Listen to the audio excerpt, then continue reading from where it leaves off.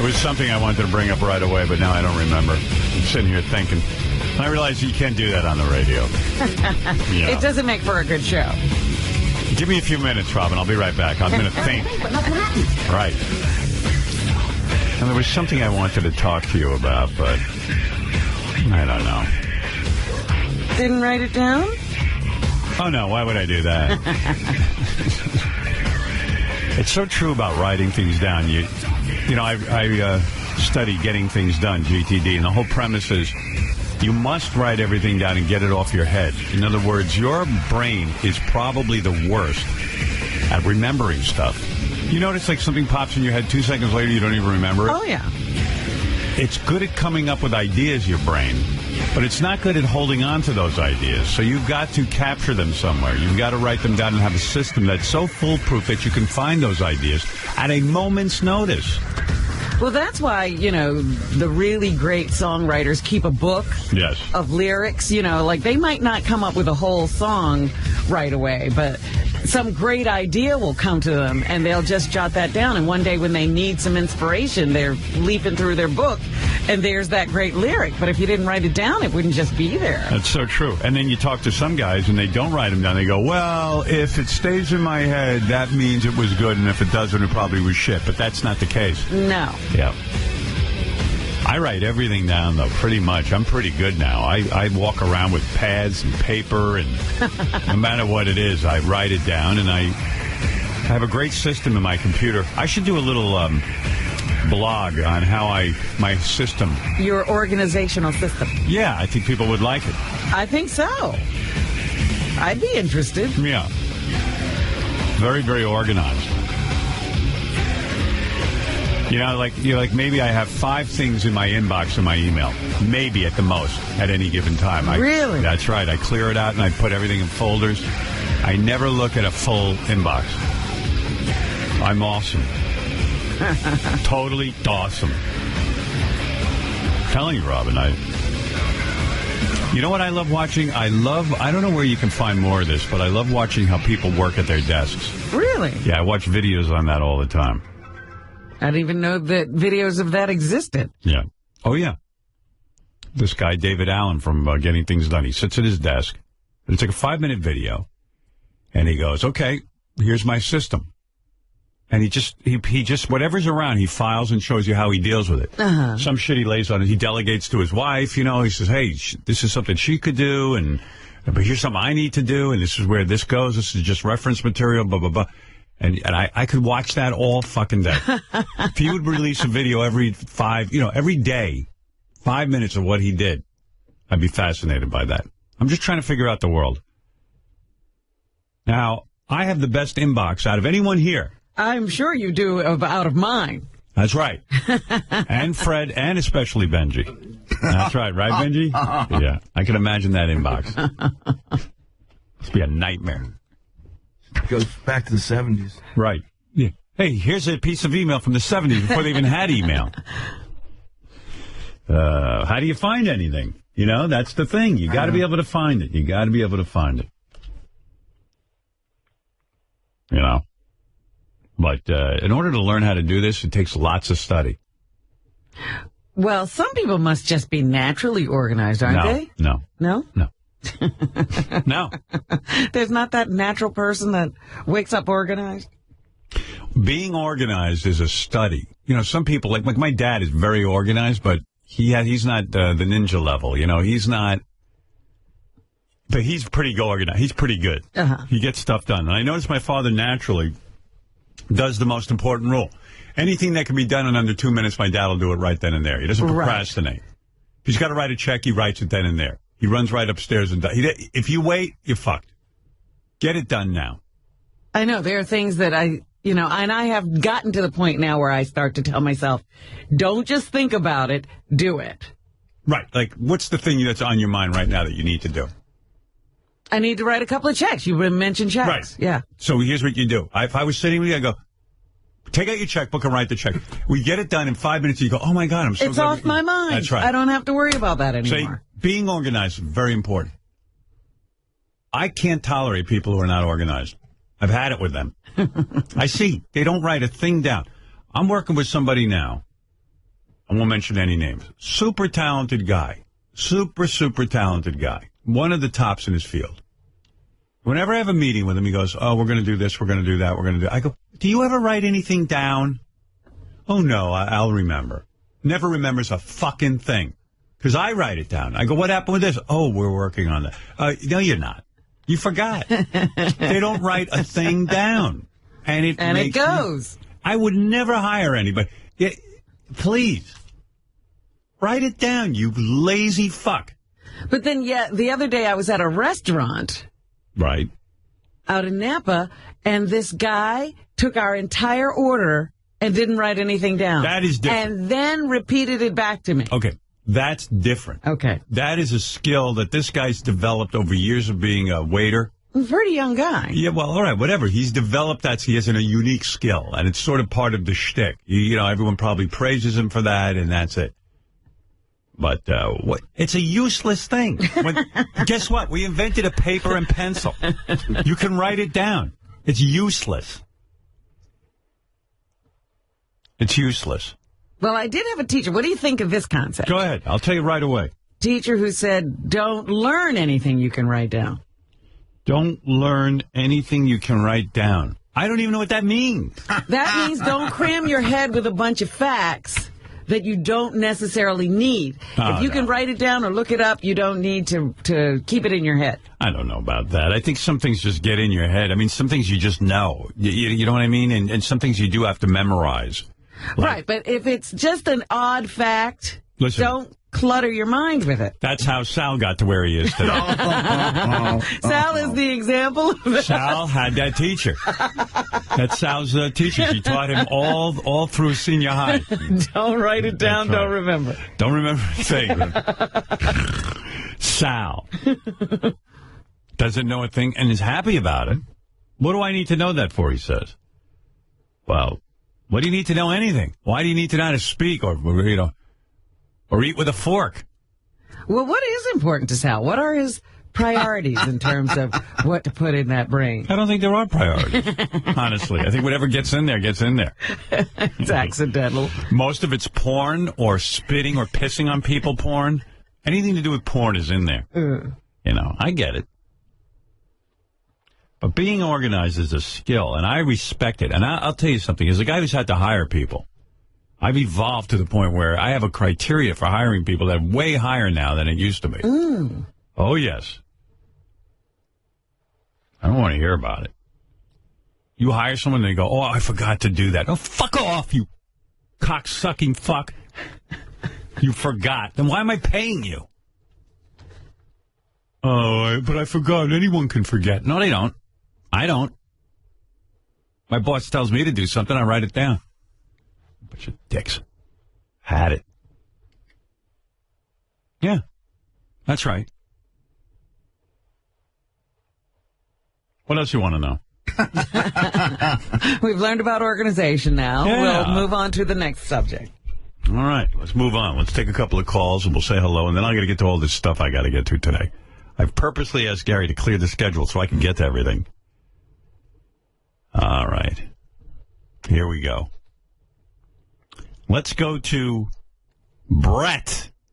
Brett's in Philadelphia, one of my favorite places. Yes, Brett. Hey, Howard. Good morning. Hey, now. All right. All I do is work and watch my iPad.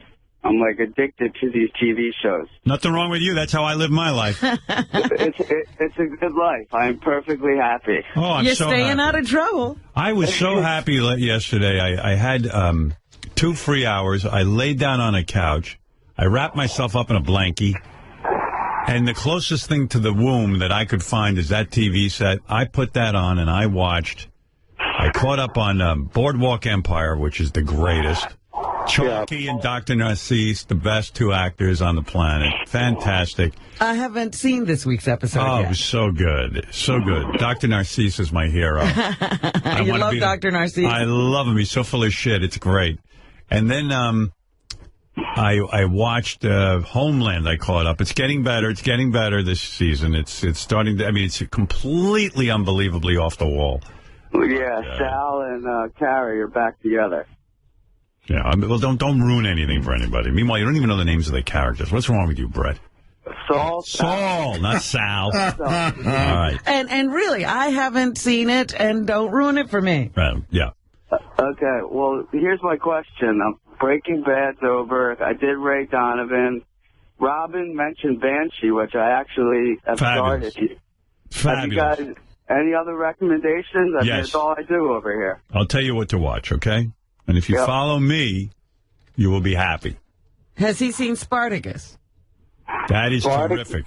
Terrific. I wish it was back on the air. Well, you know, they're coming out, I guess they're going to replay everything, but they've added stuff to it, and there's behind the scenes Well, and I'm all not doing kinds that. of I watched it already. I'm not going to go back and look for one stupid extra new scene. added stuff to it. Extra added. I hate that extra added. You know what? If it was so good, put it in the original show, you bastards.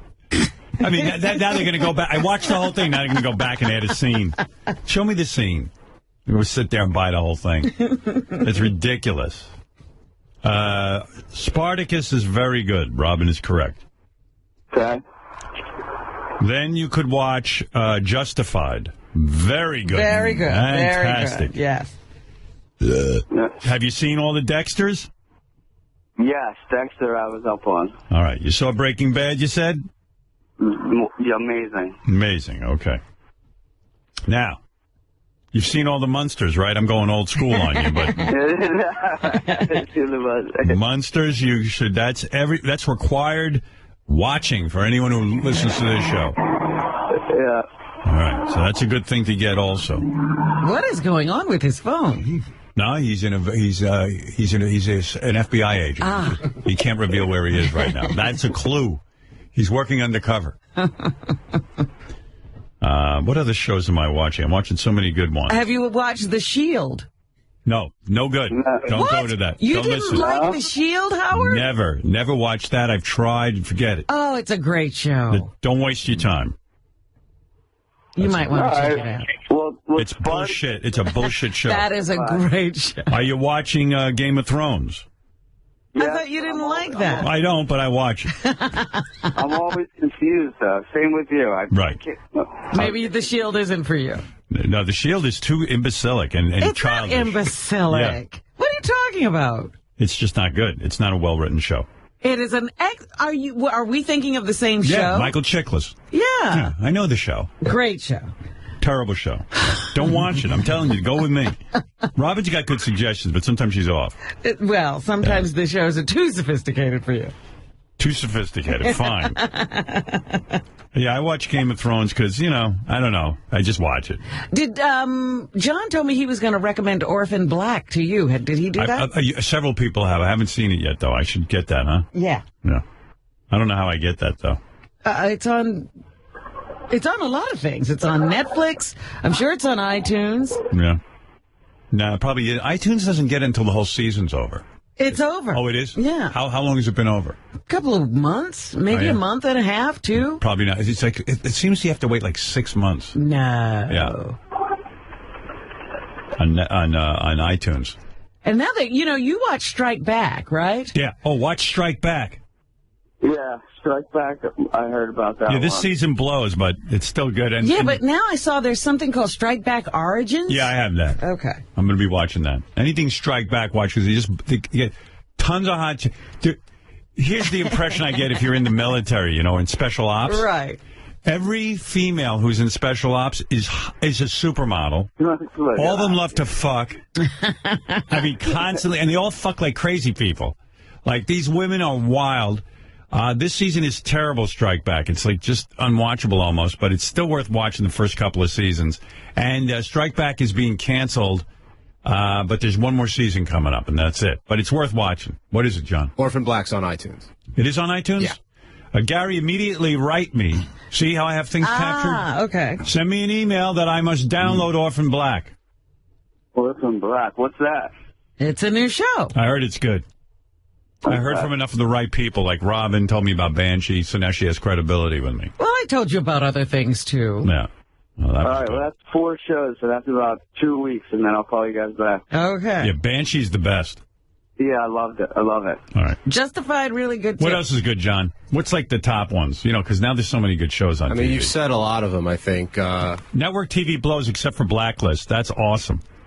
I like Good Wife a lot on network television. If you I know, he's still pushing Good Wife. It's really good. I've never watched it. That show's it's probably the best show on regular television. I don't ever go by Gary's recommendations. Gary's just like has weird, like he's just completely different than me. Next to you? Nah, you're not that good with that stuff. Like, Gary will find stuff on TV and like he probably likes Newsroom. Probably does. And he probably likes Veep. Veep's a great show. Two worst show. Veep, You couldn't watch Veep, huh? I watched it 3/4 of the first season. I wanted to hang myself. I do love Veep, that's what but I'm I saying. didn't recommend it to him. Yeah, I she know knows. not to recommend that. Thank you. Veep equals a waste of your life. I like Veep. I thought the Veep second season equals was sleep. better. Oh my God, I'm just sick of the sarcasm and like, oh, I'm the vice president, but I'm like, you know, like, oh, it's the same fucking beat over and over again. I just can't take it. Robin and I actually had a conversation about whether or not to recommend Orphan Black to you. Yeah, but I think it's a go. I think it's a go. What is Orange is the New Black? Is that That's the Netflix show. I didn't love that show as much as Gary. Gary loves that show. I don't think didn't. No. Isn't it lesbians in jail? Not enough lesbians for you. No. Yeah, and the butch lesbians. Oh, I'm not into that. Yeah. I'm into that as long as I have a hot girlfriend. House of Cards was the Netflix show. Oh, yeah. Did you see House of Cards, dude? House of Cards was amazing. Amazing. All right. Kevin Spacey was amazing. Yeah, he was great. I mean, I don't even know how he memorizes all that bullshit he's got to say. Well, yeah, some of it is voiceover, isn't it? So you can sit and read it. Not much. A lot of it he's just talking directly to the camera.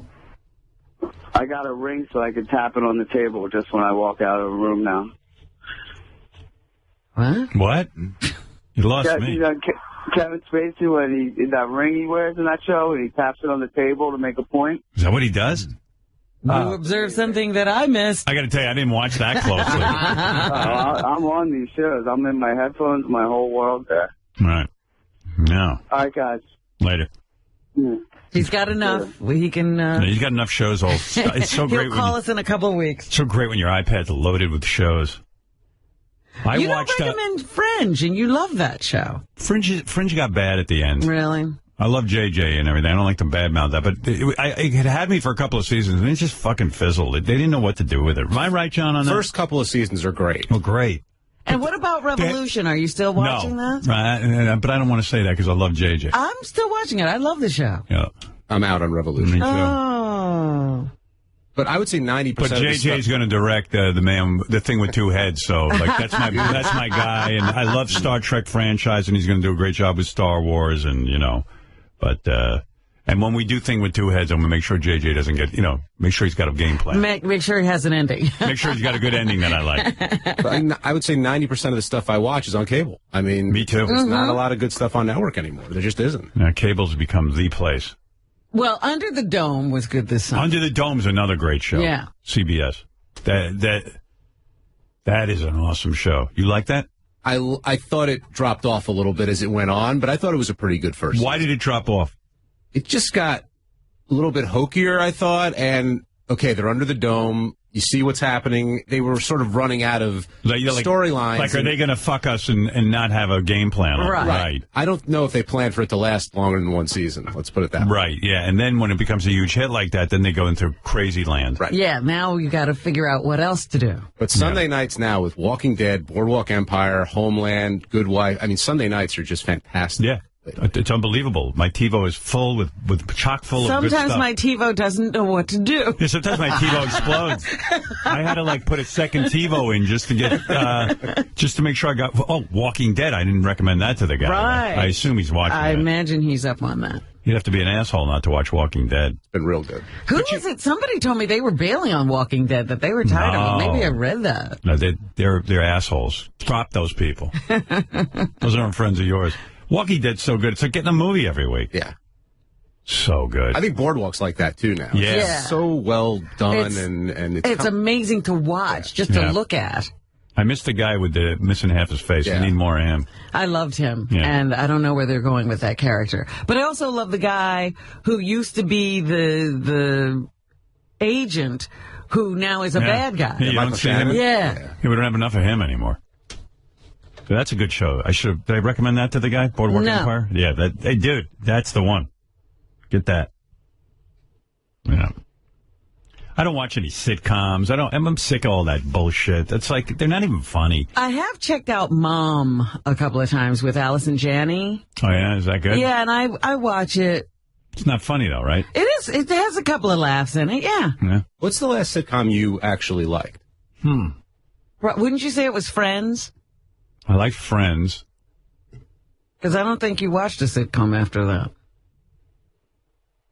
But you were a big Friends fan. I used to like the one with How I Met My Mother, like the first season, and then I dropped out of that. I didn't care anymore. You know, it's got to be really good. I don't know. I don't think there's any I like. Yeah, maybe it was Friends. That was it. Were you an Arrested Development person? I mean, we're off the air right now, right? Hannah Montana. Oh, right. You watch all the Disney stuff. Yeah, I can't talk about that on the air. I don't know. I think that might be the case. Well, are you an Arrested Development person? Because that's one that people recommend highly. I don't care about it. You know what show looked interesting to me? I almost started watching was that one with all the nerds and they...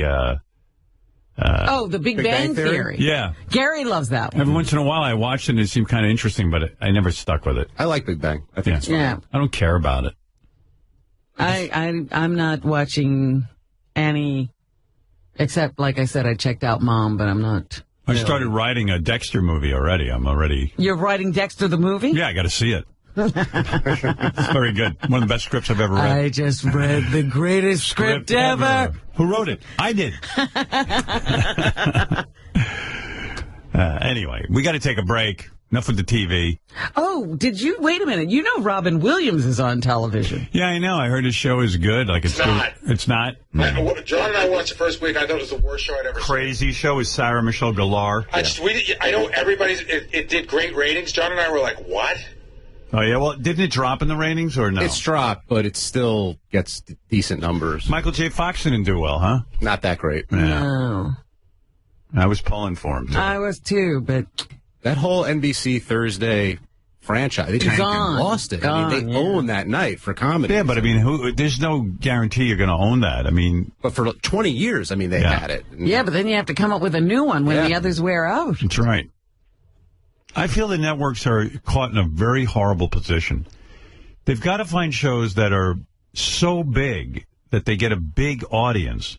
Like cable guys don't worry about that. Like Walking Dead even, they probably thought they'll do 1 million viewers and they're happy with that, or 2 million if they were lucky.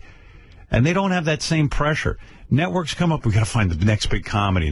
There is no next big comedy. They don't know what to do. They can't just program because they see a show that's cool. Right, it can't just be because it's good. And in network, if you bring in a show that doesn't do well and you have a couple of clunkers, you're out of the fucking business. Yep. You're done. In cable, it's so much safer.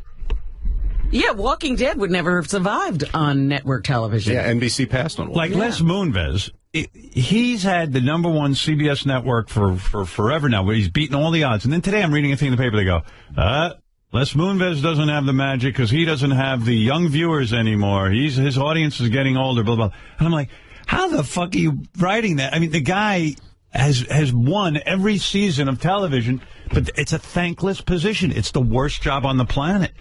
Because eventually you're going to run out of good shows. Right. And you're going to have that dry season. But what he's done there is pretty amazing. Yeah. And over the period of time he's done it. I'm not saying all the shows are great on CBS. Right. But people watch him. Yeah, he knows what they want. It's impossible.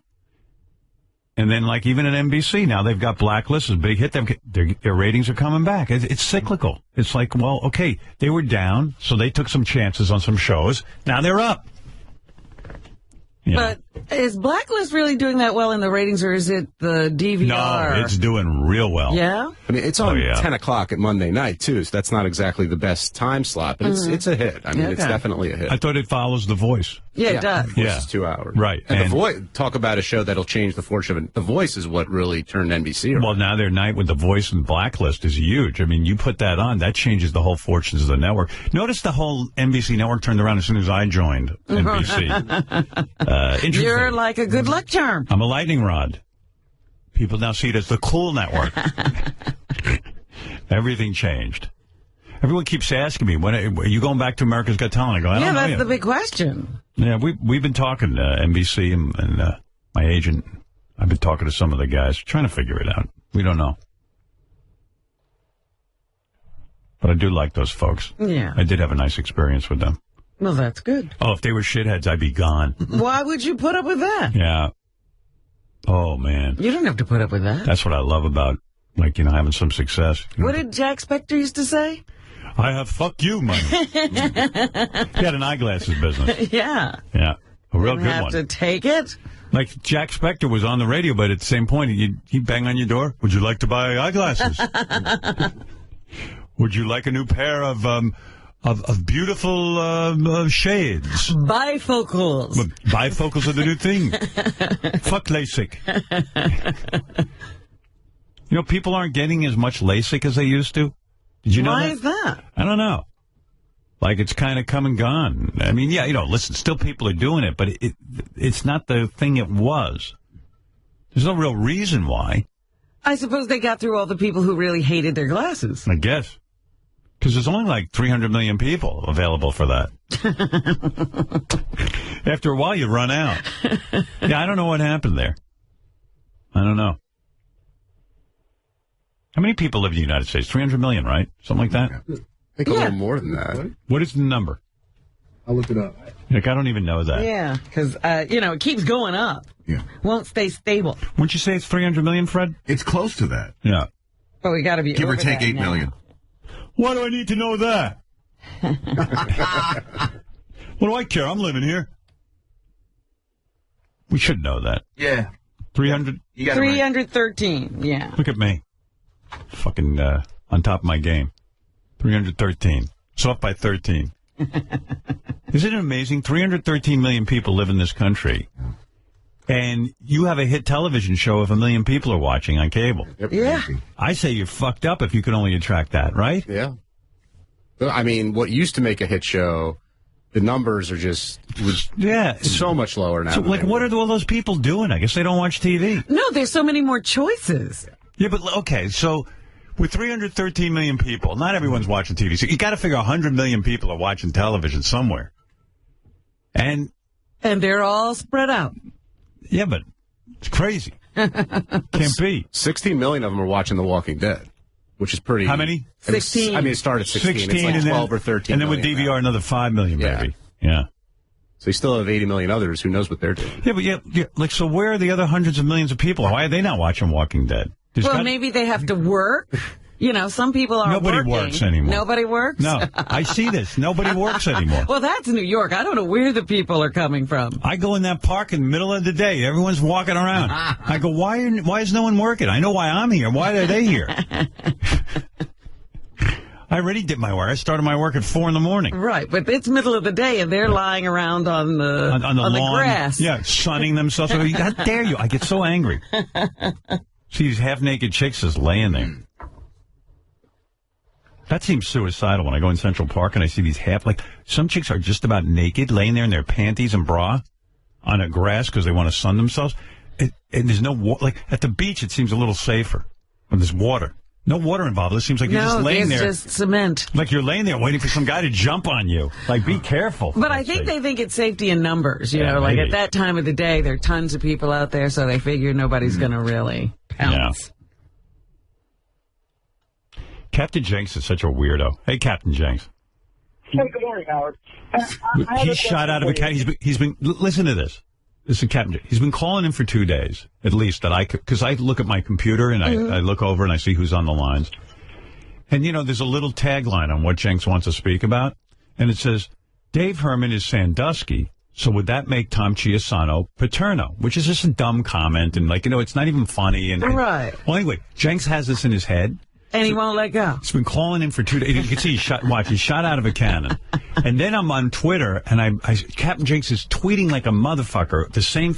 If Dave Herman is Sandusky, isn't Tom Chiasano Paterno? And he keeps tweeting. He thinks he's got lightning in a bottle here. Like it's the greatest, most like a George. It's the most amazing thought ever. Yeah, like he's George Carlin. Yeah. And okay, Jenks, go ahead. Get it out of your system, pal. Well, to be honest with you, Howard, Scott the engineer called me at home. Who? Oh, no. Who called him? Scott the engineer called me at home. I don't understand what he's saying. I can't hear a word. Wait, say it again, Jenks. Scott the engineer called me at home and asked me to get on the show and say that. Scott who? The engineer? Scott the engineer. Oh. Is that really true? No. But I wanted somebody to take What kind of phone is this? This is awful. It's a tin can. Not only has he been dying to get this, because he thinks he's got something, he got lightning in a bottle. He can't, now he's saying it and he can't even get it on. He finally got through and now his phone blows. Yeah, well, actually, what the question was, if Dave Herman is the new Jerry Sandusky, then does that mean Tom Chiasano is the new Joe Paterno? Okay, it's lame. So what? I thought it was good when I first. No, but I mean, you've latched onto it for 3. I just feel like you're tortured. I wanted to get you on so you could get it. He's tweeting it to me. He's tweeting it to anyone who'll listen. I know he thinks he had like a George Carlin routine here. No, you know, Howard, actually, I'm fascinated with this whole Dave Herman thing because wow. I really believe... What phone do you think this is? Let's do a negative commercial for telephones. What kind of phone are you calling in with? What's the brand? It's a Metro PCS LG Motion. I don't even know what he said. A Metro GPS LG Motion or something like that? No one has one except for Jenks. And there's a reason for that. Yeah, this commercial is great. The only man in America who owns this phone is Captain Jenks, and with good reason. It's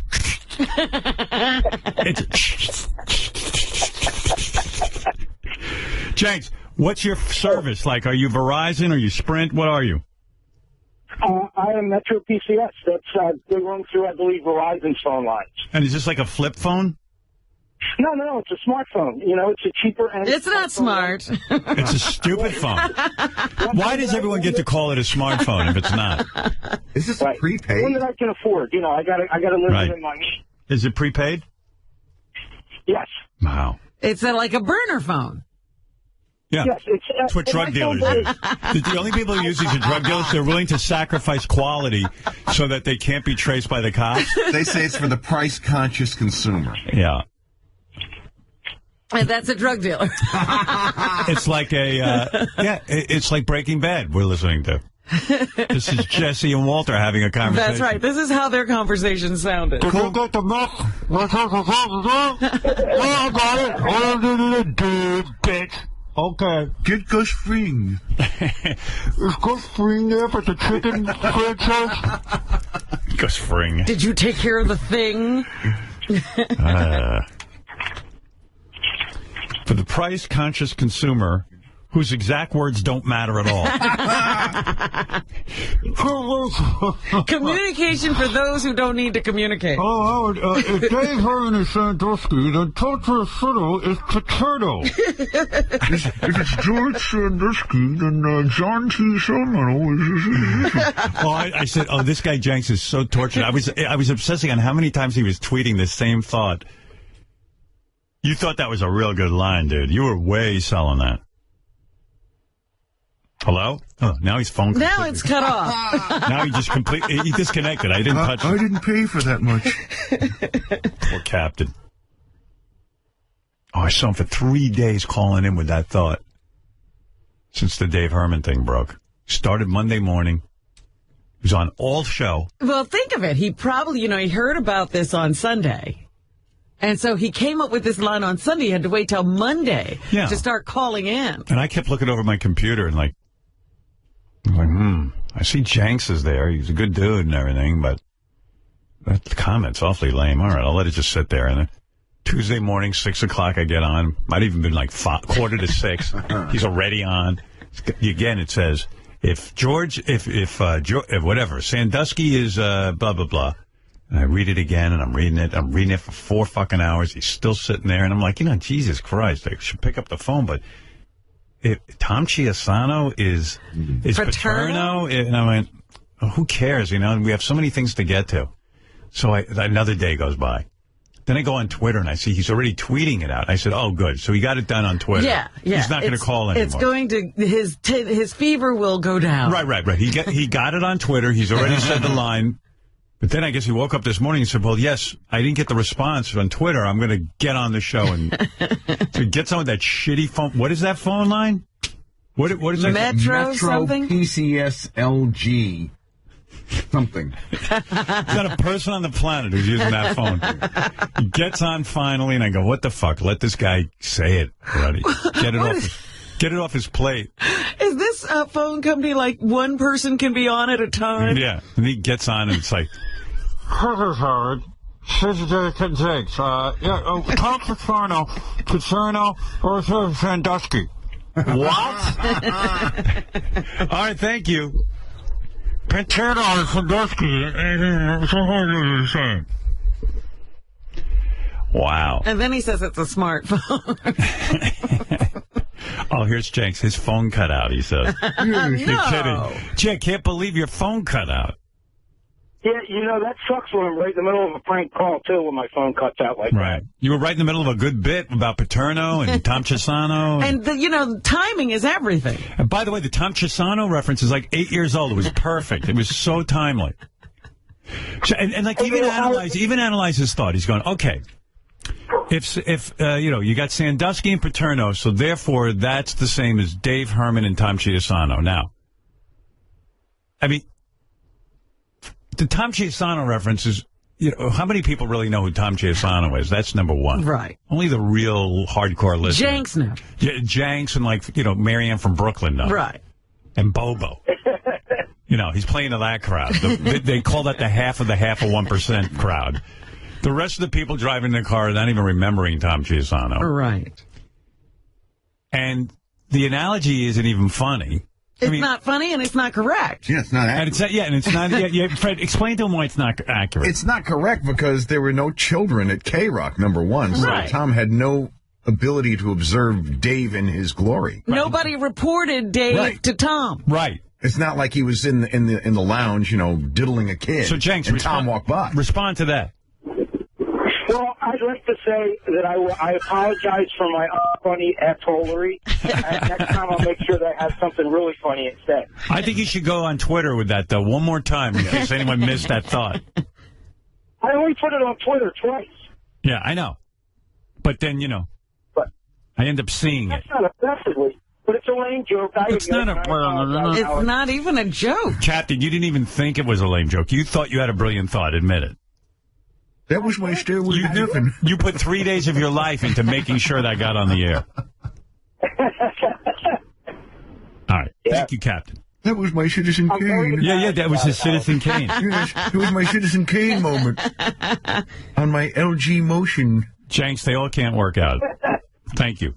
All right. You got to get rid of that LG Motion, dude. Yeah, well, I get an Apple iPhone, but I can't afford it. Right. I got to do what I got to do to afford stuff within my means. I just heard stuff within my means. I got this great thing on Tom Chisano. This is the one they're going to remember me for. Sure. All right, Jenks, thank you. That's Captain Jenks, everyone. Everyone loves Captain Jenks. Oh, he was working so hard on that. And for 3 days, it never occurred to him that this wasn't working. That nobody was picking up on it. No, nobody cared. No, if you got to assume I kind of know you're on the phone. If there's a reason I haven't picked up in 2 days, there's a reason. I mean, he tweets it and nothing happens. Nothing. And he didn't give up. I'm sure he thought when he tweeted this would become one of those tweets that got reported on. Yeah, they need to have 1 million followers because everyone would be like, wow, this guy's really brilliant. Yeah. Maybe there's an internet outage. Nobody's reacting. And notice he tweeted it twice because the first time no one reacted. Right. Hello. Did that go through? Hello, Twittersphere. Hello, Tweet Universe. It's called Twittersphere, Fred. Holy moly. Imagine not knowing that didn't work. To spend 3 whole days trying to get that on there. I mean, he literally was on the phone for 4 or 5 hours a day with me. Let me try this again. What did he think you were so busy with? Because this was the greatest thought ever. Yeah, I mean, why isn't Howard picking up? It's crazy. You don't ignore the greatest thought ever. It doesn't take you 3 days to get that on. Yeah. All right, we'll get back. I got to take a break. I don't want to fall too far behind. Listen to these words. We'll come right back. The Howard Stern Show. Okay, say this is Crackhead Bob. Happy Halloween to everybody. I'm Dead Bob. Halloween for everybody. Okay. Now give me a treat, or I'll show you a trick. Give me a deep, or I'll show you a stick. Very good. Have a happy Halloween from the Howard Stern Show.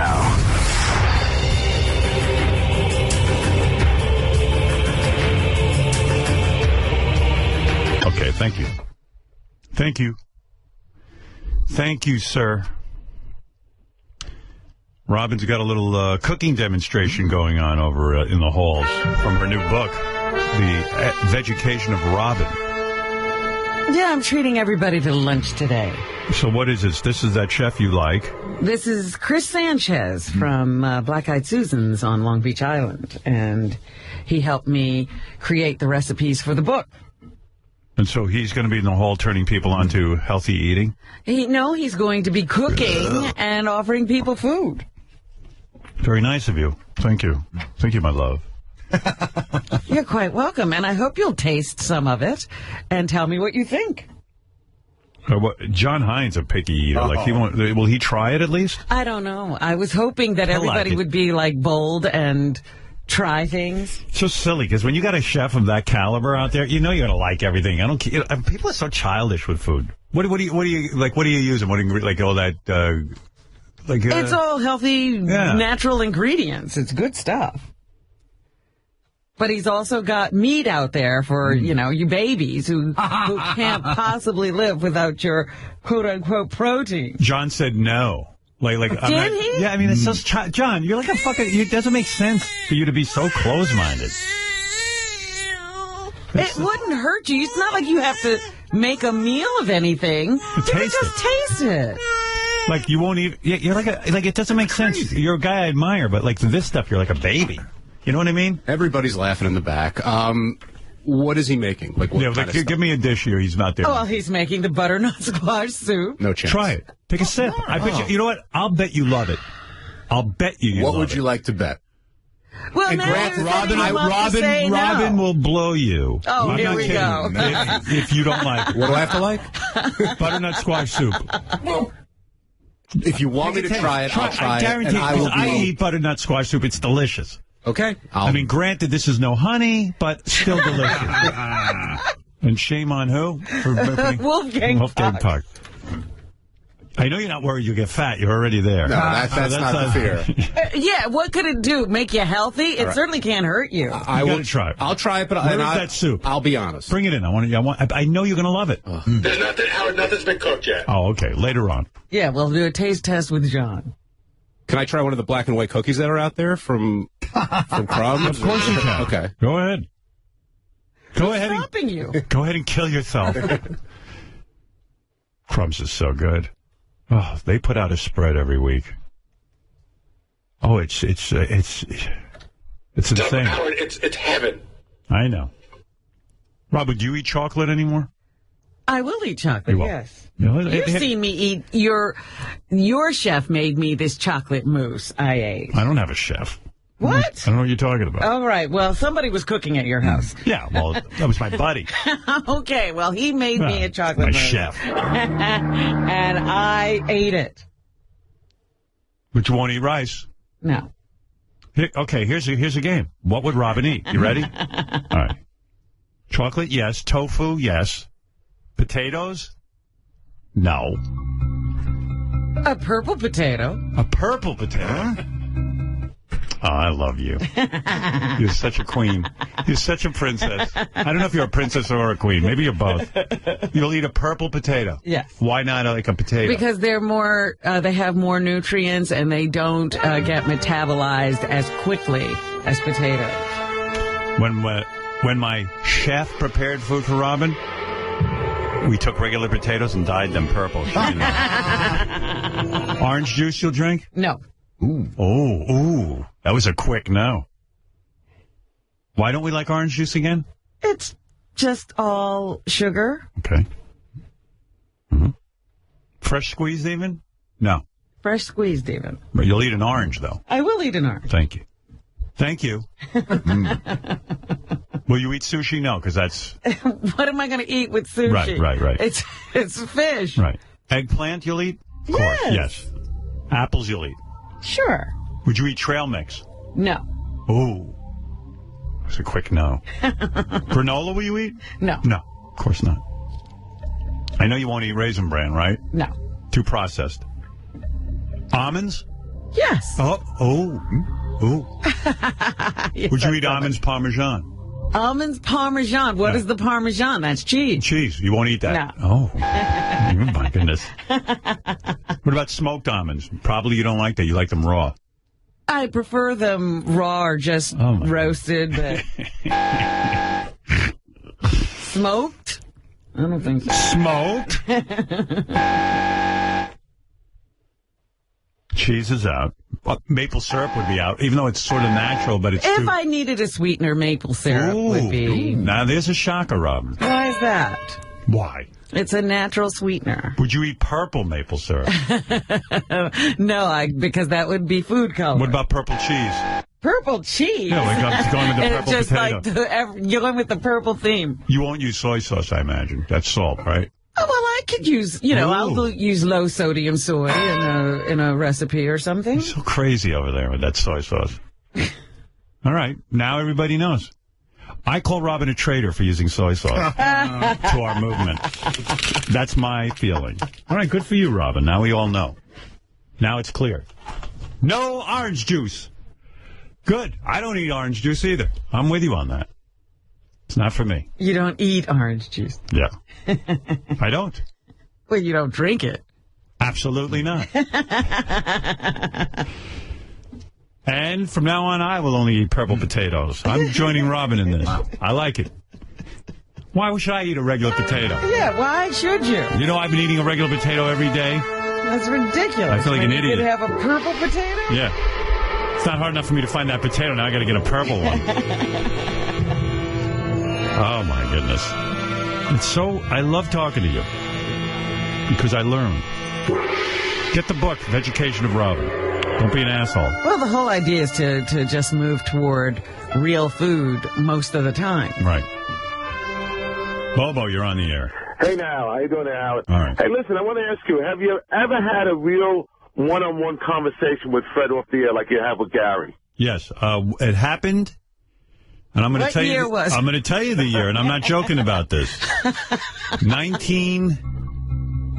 We were in Washington, D.C. Oh, my God, that long ago? Yeah.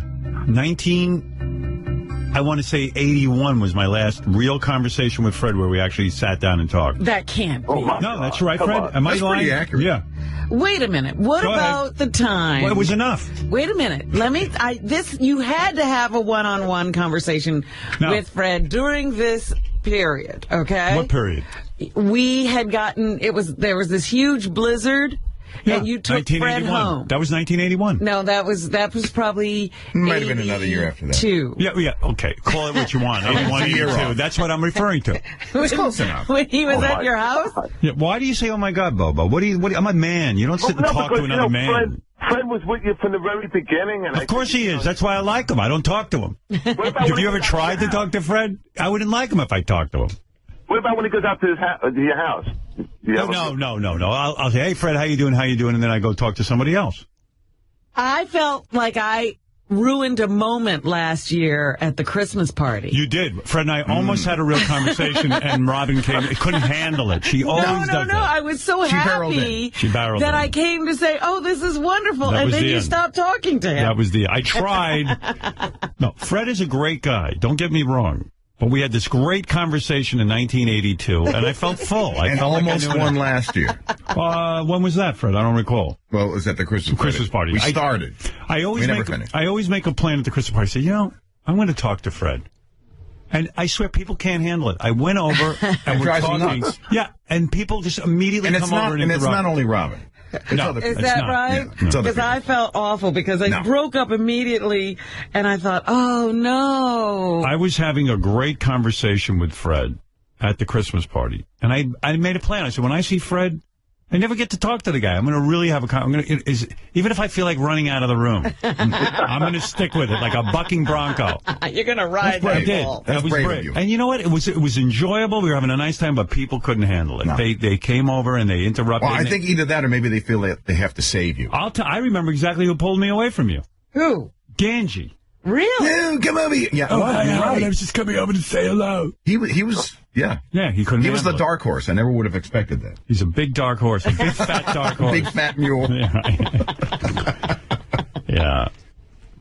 Wow, I learned something today. Yeah, that was going to be, we hadn't spoken like that for 30 years. Oh, are you going to make that same plan It's like the cicadas. Yeah. Yeah, like a cicada. Yeah. I had a real conversation. I'm not joking, Bobo. If you listen, anyone think I'm making a joke. 1982 was the last time we actually sat in my living room. I lived in Bethesda, Maryland. Well, see, what I'm talking about happened in New York. No. This was in Bethesda, where Fred sat down with me, and he would only eat hot dogs. Yep. I was a lot like John Hine back then. Yeah, worse. No, I don't know. I listened to John's checklist, and I think I was actually a little bit more advanced. I said to Fred, let's, listen, stay over my place. It's a blizzard. He didn't want to, he was living in a horrible situation. I said, I got a high rise. And then we went shopping to get ready for the blizzard. And I said, Fred, thank God I said this, because we were buying like fish or something to cook. Right. And then all of a sudden, just remember, I said, hey, Fred, is there anything special you'd like to eat? He goes, well, I don't eat fish. I go, well, Fred, we're buying fish. Well, when were you going to tell me? I didn't want to say anything. What do you like? Hot dogs. He didn't even take the kosher hot dogs. It was shitty fucking hot dogs. Plain, awful hot dogs. Awful hot dogs. He was happy. He boiled them in water and just... There was no vegetation. Did he need a bun or... I don't even think a bun was used. No. I think it was bit my hand. Dumped the whole packet in there. And then I remember at some point we sat down and Fred really opened up to me as I did to him, and we had a real conversation, and it was very heavy, Fred's life. And that was all I could tell. I mean... That was all it was. That's all anybody could tell. I mean, that's all there was. That's all there Never revisited. No. Actually, it was really great. And then we just never went back there. No.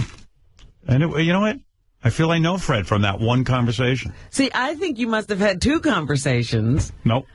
Because you were stuck with Fred for more than 48 hours in New York. The first conversation was actually during the snow coming down. And that was the good one. And the second conversation, if you will, was trying to get Fred to leave because all the snow had melted. It was spring already. I was like, when is Fred going to leave? It was spring. He was just staying there. It was a nice place. It was a nice place. Great views. Fred didn't, he knew when he was in a good spot. Every deed goes punished. That's my slogan. No good deed goes unpunished. Well, that's the real slogan. I rewrote it. But that was that. All right, Bobo. Good question. Awesome. Thank you. Awesome question. You're welcome. There you go. And that is the truth, by the way. I know people are thinking, well, he's kidding around. Well, I'm not. I feel close to Fred. I feel he's a good man. Funny guy. Funny as hell. One of the funniest. I get to see him here every day, 4 hours a day. That's pretty much it. Yeah. It's a lot more than most people have. And we don't get on each other's nerves. I think that's the key. Yeah, and you know what? Why not? What am I supposed to be, his girlfriend? He's got a wife he can talk to now. But it never occurs to you to say, Fred and I should go out to dinner one night. We did that one. Didn't we? But we took a bunch. I never go with Fred alone. That's what I'm saying. You just, it never occurs to you to say that. Well, it never occurs to Fred to say that to me. I understand that, Fred. It never occurs to you to say that? I think it has. But then I think better of it. Yeah, me too. That's how I have it. And it's not, you know what it is? I'm smart. I don't want to irritate him. Right. Here we go. Why would it be irritating? Well, look at Fred. Fred looks in the mirror, he knows. Fred's a great guy, and that's it. Does Fred call you for advice? Never. Ever. And look, he's doing just fine. Believe me, my track record, don't call me for advice. Nah, you got good advice. Well, whatever. Fred's smart. He stays away from my advice. Well, you saved one person in this room. Yeah, he's always giving me good advice. Not him. Oh. Well, he did save Benji, probably. Oh, believe me, I have. Gave him a world. I gave him a life. Benji be working at a truck stop right now. Can I take your order? Did you get pump diesel on pump 2? Okay, that's $20 plus the trail mix. Right. But, yeah, he's giving me good advice. Absolutely. You know, I was thinking it would be a good bit on the radio. What? If I can change the topic. Would be to just videotape, or whatever, DVR. I'll tell JD to do this. Just hot women on talk shows. Because hot women on talk shows, actresses, think it's enough that they just show up. They don't prepare anything, or they do prepare stories and they're so bad. And really, we should just ridicule. Like when these women sit down. And it's not just women. It sounds sort of weird to say that because some of these actors, too, are the same way. But my God, the hot women especially, they know they look good. And they think and I guess their whole lives. They have never been required to talk. Yeah, and they come out with an opening story and they go on and on and on. I got to ask Jimmy Kimmel about this because he does a talk show, a late night talk show. Right. And he's got to be nice to them. And they sit there and they go on about some fucking dumb thing in their personal life. Especially the ones who just have had babies and they want to talk about it. Right. And it's just this boring, long story. And we should listen to those and really ridicule these people. And it'll elevate the whole medium of talk television. Well, I used to bring it up whenever Paris Hilton was on David Letterman. Yeah, but that's an easy one. Let's take somebody who really thinks their shit doesn't stink. David would be working overtime. Yeah. Trying to make her interesting. Which he did because it was funny watching him work so hard. Yeah. Yeah. Anyway, that's going to be the new bit we concentrate on. Right. JD, have that every prepared. time a beautiful woman is on a talk show. Yeah, you can pick any one of them.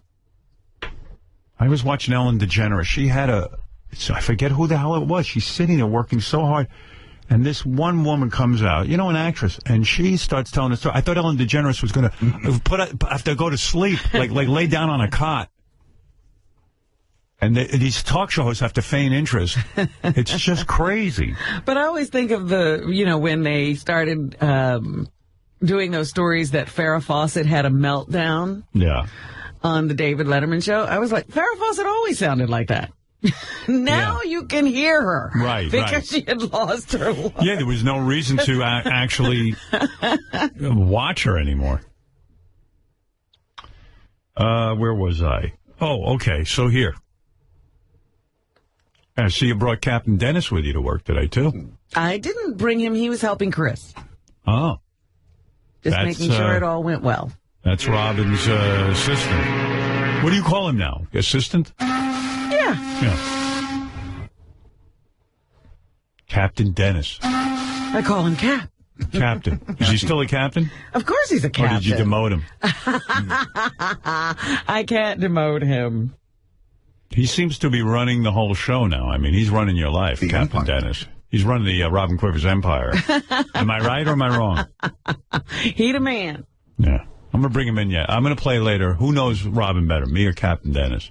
I'm sure you know me better. I don't think so. Oh, I would imagine this guy's probably living with you. He's like a husband. No, he is not. No? Gee, I would hate to lose. But at this point, he gets to be with you every minute of the day. No, we don't spend that much time together, no. Has he ever accidentally seen you naked or topless? No. No. Like he's never walked in the room? And No. Has anyone seen you naked? Or ever, no. No, by mistake? The closest was Gary. Gary saw? Yes. How was that? Weird. It was strange. Was she balls out naked? Balls out naked. I mean, balls out naked. My balls were not out. Was she really naked? Howard, this is the thing I remember. Like vagina, everything. Yeah, this is the thing I remember about it most. Robin has 3 parts to cover, but she only had 2 hands. So she had one hand over the bottom, and she kept switching hands on the top. Wow. Like little Annie Fanny. I felt so bad. Well, if I was a girl, I'd put one hand over my vagina, and then I just put my whole arm across my nips. Right, Robin? Well, yeah, but I have a lot. You have a lot more nip than, yeah. You got titty for days. Or just spin around. Well, I did. I diverted my... But girls don't want you seeing their ass. At all, period. I don't care. But in that case, I was just like, well, I have to give him ass because you gave him ass? I did. I turned. You gave him ass. I'm going to give you ass. How was that? I mean, it was not anything sexual in any way. It was just strange. I felt horrible. She screamed like she thought... you saw her titties, right? I don't remember. I really don't. Everything happened very quickly. I mean, the whole incident was probably a second and a half. I'm fully hard. Let's hear more. Okay, so we were at the Channel 9 show, and Robin didn't lock the door. Of course. So don't you think she wanted it? Oh, please. Exactly. Like, gee, Gary, what a shock. Somebody walked into an open door. I knew Gary was coming. If she really psychologically, subconsciously wanted to be alone, she would have locked the door. It was my dressing room. Doesn't matter. Oh, you're... But we were in and out all day. I know. I never want anyone to see me naked. I locked that fucking door. There's never been an oversight. You've never missed I locked the door to my bathroom in the house just in case Beth walks in. Really? Yeah, I don't want her to see me naked, unprepared. I have to prepare to be naked in front of her. The thing I do remember when you say, like, balls out naked, like, I don't think Robin was wearing socks. Wow. No, I was completely naked. I was getting ready for the show. So great. What are you walking around completely naked at WOR? I mean... Well, we would work here, and then I'd have to go over there and get into some completely different outfit. But I think to just be walking around your dressing room completely naked... I wasn't walking around. I was changing. Yeah, but that's... I don't think I'm ever completely naked. But that's underwear, too. You're right. Like, why was the underwear off? I can understand the external. Yeah, like, I don't even know why. Yeah, exactly. I mean, it's just weird that you were completely naked. Here I come. Funny part is, Robin and I have never spoken about this anywhere but here. Right. Right. Why would we talk about it? Yeah, how uncomfortable. We're never talking about this off the air. Right. I got to play some of that Wolfie stuff, don't I? Where is Captain Dennis? I don't know. They have all these tables set up, and then they went down to get more stuff. I have a feeling that this is going to be a banquet. Oh, really? There's 3 big tables set up out there. Yeah. I'm on such a healthy diet regimen. Not healthy, but it's working for me. I'm so thin. I won't eat anything but what I eat. You know what I mean? Which is what? I have my egg white little thing in the morning that you see me eating. Mm-hmm. Then I have half of that salmon and a half a baked potato.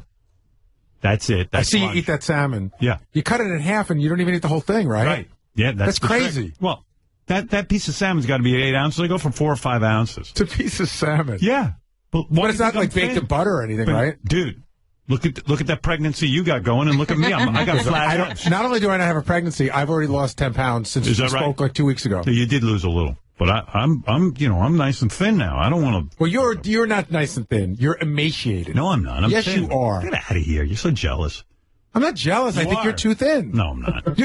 Dude. You're mistaking not being taught with being thin. No. Do. Ralph even told me I was fat. He was what? Like, yeah. Ralph was like, Ralph made me see the light, honestly. I'll credit Ralph. Oh, you don't mean now. You mean then. No, I mean a couple of months ago. He said to me, look, you're not fitting in your clothes. Right, but now you're thinner. Shh. Learn something and listen. Are you listening? Yes, Mr. That means you're learning. Yes, Mr. All right. Stern. What I'm telling you is that my hips were getting wide. My pants were looking like shit on me. I'm a narrow guy. I'm never going to be big. I'm past that point where I could actually, get big like Chuck Zito or something. So I'm thin, and I have to embrace that. And when I put on weight, when I was 22 pounds heavier, I couldn't fit in my clothes, and I didn't feel good in them. Now I do. And I'm lifting more in the gym because I'm just at the right weight. I know it. That's it. I'm fucking Rocky right now. Could you be thinner? No, I'm like at the right weight now. I'm at a good weight for me. But in order to maintain that, I gotta watch what I eat. I eat whatever I want for dinner. Well, I was gonna say, what's your version of a crazy treat? Like, what's something that you'll eat? They say, like, I'm throwing caution to the wind. I'm gonna eat this. I'll put honey in my butternut squash soup. Okay. No, you said you went to Jean-Georges the other night and ate like a pig. I did. I had a full, 3 different things. And then plus they brought over some dumplings and I ate all of it. Will you eat if it were a special occasion, will you eat a piece of cake? Yeah, but I probably eat like half the portion as opposed to, like, I had a chocolate pudding the other day, but I had half of it. I said, okay, enjoy it, but don't eat the whole thing. Portion control. Telling you. I got to stay this weight. This is crazy. If you were... I was fat. No, but if you were to retire like Johnny Carson did, go on a boat. Go ahead. Like, now you're on a boat. You don't have to be on TV anymore. Go ahead. Would you just let it go? No. I'll tell you why. I like the clothes I'm wearing. I bought all these clothes from John Varvatos. Wait, but on the boat, you probably won't wear John Varvatos clothes. No, but then when I get in a bathing suit, like I just bought some new bathing suits because I look like shit. Now, at least my fat isn't completely hanging over the bathing suit. I still got some flubber and cellulite, but it's a lot better. Hey, you know, what am I going to tell you? I don't want to walk around like that. And I don't want to walk around with, like, my clothes not fitting. You know what I mean? Like, it's just a bummer. You know how you do that thing where you pull on your shirt because your belly's, like, kind of sticking out? I don't want to do that. Right, Robin? Well, that's, you know, people have their priorities. That's right. Gary apparently has no priority. All right. Thank you, Gary. It's fascinating. I should do the Wolfie stuff. Let me take a break, and then I'll play Wolfie Went To. I really want to get to this stuff. It's good. And are you going to question me if I know Robin better than Captain Dennis? At some point. You got questions? I do. Okay. Claims he has the questions. I've got about a dozen questions. I don't want to play you something during the break that I think will be funny. All right, but, well, what do you got? Well, you know, the game that you played, we had actually recorded Robin doing the game. So if you go to Gary page 1. What game? About the food. Yeah. So you did? Yeah. What are you talking about? Go to break and I'll explain it to you. Yeah. This sounds dumb. Honestly. Sounds like something I'm going to space out during. You played a game with Robin about the game that you just played with Robin was actually recorded. There was a page. So what do I have to play it again for? No, I just go to break and I'll play you the bit. But why would I play it again? I just did it. You're not going to play it again. I'm setting up what the bit is. They took it and did a bit with it, apparently. Oh, what, a phony phone call? No, just it's not that big a deal. Just let me play it for you during the break. I just want to hear it right now. Do you have confidence in this bit? Not enough anymore. Right. I'll play it right now. No, so good. Come on, let's play it right now. Let me know what you think is so funny. I thought it's okay. That's why. All right. I'll listen. It's Gary page 1. Yeah. Oh, come on. Now I have to hear it. Maybe you'll never play it if you listen. Trust me, Robin. You want me to hear it first. It's a toss-away bit, but it's cute. It's 18 seconds. Let me hear. Let me hear this. I was just about to go to Wolfie. I said wait till the break. What is it called? The bit? What's it called? You don't know? Where is it? Gary page 1? Yeah. Okay, here we go. Let me hear this bit. All right, so you would eat chocolate. Good. Now, Robin, would you eat cock? No, because it's all sugar. Oh, wow. It's already not funny. Because that answer doesn't make any sense. Oh, my, get out of the way, please. Would you eat cock? No, it was funny. Why'd they put the sugar in? This is what I go through all day. Because it goes... All right. You know, he kept saying to me, I need an explanation. I need an explanation. All right, so you would eat chocolate. Good.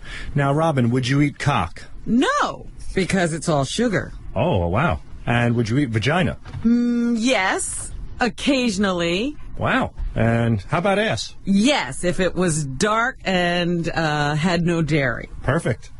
Yeah. I said I was going to play it during the break. If I had heard it during the break, I would have asked it. You probably would have played it. No, I wouldn't have. Hard to say. No, it's not hard for me to say. Well, it's easy to say now. Yeah. Holy mackerel. Now you're Benji and the vortex. I'm just saying it's funnier to make fun of me and say you wouldn't play it. Okay. All right. Okay. Right. That was not a great bit. Said it was okay. Yeah, I mean, because the answers weren't funny. It was a good idea that should have been better executed. That's my feedback. Okay. All right. Yes. Like it could have been great. Right, Robin? Yes. It could have worked, but I don't know what went wrong. I know what went wrong. When you say, Robin, would you eat cock? You saying, oh, it's all sugary. It doesn't work. It's not a funny answer. No. And there are things that I said would have worked better there. Right. Robin, could you go do the bit? Because I even said something about if they're purple, Yes. Like, that would have been funny. I know. Do those guys just rush through it? Spend some time thinking about it. Who put that together? You, Scott? Yeah. Yeah. I was going to say it was done in a but I ran it way. by other people. But it would have worked if you played the audio game of the game that we put together on that page. We had a whole page of our answers. I ran it. Robin's right. You take the purple potato answer, and then you go, I won't eat cock because it's too purple or something, or I eat it when it's purple. She said I would only eat purple potatoes. I should have known you put that together. No, but I didn't put the whole game together. Right. I ran it by everybody. Thank you. It would have worked better if you played the audio game the way it was supposed to. When did you start writing comedy? That's what I want to know. When did you become a head writer? I am. I took over for Fred. Listen to this ahead of time? I did not hear it. Oh, Sal and Richard did, and John Hine. All those funny guys? I don't just throw things in there. All right. Good enough. Thank you. Good idea, but lazy execution. Go back to work. What kind of potatoes do you eat? You eat purple potatoes? Look at him. No, I just eat the regular manly white potatoes. All right, thanks. Fried. All right, there he is. That's where he gets all his energy from. Those fried potatoes. Look at Scott trying to write a bit there. Well, good for him. Right. And I played it for Sal and Richard. They liked it. And John Hine. I can guarantee you John Hine didn't like that. But you think they all just said okay to him? Yeah. They don't care. They probably zoned out and didn't even listen. Yes. You think one of them would have said, Scott, I think you can make this funny. Yes. That would have been impressive. Guys helping other guys. And Fred's the head writer. I don't know why they didn't bring it to him. They didn't bring it to you? No. I did not see it. Oh. They avoid Fred. You know why? Because he would have said, this is shit. I definitely would have picked on the sugar thing. Right. All right. Anyway. The note was funny. He should have left it at that. Right. Where was I? Oh, Wolfie. So Wolfie went to the following Comic-Con, or ChillerCon, I should say. What's ChillerCon? That's a horror Comic-Con. It's for horror fans.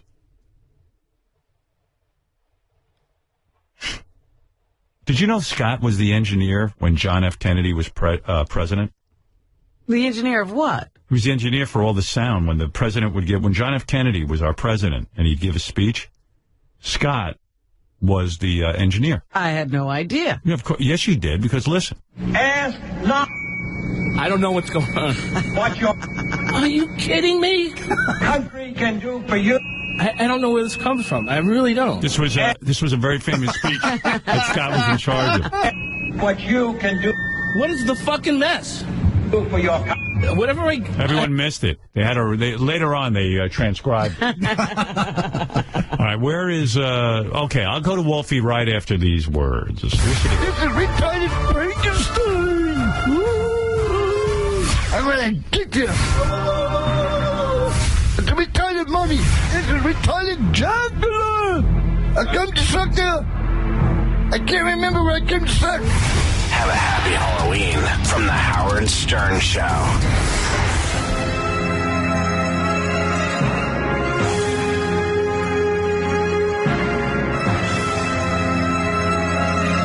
All right, thank you.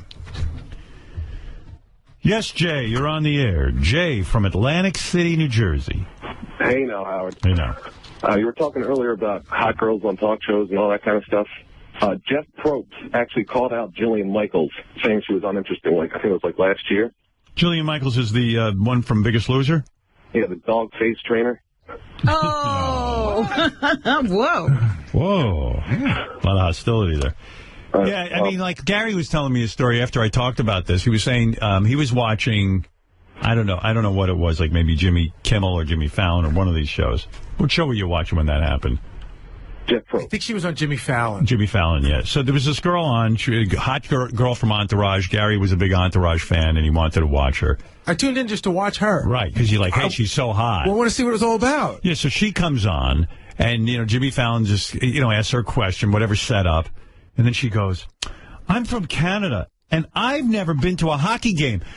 And the people in the audience are applauding and carrying on. She goes, I know. And then it went downhill from there, and her whole long story about being from Canada and she'd never been to a hockey game. You know, nobody gives two fucks about this.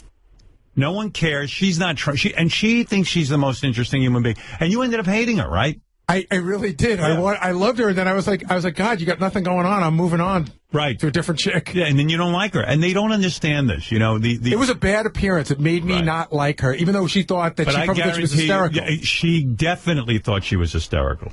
She probably thinks she should have her own show with just stand-up or something. Her whole rubbish, she goes, you're never going to believe this. Yeah. And then all of a sudden you go, and you're waiting for a good story. Yeah. She's going to talk about how she doesn't shave her pubes. She blew a guy. She blew a guy in the back room while she was waiting to come on. No. You're never going to believe it. I've never been to a hockey game, and I'm from Canada. Get the fuck off my show. Probst called her out, and just said, hey, you're being boring. Yeah, it was pretty good. She was talking about her kid, and she just kept going, and he just stopped her and was like, I don't want to ruin it. If you want to pull the audience, it's pretty awesome. Wow. Good for him. All right. Thank you, Jay. That's Benji. Right. Benji taking a slam.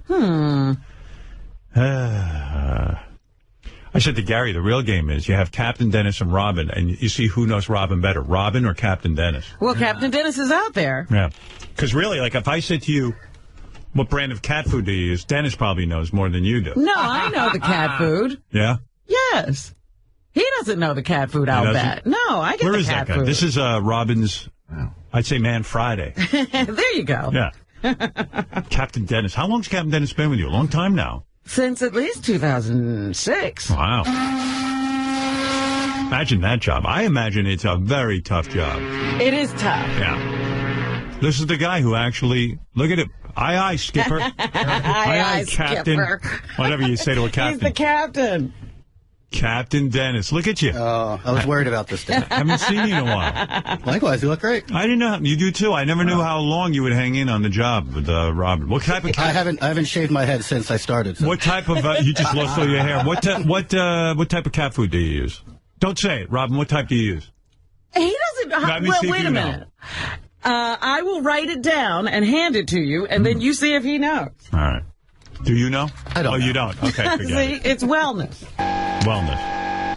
How come you don't know that? Oh, is this a game? Robin doesn't make you get the cat food? What is your day? What do you do for Robin? I'd like somebody to tell me, to watch my day. No, really, what do you do? Because you must be busy. Very busy. Does she give you your assignments every day? We kind of just work it out. I just kind of like, how do you get your assignments? Does Robin email you, or does she just hand them? Does she? If I need him to do something in particular besides what he normally does, I email him. Sure. You do, yeah, or text. There's plenty to go on properties, boats, things like that. Right. I mean, the woman's got an empire. What does he normally do? Yeah. What's your duties, if I may ask? Well, pretty much a typical captain. If there's something wrong, or do you have to do the laundry and everything? No. I make sure it's... I'm just trying to get some parameters here. What is that? You just what? You know, I play the typical captain role. If there's ever a problem or something's going on... And there's plenty of problems. To save the ship or go down with it. Wow. You've gone down many times. So I still don't get the specifics. It's just... It's really... I can't figure it out either. Right, it's just whatever comes up. And you're always busy. Yeah, just... Right. Making sure everything's tight and hopefully working. You think Robin will ever make you an admiral? There are no promotions. Yeah, like, why? Why are you still a captain? And why doesn't she make him wear, like, a captain's hat? Like, you should make him wear a whole uniform, Robin. I don't dress up well, you know? Yeah, but costumes... a captain... Imagine he walks in a captain's uniform. It's so romantic. Oh, my goodness. We don't want to go that way. Right. No romance between you and Robin? You've never seen her naked? No. No, you never walked in accidentally? And luckily she's never seen me naked as well. I'm surprised the romance never occurred between you. Although that would have been a disaster, because then Robin would have to find somebody new. That's right. I'd have to find somebody who does what he does. Have you ever had to step in and, like, carry Robin? Or, you know, like... He's had to pick me up a couple of times. Yeah, I had to pick her up. He has? You picked her up physically? Yeah. Wow. You know. Why do you have to pick her up? Because I fell. She took a little spill. I was horrified. What, you fell down and he had to pick you up? Well, he helped me up. Yeah, I see. Yeah, I don't carry her. Based on a true story. I need someone to teach me how to drive my boat. I'm your man. I also have no idea how to swim. one simple man is thrown into a situation he couldn't possibly have anticipated. Brangelina is starving! Why haven't the cats been fed? You can pick up my dry cleaning later, and oh my God, why hasn't Breaking Bad been TiVo'd? What the fuck? Facing situations that would scare the hell out of Captain Sully. Dennis, it's time for my morning coffee enema. And just when he thought it couldn't get any worse. Fuck you! Fuck Heidi Klum! Fuck Brad Pitt! Fuck the whole fucking world! Only one man had the courage to do what needed to be done. Robin, shut the fuck up! Coming this fall to theaters everywhere, Tom Hanks is Captain Dennis. Right. We're gonna need a bigger boat. No shit. Wow. You know I would never talk to you that. He won't let me get a bigger boat. He won't? Why? Since we can't get it back there. Wow. There's no room. She wants a bigger boat and you won't let her do it? This one's fine for now. This one's good. Yeah. Wow. Captain Dennis, do you like? Is it your job to take the cats to the vet? No, we've got. There's another person who does that. Yeah. Oh, is that right? We've got a whole fleet of people. In other words, you're the boss of all bosses. Right. You Like manage everyone. Yeah. Wow. It all comes. This is a. Good for you. Let me tell you, that's an important job. It's fun. Robin, do you TiVo your own shows, or do you tell someone to? No, I TiVo my own show. Good. Yeah. But he better make sure the TiVo works. He needs to run into that problem. It's just supposed to work when I touch it. If, let's say you put on your TiVo, Robin, to tape, and there's some glitch. That's when Captain Dennis has to get involved, right? Right. Just like, this past weekend, I got a new TiVo. And he says, how's it working? I said, I don't have my premium channel. And then that becomes his problem, right? And then he gets right on the little thing and gets it done. Wow. And I get to yell at the person who set it up. Right. Good for you. Well, I love the chain of command here. We have a lot of great people helping us out. So right. Absolutely. Wow. Robin, it's fabulous. Whatever's going on, I love the whole system. Now, what about you? Do you have to hate rice, too? Or no. Do you ever try to suck up to Robin by saying, like, you know what, Robin, I'm not eating rice anymore, too? I try and cut out rice and things like that so I can drink beer. So Robin got a hold of you about rice? No. Do you ever put, like, honey in your butternut squash? Never. No, there's certain things you don't do. He's had my butternut squash soup, and he was like, yours was great. Why would anybody need honey? Right. Well, you're his boss. No. It wasn't like that. We share recipes. He's actually a good cook.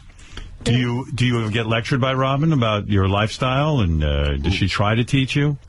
No, never get into that. Never okay, get good. into that. No, we accept each other as we are. Good. All right. Well, I'm not exactly sure what you're doing, but it sounds like you've got an important. Well, Gary knows. He's been to the beach house. We've had.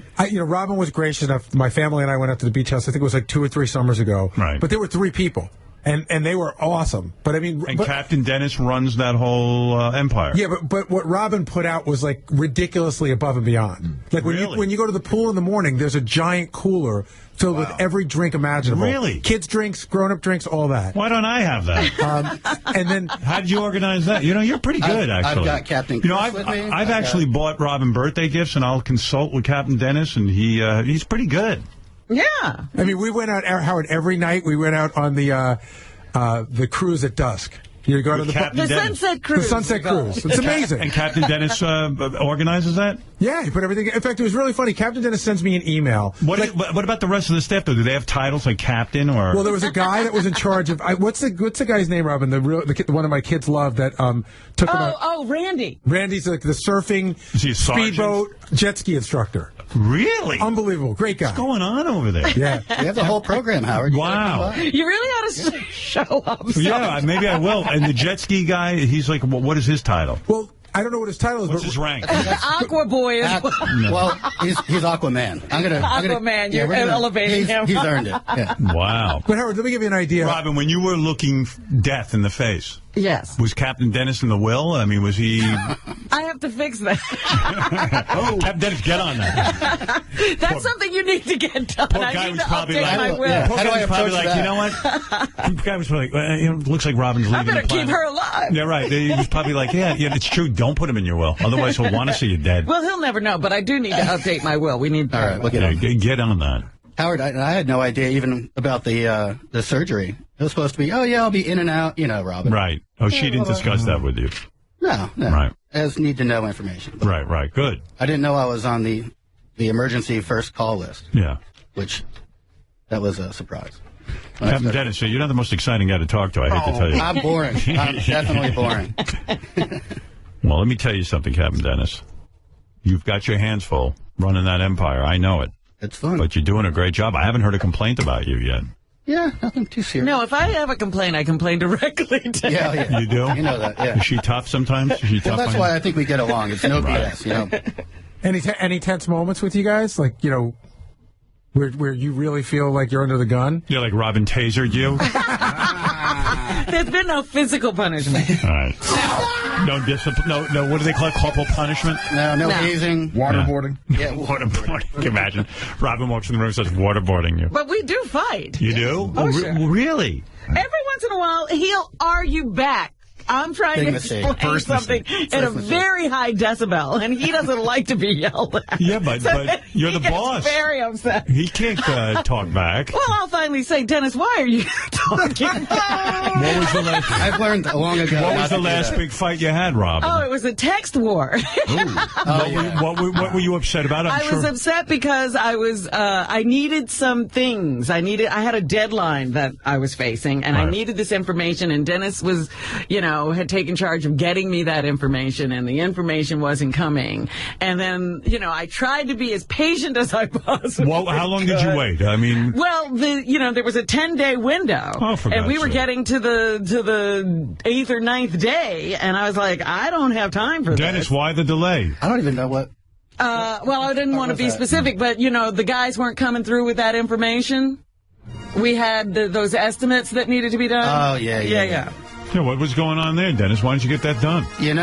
It's, I remember that specifically, and, were you giving Robin shit for I was it, giving man? You were giving your orders, you didn't follow through. I was following through, I just wasn't getting any response on the other end. I see. That was a tough moment, for sure. And I just wanted to vent, and he wanted to explain. Yeah, I was like, it doesn't work.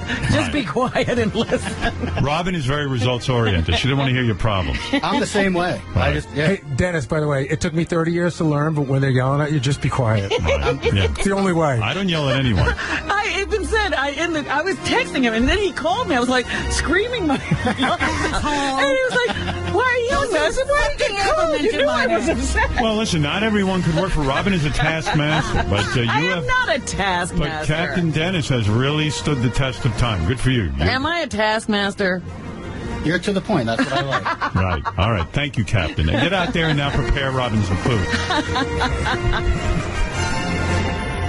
Robin, this is a man with the busiest day. So long, Captain.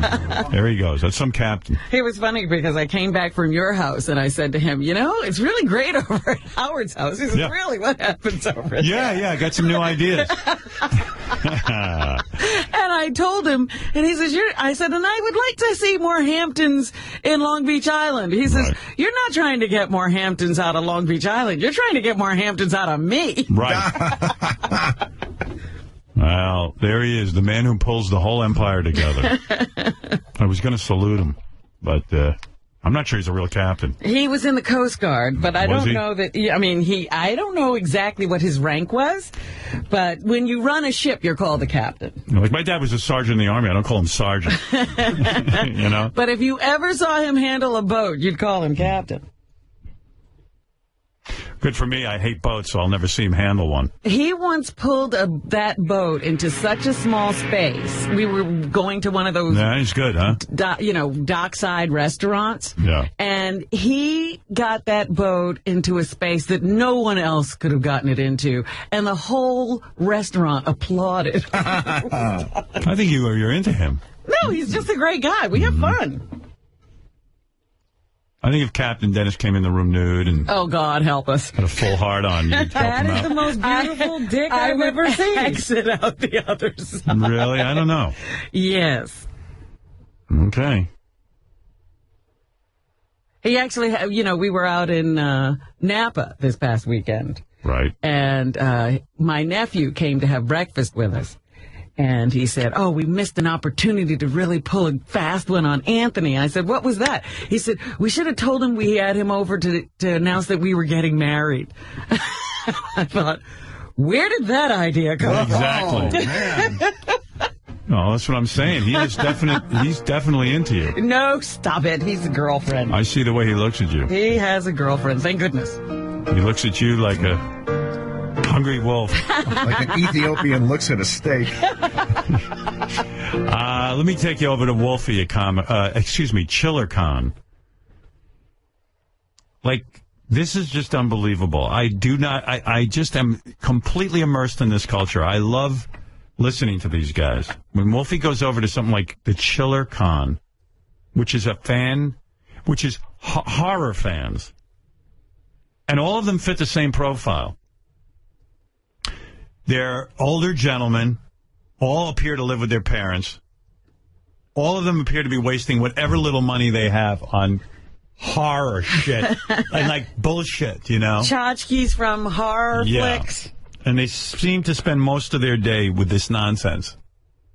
Let's get into it. If you could have sex with one monster, who would it be and why? One monster? I would say Elvira. Why Elvira? Because she's a female. That's the first gentleman we encountered over at Chiller Con. All right, here's the second encounter. What's the most valuable item in your entire collection? I'd have to say I have a VHS copy of the original Friday the 13th, autographed by Ken. How much is a VHS tape of the original Friday the 13th worth? I was told it was valued at $1,200. Any thoughts about selling? $1,200 what? $1,200. And he asked me if $1,200 sell it, you know? Do you have any thoughts of selling your autographed copy? And it'd be $1,200 he'd sell it? No. Not today? Not today. No, why is that? That's something to have, you know. To have. Something to enjoy, show off. If you could choose any character for your girlfriend to dress up as when you're having sex, who would you want her to be? See what would happen with the Bride of Chucky. A little horror in there, you know. What do you think it'd be like to make love to the Bride of Chucky? Oh, certainly need a lot of lube. Oh, wow. Man, he wants to fuck He's the Bride thought of about this. Yeah. Bride of Chucky's a doll. I know. He said you could fuck anyone you want, and he's a Bride of Chucky. That guy sounded like he could be JD's like father or something, you know? He's like, rrr, rrr, rrr, rrr. So you've been coming to this convention for many years now. Have you ever encountered a celebrity that was kind of a jerk to you? Sometimes Marina Sirtis. Matter of fact, with Marina Sirtis, one of my friends, she threw us a water bottle at him. Why? Marina Sirtis. Who's that? I think that's the chick from that Star Trek where she played the telepath. Oh, okay, you're right. That's the dark-haired girl? Yeah. But I'm not even sure if that's her. I think Gary told me that. I think you're right, now that you say that. And I hated her. I hated her character anyway. She was so fucking annoying. She was a telepath. And she was like a psychologist. Right, she could try to figure out whether they were honest and sincere with their... But her powers never worked when they needed them to. No, she was always just a waste of time going to her. And she was a crybaby. She's on a fucking Star Trek, and she's crying every minute, feeling bad for everyone, feeling all their emotions. And then all of a sudden they'd say to her, okay, listen, we've got minutes here.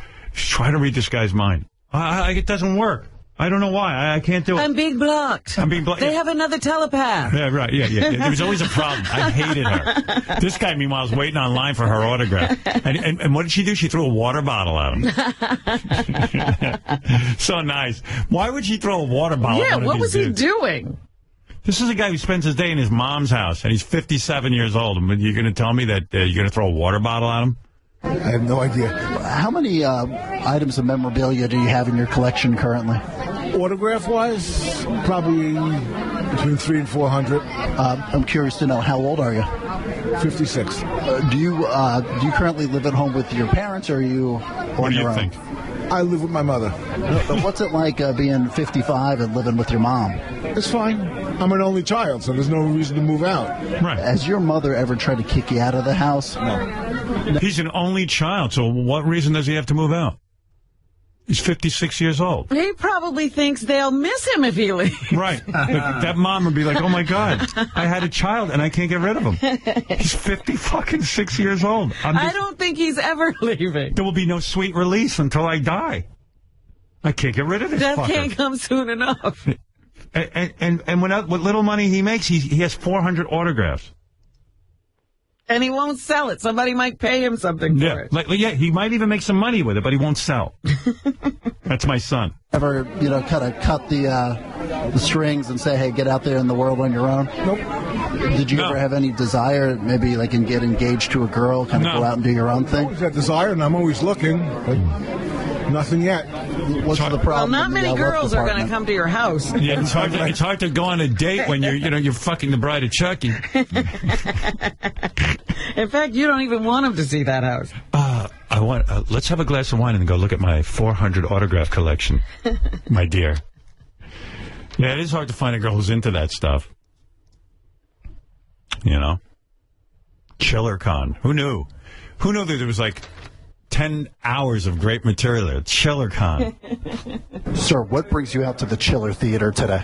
I came for a couple autographs. Donna Wilkes from Jaws 2. I mean, his voice is just too deep for this. I mean, you can tell he's a mature guy. Yeah, he doesn't have a kid with him, does he? No, none of them do. Sir, what brings you out to the Chiller Theater today?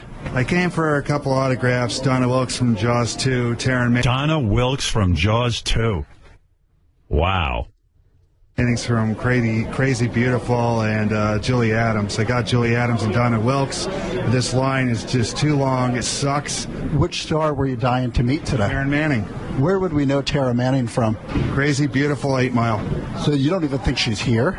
I can't tell from there. Someone said that she wasn't at her booth at this moment, and if you can tell by this line, it's all the way out here, all the way down. Probably about 1,000 people. Imagine your day waiting for Taryn Manning at the booth. Yeah, what was she in? 8 Mile. Oh, my goodness. How's that horror film? You weren't scared during that movie? I was like, what the fuck happened here? Deep, I'm about to give up. What would you do if your mom threw away your horror collection? I don't even know how to answer that. She's your mom, but... do you currently live at home with your mom? I do, actually, and right now she's with she has a bad back. Yeah, that's not why you're there. Most common excuse why these guys live with their moms? Uh-huh. She's got a bad back or she's sick. Right. Right. But they were there before the back went bad. Hey, look who's on the phone. David Arquette says he's drunk and wants to talk. Oh, no. What are you doing drinking now? I'm wasted. Are you? Where you been all night? I threw a rap party for a movie I did called The Key. And then I went out. Yeah. What were you drinking? I drank some scotch. I drank a 1971 Dom Perignon that the director of the movie, Jeffrey Levy, brought me.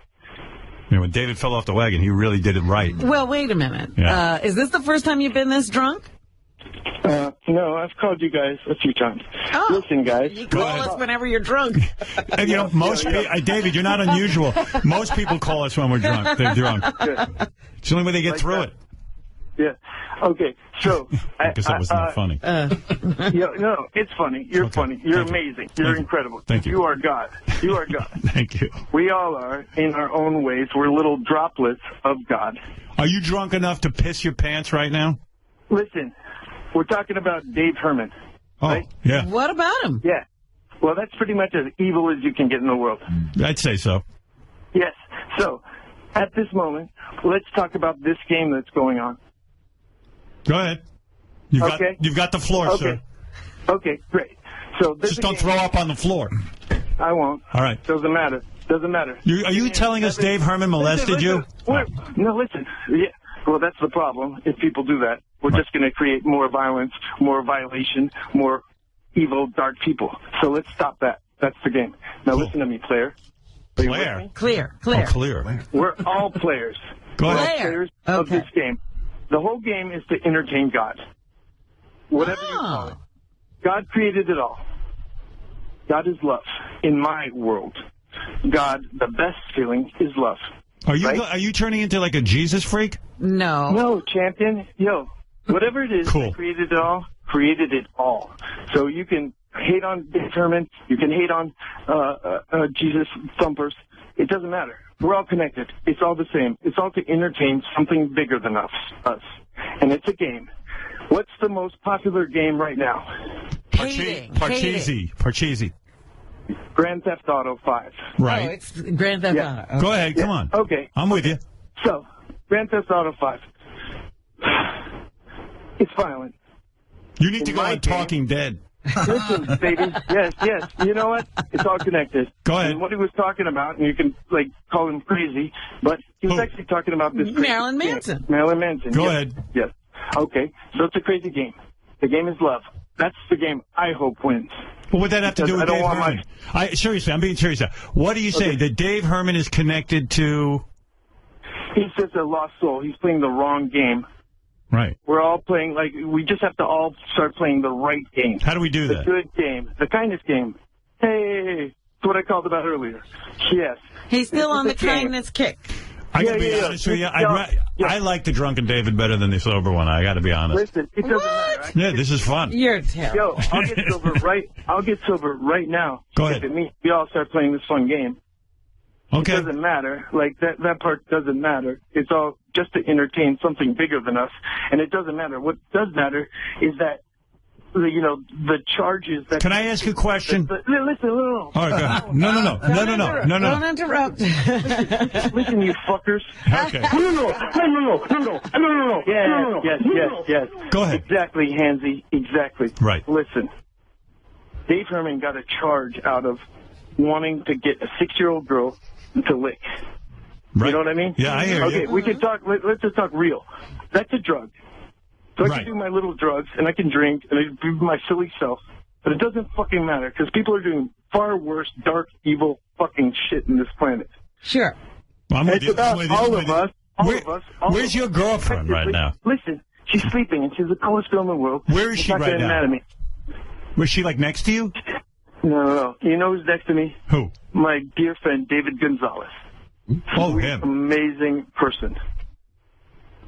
David Gonzalez. Is he like your Captain Dennis? No.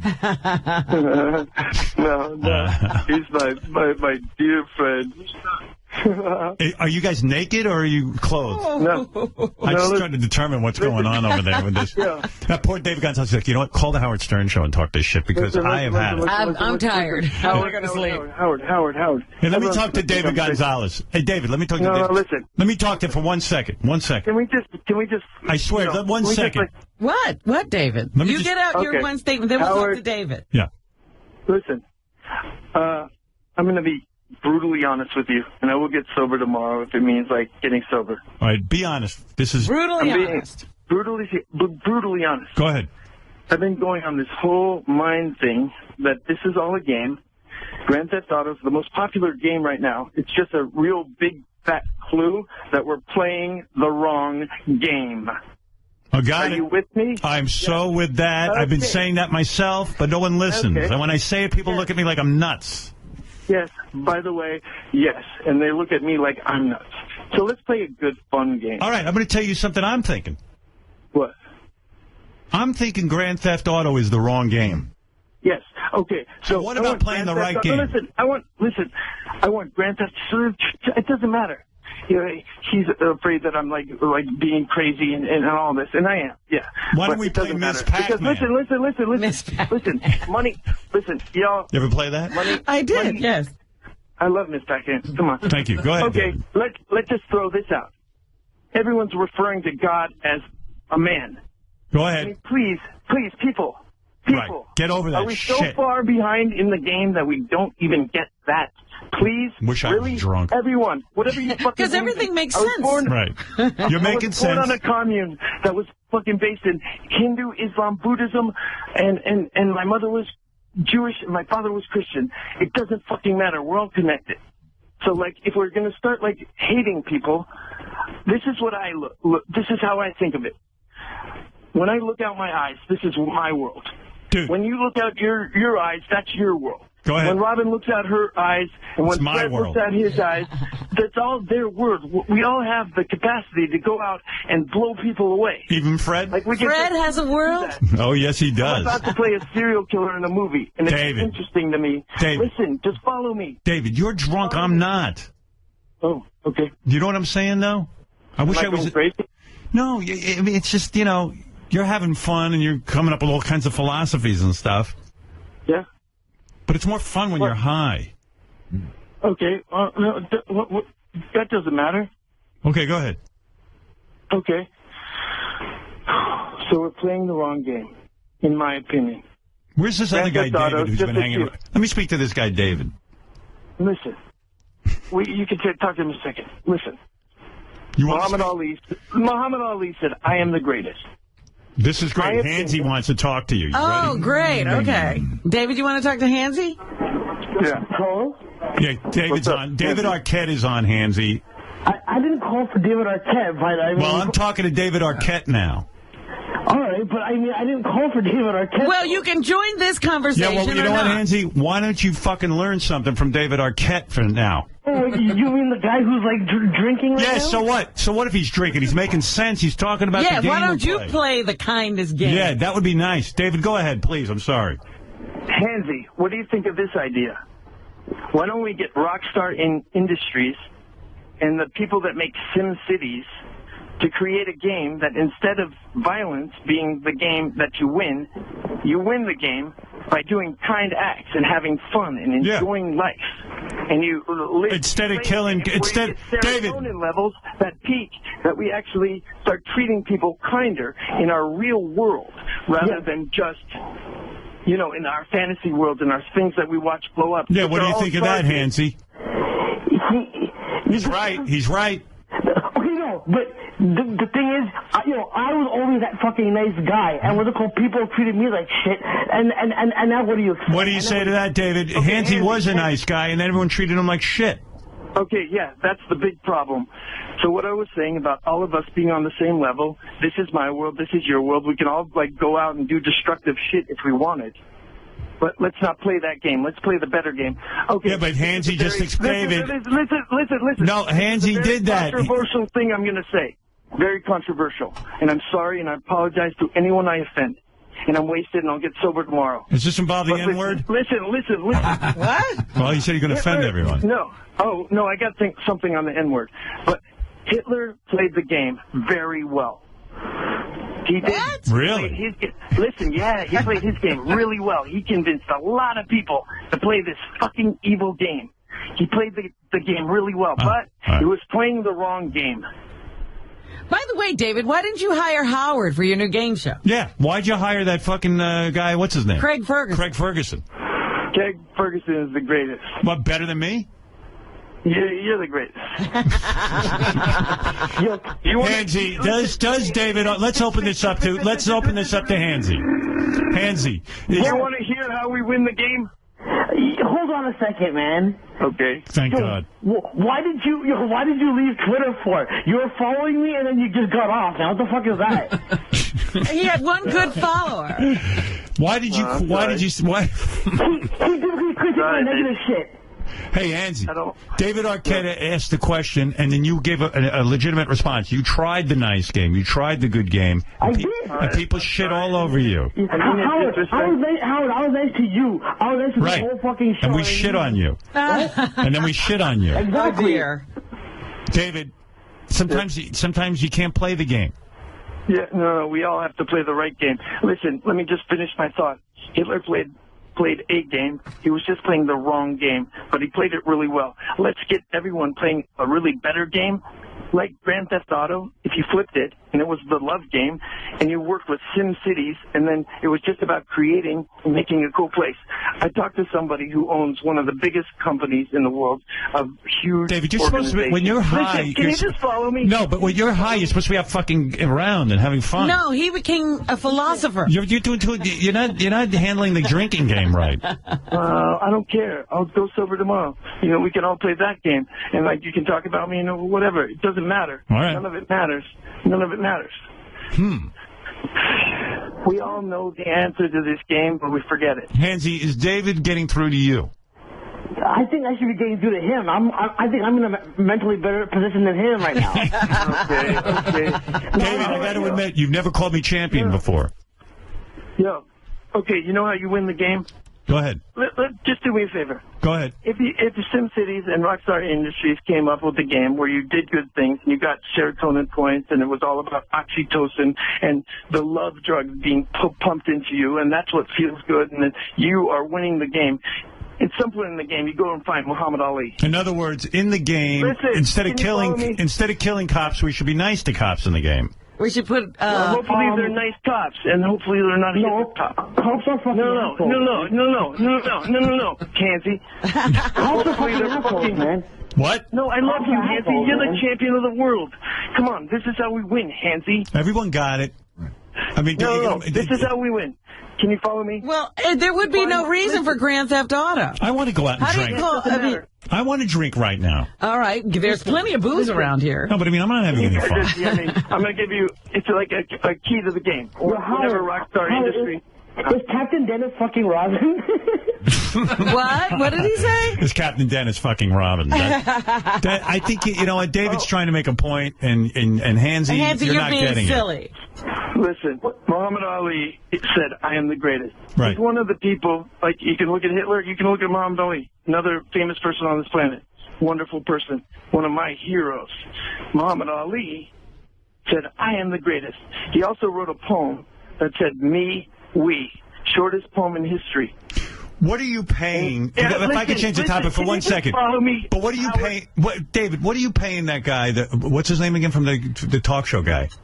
Oh, Greg Ferguson. Yeah. What do you pay a guy like that for hosting a game show? Like, how much money? Money has no value. Bitch. Oh, please. Listen, love has the true value. Listen, David, give me all your money. What? Can you be in the movie, the made-for-TV movie you're in? Yes. Listen, everyone wants to be in the movie. Everyone wants to be the star. Everyone's born a baby. Everyone was like, oh, look at the beautiful baby. Everyone wants to be the star of their own show. Everyone is the star of their own show. These kids that go out and do, like, crazy, stupid shit. Have you ever seen any other cast members naked from Friends? Let's get them. Hey, Howard, let's get them being the stars of a better show. Let's get a better show going on. Let's get a better news program. David's trying to say, try to be positive is what he's really trying to say. I'm just trying to say. He's trying to help somebody here. If you win this game, the game that those guys make. Listen, hey, Hansy, you met your match. You can't even get a word in. You know, I just don't want to hurt anybody. That's my game. Hansy, what's your game? What's your game, pal?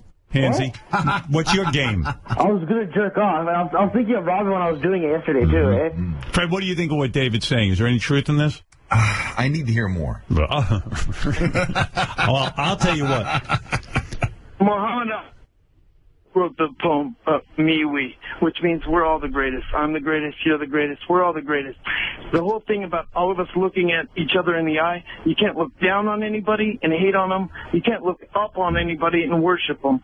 We're just here to entertain something bigger than us.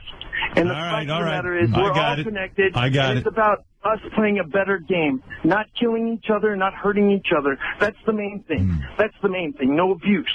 We have to stop the cycle. My mother was on her deathbed. She was abused. She abused us as children. She was on her deathbed, and she went through the whole cycle of being a marriage family counselor. And on her deathbed, she got her certificate for being a marriage family counselor. And I showed it to her, and I had tears in my eyes, and I said, Mom, this is your diploma for life, because none of her children, even though we were abused our children.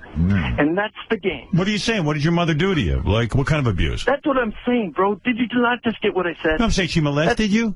No, I didn't. No, she smacked us. But, yeah, whatever. No, my mother hit me with a hanger, so what? Whatever the cycle of abuse and hurting another is, the cycle of violence, whatever that is, then that's what it is. By the way, your sister's great on Boardwalk Empire.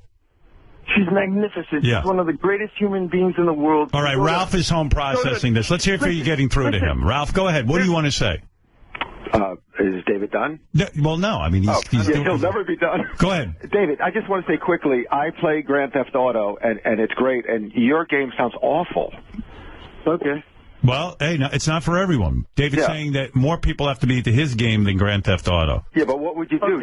Drive around and just do nice things for people? In the game, yes. That's right. Okay, listen, can you guys listen to me for a second? I talked to one of the biggest companies in the world, one of the CEOs of the biggest companies in the world, and I asked him, have you met, like, the richest people in the world? And he said, yeah, I have. And I said, well, tell me something. Are they assholes? He said, well, yeah, most of them are. I said, fuck, that sucks. Okay, I got another question for you. Do you think there's enough... That went nowhere. No, that's actually true. A lot of the wealthiest people are assholes. Listen, you knuckleheads. I asked him another question. I asked him, do you think there's enough money within, like, the pool of the richest people in the world to provide, and you might call it socialist, you call it this or that, but to provide with people shelter, food, clean water, healthcare, and education? I can't believe that you and Courtney Cox broke up. She didn't love this? You're gonna do that with me? I'm fucking around. Come on, David. No, listen, I really wish you'd play a better game so that That's not a good game you're playing, Listen, Howard. you fucking assholes. So Dave Herman's not just trying to ship a 6-year-old girl. Well, by the way, that's alleged. Alleged, David. Alleged. Alleged. Dave Herman shipping whatever. No, not alleged Dave Herman. Sue me, Dave Herman. He's really you know what I Dave mean? I mean, really, it doesn't fucking matter. Well, unless yeah, you it stop does. that kind of evil, dark shit. You know what I mean? Right, Let's right. get on the same page, you motherfuckers. Really, All right. let's Well, all David- of us get on the same page, and that means badass. Okay, you want to know my thoughts on the N-word? Oh, dear. Oh, Sure, God, yes. why not? Okay. Yeah, okay. Sure, why okay, not? Thank you. Why not? Okay. If you're for it, that'll blow my mind. Okay. I think we're worrying Okay. about the wrong word. Go ahead. What's the word I we think should be we're- worrying about? Love. Gangster. Gangster. Yeah. Listen, I want to take the gangster word back. I think gangster means somebody who's violent. Right now, that's what it means. Right now, that's what it means. Somebody who's fucking gangster, who's violent, killing people, hurting people. We're taking the word gangster back. Let's not word about the N-word anymore, because we're all connected. What about We're the C fucking word? Getting caught up in all kinds of stupid bullshit. What about, David, what about the C word? Worst word you could call a woman, cunt. What about it? It has no relevance in the discussion. Well, the violence sorry. is the main fucking issue. You're getting off track. Let's get it on violence and abuse. Let's stop that first. Well, I'm Let's now talk thinking about- of a game where people get points and they're doing nice things. That's right. You know what? Robin made out with you. She's totally under your spell. She's like, hey, how can I help my man out here? Jeff the Drunk says he's into your game. David. All right. Jeff, go ahead. What do you mean you're into David's game? No, I just want to know, how does David think I'm playing the game? Oh. David doesn't think about What are you. you carrying on about, Jeff? He doesn't spend his time thinking about you. David, if I may speak for David, I think he's thinking globally here, not about you and a I trailer. heard you mention me. No. It's globally and it's collectively. It's individually. We win if we win collectively. We don't. It doesn't matter. Like, as long as you try not to hurt people, Jeff. I'm not, David. You know, a lot of people are kind, loving people. They care about their. Well, I think the message is, David, if I may sum up, peace and love. I mean, you're talking about a little more love in the world. Am I correct? Thank you. Yeah. Now, Jeff sounds. Are not all of your heroes talking about that? What is it, Ralph? Now, Jeff sounds like a drunk. David doesn't even sound like he's drunk. He just sounds like he's rambling. Yeah, you don't sound that drunk, David, actually.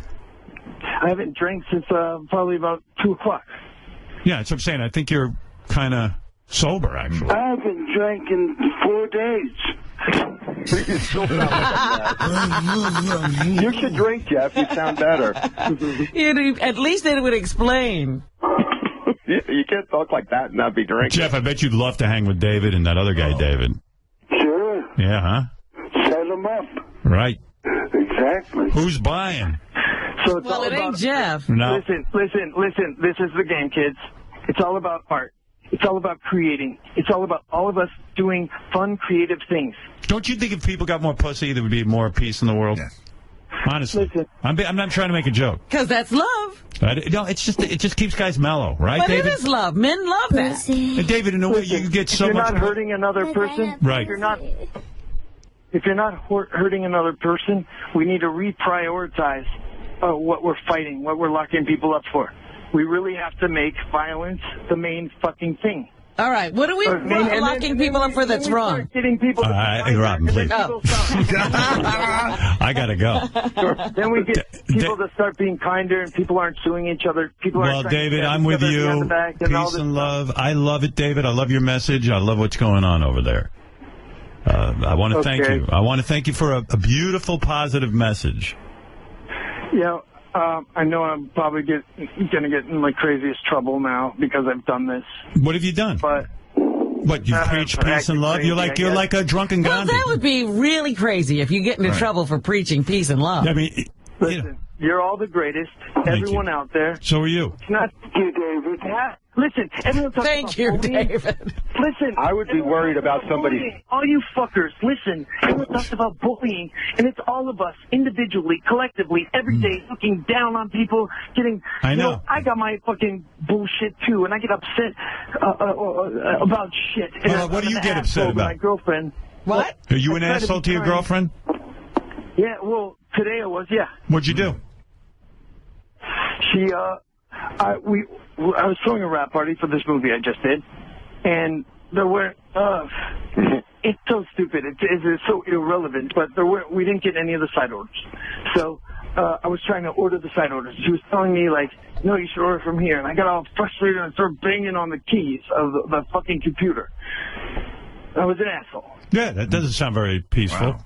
That doesn't sound very bad Or at all. loving, yeah. But that does not sound loving. It wasn't very loving. He was tantruming. I was sorry for her, but I was an asshole. You didn't kill her, did you? Come on. Yeah, that's the game, baby. That's right. Get people to stop doing that.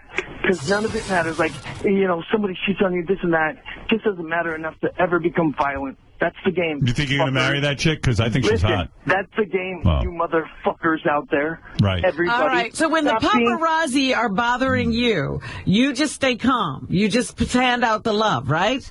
I'll get Roger on the phone, a paparazzi that hangs out at Bootsy Bellows. I once saw myself being such an asshole to paparazzi while my first child was born. Listen, when my first child was born, that it occurred to me that I wasn't being an asshole to the paparazzi. I was being an asshole to the camera. The camera is the people, the collective. And that's what's important. What do you mean your first child was born? What, do you have you have other children? Listen. How many children do you have? Coco. Yeah, Coco. That's it. Oh, boy. What? Yeah. I know. I was talking. No, believe it or not, I'm listening to this. You just said when your first child was born. Yeah, I only have one child. Is that what broke up the marriage? You had a second baby with somebody? Oops. It's all good. Love. It's all love. Listen, it doesn't fucking matter, any of our kids, if we don't win this game of good kindness. Or we'll just blow everybody up and blow the whole fucking world up and be a bunch of fucking assholes and kill all of our resources and all this shit. So wait a minute. Would you play a serial killer in a movie? I'm talking about a lead role as a serial killer. Would you take it? Because that is not going to promote peace and love. It's going to be like a game where people are blowing each other up. We're promoting violence again. Yeah, you did those Scream movies, David. Those are very violent. Listen, kids. Very violent. I'm about to do a movie called The Happy Face Killer. Go ahead. For Lifetime. Yes. And it's based on a guy, Jefferson, or whatever the fuck his name is. Doesn't fucking matter, because he was playing the wrong game. But you're going to play. This fucker, yeah. Whoa. He's locked up. That's not going to spread, you're not playing the game there. Not peace and love. That's right. We got to have movies that extol love. Right. It doesn't fucking matter. People are going to call you a hypocrite. Demand a rewrite. But, David, what do you do about... What do you mean? It was a real guy that was playing the wrong game. Yeah. Right. But what do you do about people who are playing the wrong game on you? Uh-oh. If I got offered the role of Hitler... Listen. You got to go make out with him again, Robin. Robin is actually... Why did you turn him down? What's wrong with you? You could have been fucking David Arquette and telling me about it. Why? Yeah. You could have these discussions with him. We don't live in the same place. It was crazy. David, would you fly in and fuck Robin right now? You know Robin's kiss drives men loopy. David, I don't know what's going on out there, but your message is correct. I just want to know what we do in terms of war. You know, when you have I'm going to answer that for you in private. Not playing the right game. Well, that's something I want to talk to you about in private. I think that's a Howard 101 special. Yeah, you could go on with John Lieberman on that one. David and I will do a special. Robin. What? Wrong. I said the stories you could have for us. David, are you dressing up for Halloween? Let's change the subject. Absolutely. Yeah, what are you going to be? I have a 100% authentic Bozo the Clown costume. Ah, there you go. Yes. All right, that's peace and love. I met Larry Harmon. I've been trying to get the rights to Bozo the Clown, the world's most famous clown. You want to do a movie? For 12 years. That doesn't sound like a very fun guy. Oh, that would be a great movie. A good morning show for kids called Good Morning Bozo. No, why don't you do the life story of Bozo? Yeah. I would love to know what his life was like. Yeah, I would. I'll team up with you on that, or you have to do it with Craig Ferguson. I was working with Larry Harmon, the guy who took Bozo from an RCA record into an actual... he turned him into Bozo, the world's most famous clown. He went throughout the country to in the 50s and went to each individual market and cloned himself and taught the other bozos how to do Bozo. You bozos. I'm going to teach you how to be Bozo. Huge accomplishment.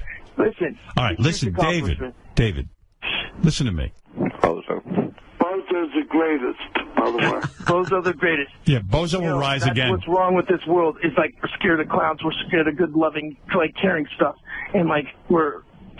That is what's wrong with the world. We're scared of clowns. You're right. Yeah. Now, that I'm on board with. Yeah, I'm afraid of them. They all seem creepy to me. All right, David, listen, I think you've said it all, and I think you've said it well. Ralph, thank you. I'd be worried about somebody stealing that video game idea, though, David, now that you've said it. You're being sarcastic. But Ralph, I got news for you. It doesn't fucking matter if we don't play the right game. If the money doesn't matter, anything. All right, and Jeff... anything, guys. Listen, I might be sounding like a mad fucking man. Not at all. But let's stop these fucking assholes from being assholes. And let's stop creating more assholes so that we actually have a world of cool, loving, kind people that aren't at each other's fucking throats. Should we lock up assholes? Yes. Where is Courtney right now? Courtney Cox. He doesn't know. Courtney's in New York, and I love her with all my fucking heart. And she's the most brilliant, beautiful, friend I've ever met. Is she with her co-star from Cougar Town? No, they're no longer together. Thank you. Doesn't matter. I'm not going to get into their own personal stuff. Why are they no longer together? It doesn't matter. It doesn't matter. Who's she with?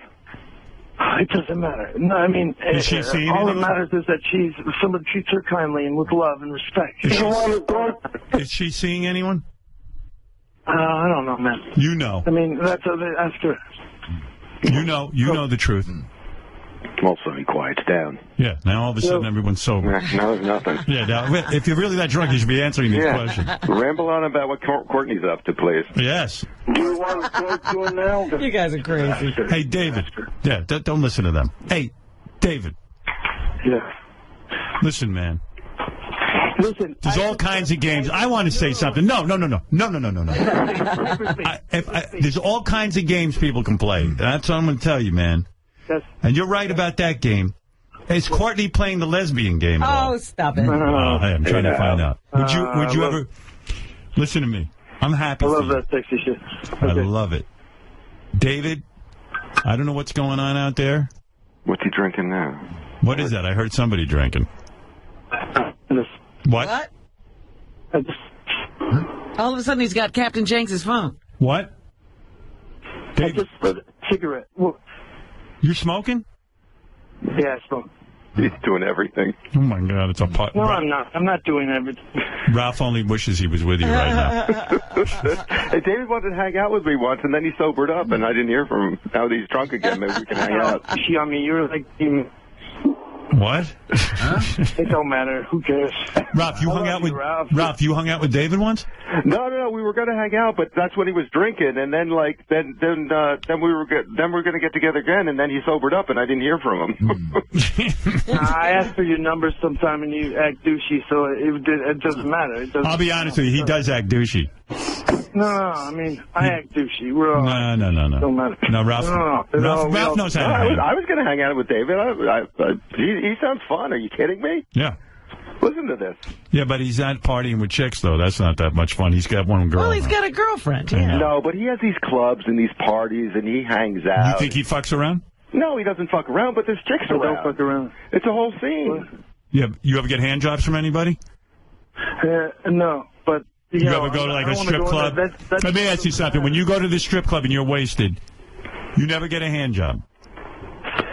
Told you what I do. I get flowers, and I pull petals off the roses, and I throw them with dollar bills because we're playing the wrong game. We're playing the wrong fucking game. It's about love and kindness. I'm playing the hand job game, pal. You can look down on strippers if you're some I don't. Like nobody here does that. Thumper, or whatever, whoever. They can look down on you for being the king of scum or the media. Who the fuck you want to call? What? Each other. What? I know. I called and. What are they going to call me? The king of scum? No. Oh yeah, some people do. And you were like fourth on that list of the scumbags, right? Creepy. It was. Yeah, it wasn't the scumbags. Yeah. Well, one of my favorite people was on there too, and it doesn't matter. Like. Who? I don't want to say. Who was on it? It's a known list. No.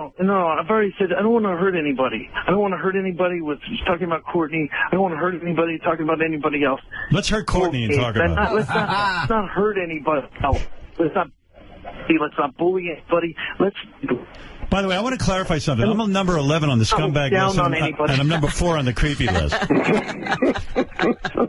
There's 2 different lists that David's referring to. What's the matter with you, man? Can't you be number 1 on one of those lists? Yeah, I know. I'm losing out to other scumbags and creeps.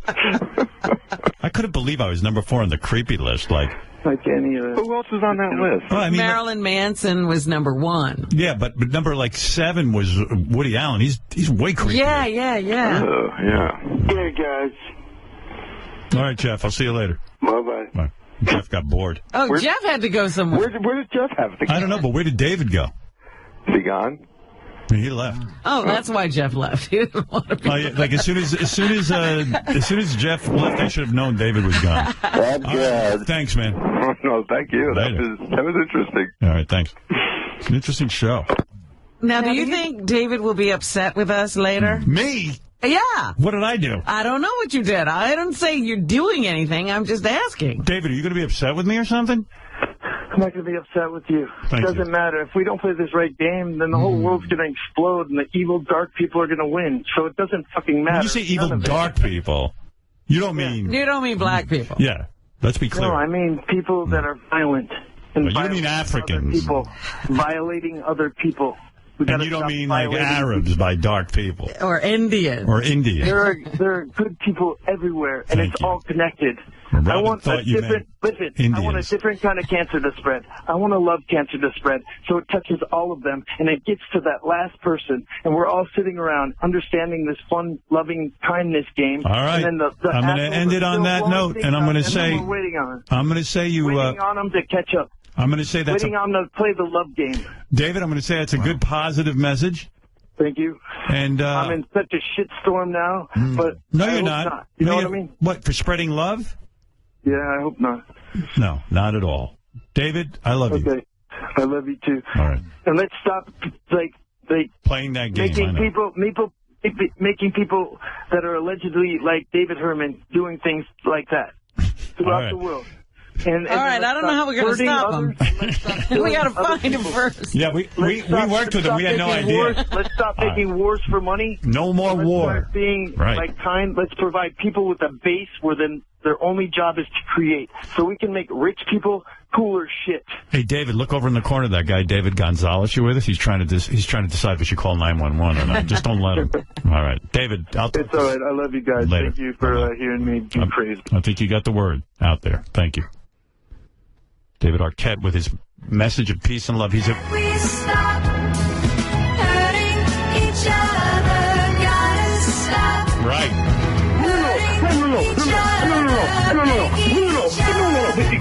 Breaking each other's heart, tearing each each other apart. Hurting each other.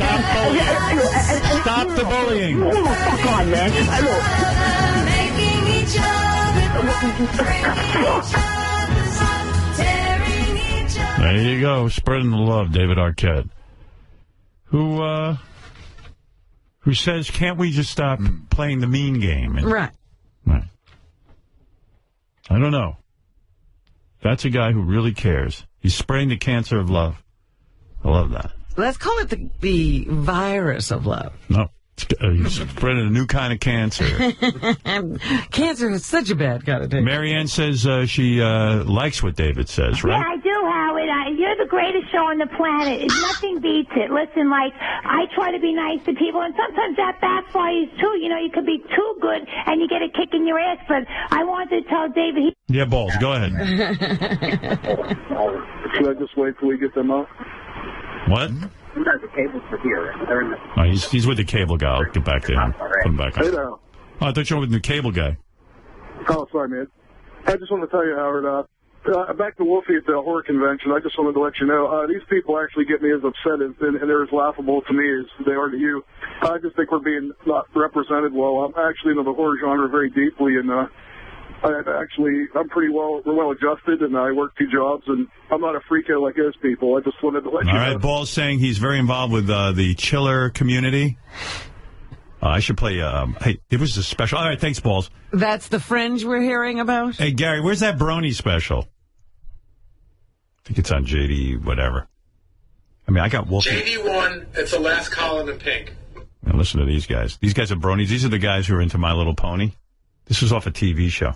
One of my friends called me on Skype one day and said, hey, have you seen this show? And I'm like, no. She's like, well, it's called My Little Pony Friendship is Magic, and the internet is raving about it. You've got to see this show. It's so good. And I was like, My Little Pony? My Little Pony?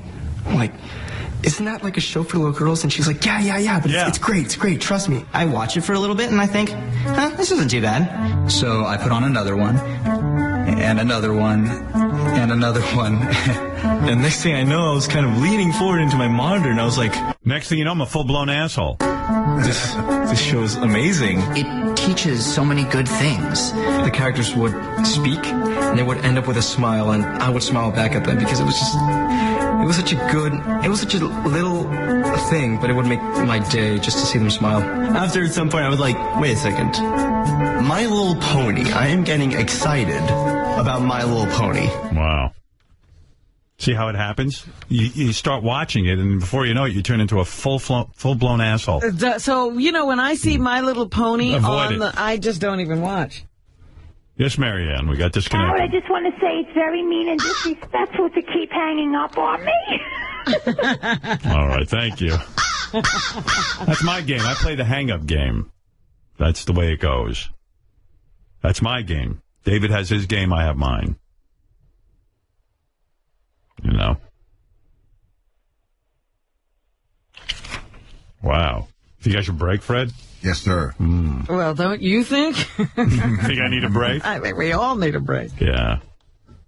Maybe I will. All right, I'll be back right after. Oh, what's this? Oh, yes. All you need is love.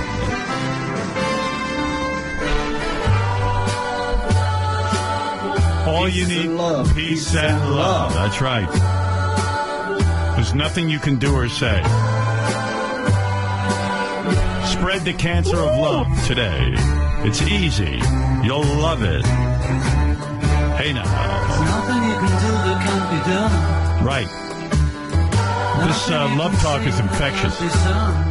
It's spreading like a cancer. Well, what did Yoko used to say?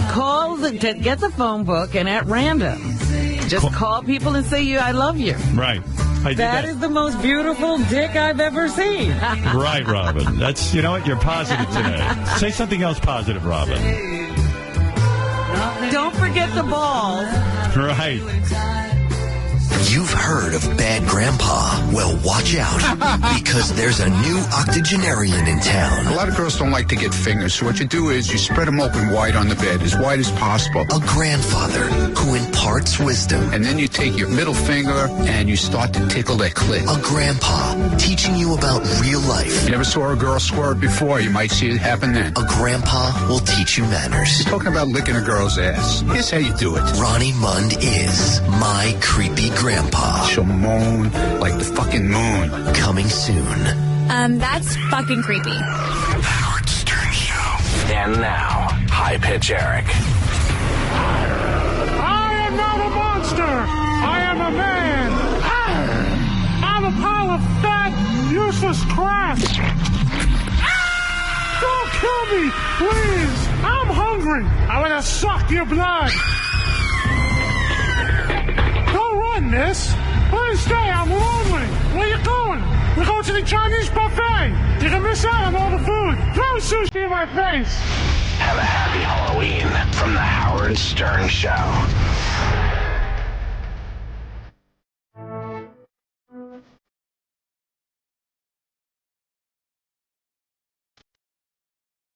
Thank you.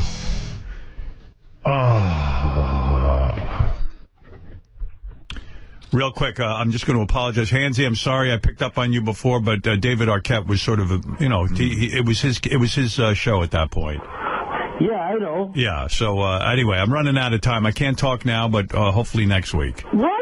Yeah. No, I'm being serious. Run out of time. No, I really actually have. But hold on a second. I didn't even say what I wanted to say before. Well, quickly. Quickly, I'll give you the floor for 30 seconds. Go. You can't Come on. fucking seconds. I didn't even you could keep preparing for this shit. Like, I mean, it's not fair, man.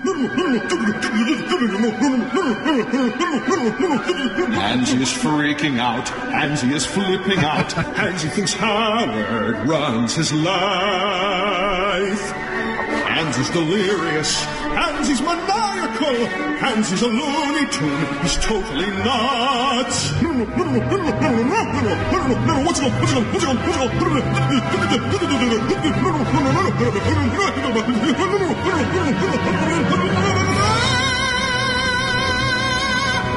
All right, we've used up all our time for Hansy. What? Yeah. Real quickly, I could give you 30 seconds if you want to make one quick point. Go ahead, and then we'll get to you next week. Go ahead, hurry up. 5 seconds have elapsed. You keep making fun of those Baroni guys, but yo, man, not everyone was afforded an opportunity like you, dude. What? All right. Thank you. What a madman. My old friend. You're on the phone to scream again. You think Howard controls your life. The Illuminati has caused you such strife. And you're mad because we think you're nuts. Oh, so nuts. These are the sounds of Hansy.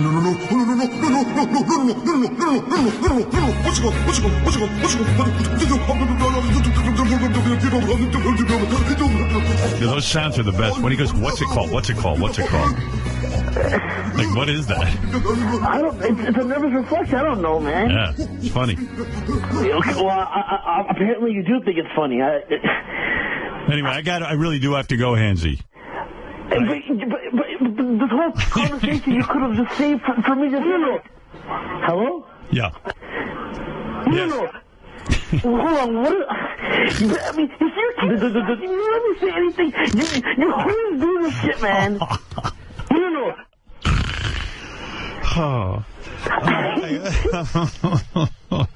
Yo, Howard, you gotta let me go after things. No. You hold the fuck on, man. Stop playing the fucking sounds, man. No. You stop it. I just gonna ask one fucking question. You only ask one fucking question, man. All right, one question. What do you want? Yo, how come I can't do the Quickly! You waste all the time I give you. You're not letting me talk, man. Can I do the red carpet carpet shit, man? No. What red carpet? Ask questions on red carpet and shit. You're not in any condition to ask anybody anything. Yo, Howard, I'm only you. Dude, you get so fucking crazy. All right, I gotta go. Goodbye. All right. You got to see this. I'm reading this. The Jonas Brothers call it quits. Yes, I was going to bring that up. We hadn't talked about it. Nick Jonas felt trapped. Now, this is the greatest story of all time. Yes, because the Jonas Brothers are these, young kids. They're like 16 or 17 years old. They went on the British X Factor, that Simon Cowell show where, like in Britain, not even America, they went on as individuals. They kind of sucked. And Simon had some sort of, like, really good idea where he said, why don't I just take all you douches who can't sing, and I'll put you into a group. No. Wrong group. No. No, I'm right. I'm telling you. No. Then tell me again. You're talking about One Direction. Yeah. Oh. The Jonas Brothers were Disney kids. Oh, this is even worse than I thought. So they were on a Disney show. Well, yeah, but they are brothers. They're brothers and they're quitting? They're breaking up with each other. Like, don't the okay, how old are they? They're in their 20s now, okay. I'm sure. Like, don't they read about Van Halen? Or don't they read about, like, all these bands that decide they can't take it anymore and they break up? You know when you break up? When you're not happening anymore. Then you break up. This is even dumber than I thought. I thought they were those idiots from the reality show. No, they're not. The Jonas Brothers they were on a Disney show. They've got girls going crazy. Just fucking do it. Do it for a couple more years. Bank a ton of dough. I guess a lot of these guys think they're going to be Justin Timberlake and they're going to leave their band and then they're going to go have a big solo career. Right. I think especially one of the brothers thinks he's a musical genius. Nick Jonas. Yeah. He feels trapped. Chances are he's going to be more like, David Lee Roth. I love David, but leaving Van Halen was a really poor choice in life. I think that was just not a smart move at that point. Although he'd probably argue he didn't just leave, he had to leave. Right. He was fired. No, I don't know what he'd argue. But, some guys can leave a band, but Jesus Christ, this Jonas Brothers thing, it's not the Beatles. They're not that talented. Let's see, did I get any other details? Nick, Joe, and Kevin announced Tuesday they're ending their highly successful run. That's a good idea. Why be more successful? The news came after the brothers abruptly canceled their tour over creative differences. What differences could you have? Maybe one of them woke up and realized they were making shitty music. I don't know. What a dumb idea. We're going to break it up. Go out there, dudes. You got something good. Make a living. Yeah.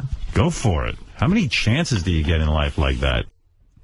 And if you're so scary talented, at the end of your run, when the girls stop looking at you, then go have a solo career. They say Joe has gone in a more adult direction with his music. Oh, sure. Mick Jagger is one of the most talented human beings on the planet. And, he left the Stones and did a solo album, and it just fucking tanked. But, of course, he had the Stones to go back to. Chances are it's not going to work out for you. They started this by ending their official joint Twitter account. Oh. We're looking for hot biological mothers and daughters to come on the show and get naked for a chance to win $5,000 in our Hottest Nude Mother and Daughter contest. Go to the SiriusXM.com/Howard for rules and information on how to enter. The $5,000 grand prize. Wow. I mean, this could be life-changing. You go buy a new house. Right, Robin? $5,000 grand prize is provided by CougarLife.com. Well, you can do something. You can have a nice vacation. You can do something. Meet over 2 million women in their sexual prime at CougarLife.com. I didn't think we'd have one entry, but Gary assures me we already have 3. So that's going to be good. And by the way, if you're a lady out there with a daughter who wants to be naked, well, chances are you'll win. Now, what I have to figure out, do both of them have to be super hot? Or can one be hot and one not so? I'm going to be totally honest with you here. I so didn't think this through, thinking we'd get no entries. That I don't know the answer to your question. Yeah, I guess they both should be hot, but, you know, we'll take what we get. We're going to take the hottest ones we get. You know, I just thought through the part where a mother and daughter are going to come in naked. They both have to be female and over 18. That's it. That's it. That's all I know. But, yeah, I guess the winner is going to be the hottest pairing. But you can't, you know, I suppose a really hot daughter could drag her mother's score up. Right. Oh, yes. Yeah. That part I thought through already. Yes, a hot daughter could drag a mother's... A hot daughter could take an ugly, heinous mom and drag her score That's up. what I'm saying. So if your daughter's hot, right, then you ought to be thinking about this and going for it. $5,000. That's right, Robin. $5,000. You want to hear any more Wolfie, or you... Oh, you know, I love to hear this. Want to go to a different convention? Because he is... Oh, he's gotten others? Yeah, like Monster Mania. Like, that's got to sound a lot like ChillerCon, right? Yeah. All right, let's take a listen. This is a guy... Let me see if I can give you a little feedback, a little background. Wouldn't it be funny if you had the same guys? They went from Chiller Fever to Monster Mania. Well, I got a feeling it's going to kind of seem that way. This is a guy who talks like a bird. He's at Monster Mania. What brings you out to the convention today? Well, I love the horror movies, especially from the 70s and 80s. But one of my main motivations is to see the actress Tuesday Night from Nightmare on Elm Street 4, the Dream Master. Now, I noticed you have a puppet on your hand. What kind of bird is this? So the guy went to Monster Mania and he has a puppet and he talks like the puppet. Okay. Yeah. A black one. Is it a crow? It's a raven. Now he's talking as the bird, but he's answering as the guy. Because he goes, what type of bird is that? He goes, it's a raven, but he's doing his puppet voice. Okay. He's completely confused, the guy. The world's worst puppeteer. How much money have you spent on your obsession with monsters? Well, I think the crow, we're still talking to the crow. By the way, this is the future for the Jonas Brothers. About to say, probably almost 1,000. In your opinion, what monster do you think has the biggest penis and why? Probably The Thing. Because wow, what an annoying guy. The Thing. Who even thinks about that? How much money have you spent on your obsession of monsters? Thousands of dollars, unfortunately. What do you do for a living?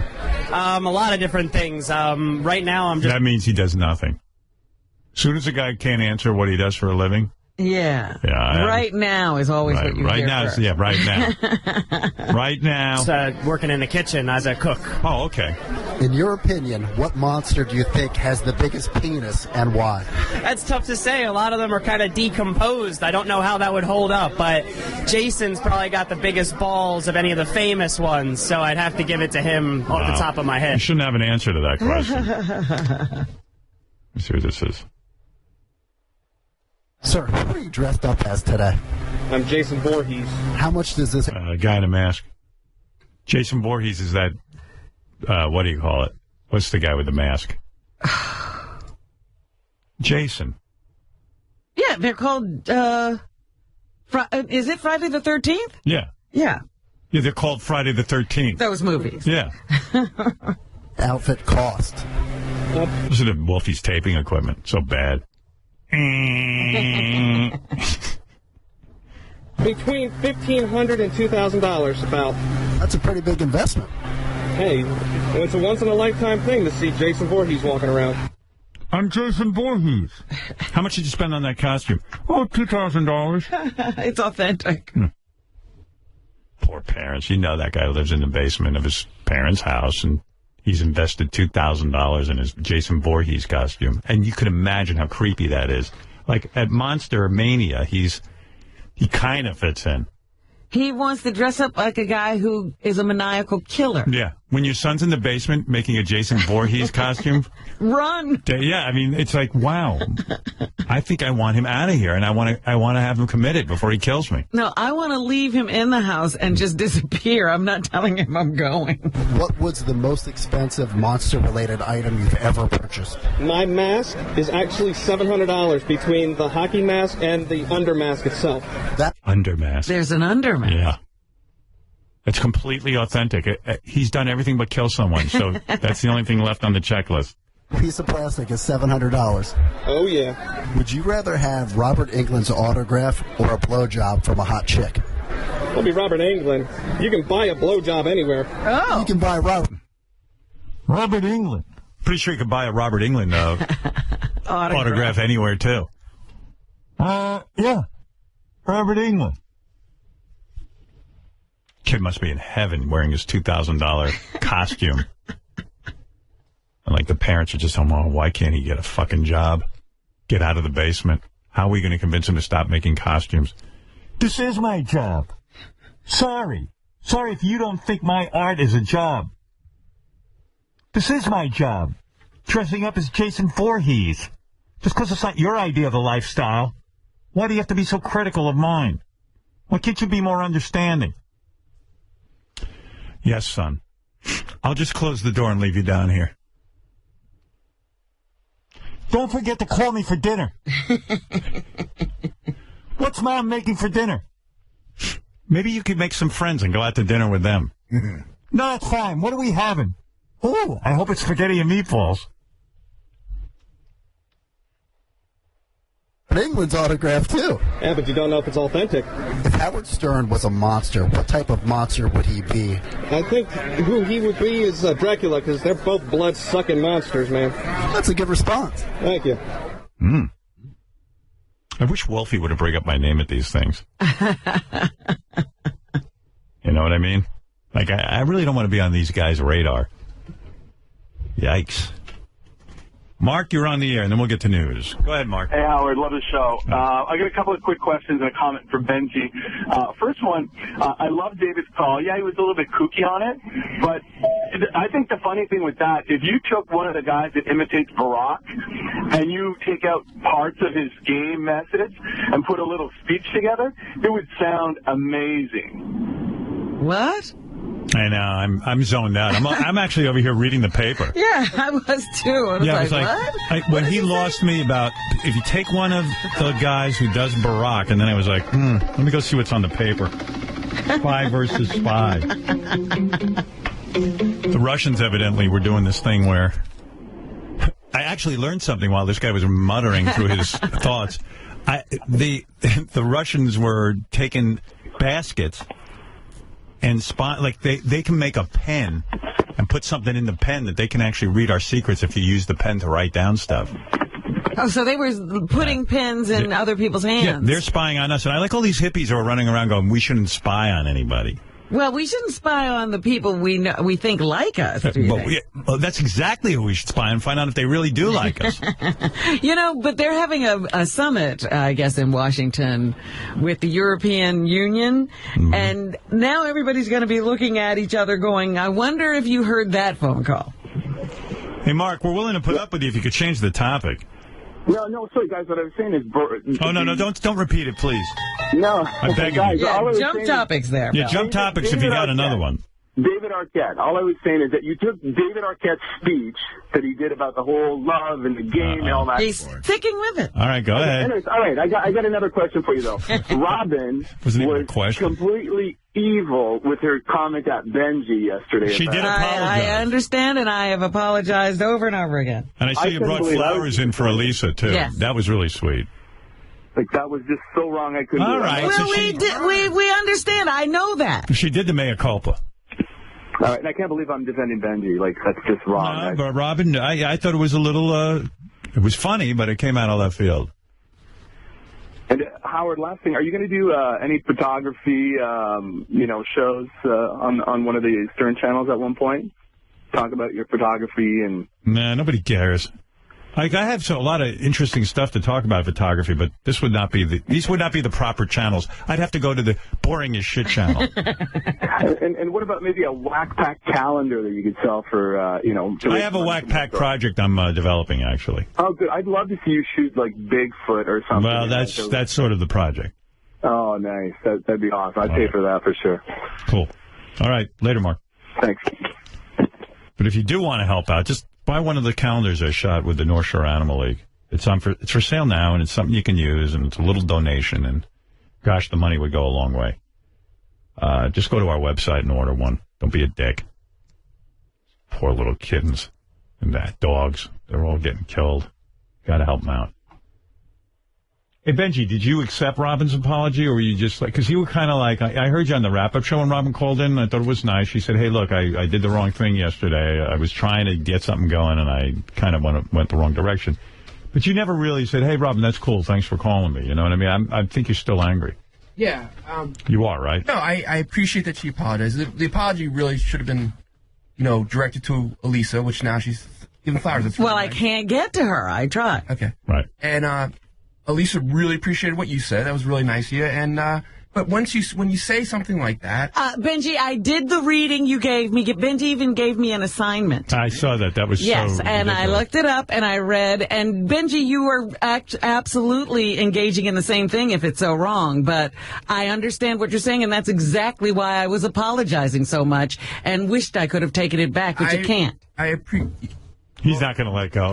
No, he can stay. You know what? The truth is that when you do something, hold it. Did I accept the apology? No, excuse me, And obviously Benji, you for have a lot of second. anger about it. No. For a this second. Guy called and you're like, oh, I did apologize 1,000 times. For a second, for a second, Benji, listen to let me. me just say something. For a second, listen to you me. don't have to accept my apology. The cancer of love. Just listen to me. You don't have to accept my apology. That whenever someone does something. The reaction they get. Apology mean? No. Excuse me. You're not letting me talk. You don't have to accept my apology. It's all I can do. If I accepted it. Yeah, but I never got the answer. Do you accept the apology? I said I appreciate she apologized. But do you accept it? Yeah, I accept it. What does that mean? I don't know. I just want to know, did you? What does it mean to accept an apology? To say, hey, I hear what you're saying was really nice of you to apologize. I I've moved on. appreciate the apology. Have you moved I said on? that. He's not moved on. Have you moved on? Do I have Because you don't feelings? sound like a guy who's moved on. He hasn't, and he doesn't have to. Do I? Yes, I have feelings about it. I thought All right, it was thank mean. you. All right. Sorry. All right. It was absolutely mean. You don't have to think about it. I'm telling you it was. And I didn't intend it that way. That's why I stopped. And I never want to talk about what we're talking about again because I don't want to further the feathers in the air. Right. Now, obviously, the way you're reacting to it, Robin, you don't Here feel... we go. We're going to make something out of that. No, I'm just trying to out-talk you. All right. Impossible. Where's the food? Where is it? It's out there. There's a lot of people who have skipped breakfast waiting for your food. It's ready. It's just like 5 minutes ago. It's ready. There's some people online now. I've had no pretzels. Yeah, he didn't get any free pretzels. I've had no free pretzels. Did John Hine try the soup? I'm hungry. He's in right now, but I saw him walk over and go, I really don't want to do this. Well, let's see him try it. Try it in here. I bet she's going to like it. Butternut squash soup is delicious. It's so silly. Eat something healthy for once. The most harmless... But why wouldn't you be adventurous and try something? That I don't get. He makes it as if he tastes this, he can't eat the crumbs. And I'm like, you can eat anything you want. You're just tasting this. You taste it. What Robin, if you liked it? Why are you acting so resentful for apologizing? I'm not resentful. Oh, no, I love you, Benji, don't and go there. it's very... Again, the apology should have been to Lisa. Again, I try. You know what? I brought in something for her today. I asked how to get in touch with her yesterday. Nobody was quite sure where you live, or they couldn't give me a definitive address. Right. And so, if you want me to call her, even I will do that. I will do anything you want me to do. I have a lot of ideas. Okay. All right, Benji. All right, so there it is. Okay. God, am I sorry I brought that up.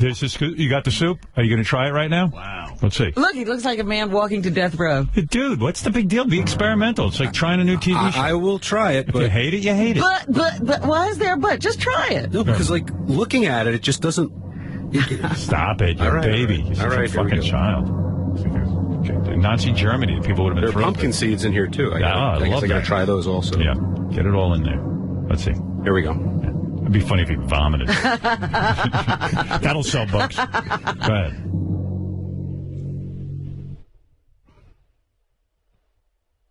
Well, I bet you it's warm.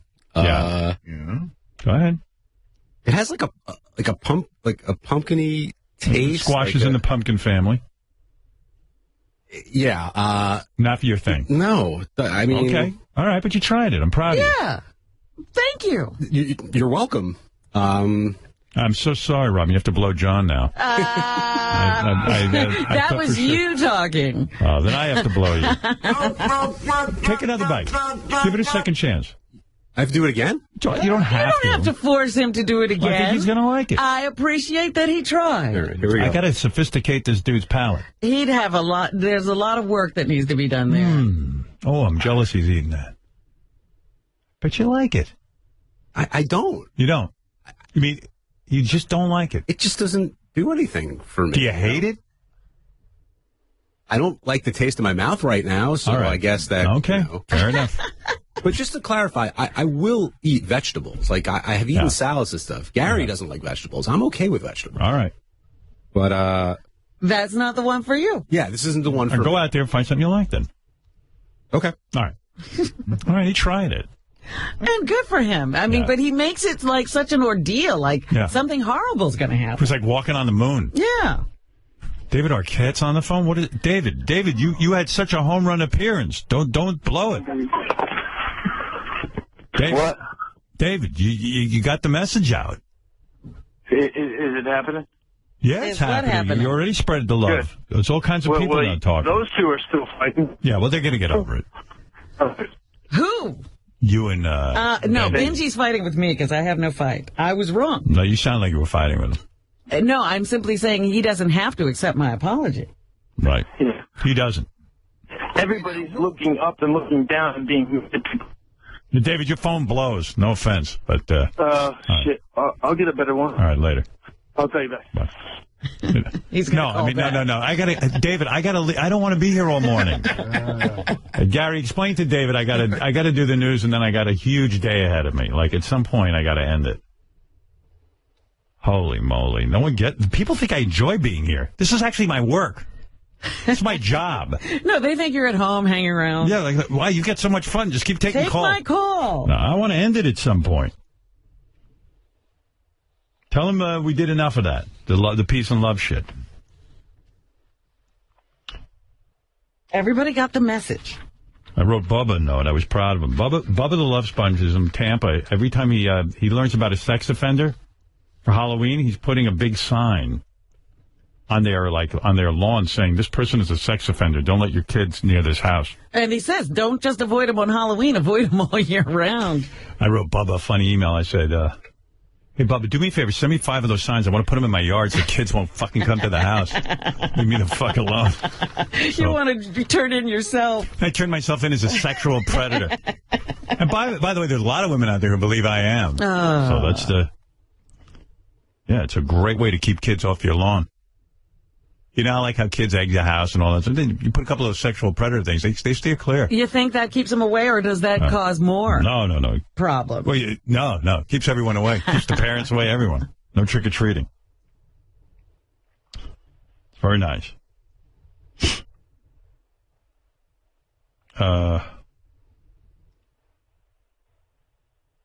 Gary had no phlegm this morning, by the way. I want to report that. I did notice he left the room at one point. I think he might have left to cough or something. Yeah.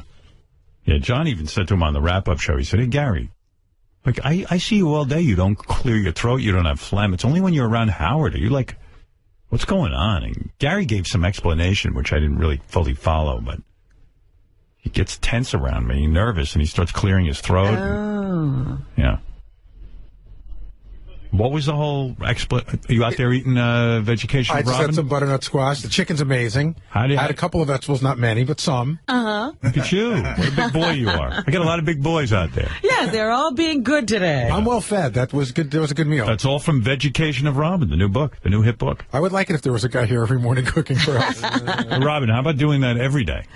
Well, maybe we could do it once a week. Oh. You want my explanation of the throat thing? So what happens if I feel something in my throat? Yeah. And I feel I have to clear it a little bit. and you sort of look my way, then in my mind it becomes all I can think about is clearing my throat. Oh, because you're like, and then if I clear it a little bit more, then you look, and then you make a face, and then it just gets worse and worse. Hey, you're actually on the phone clearing your throat. Hello?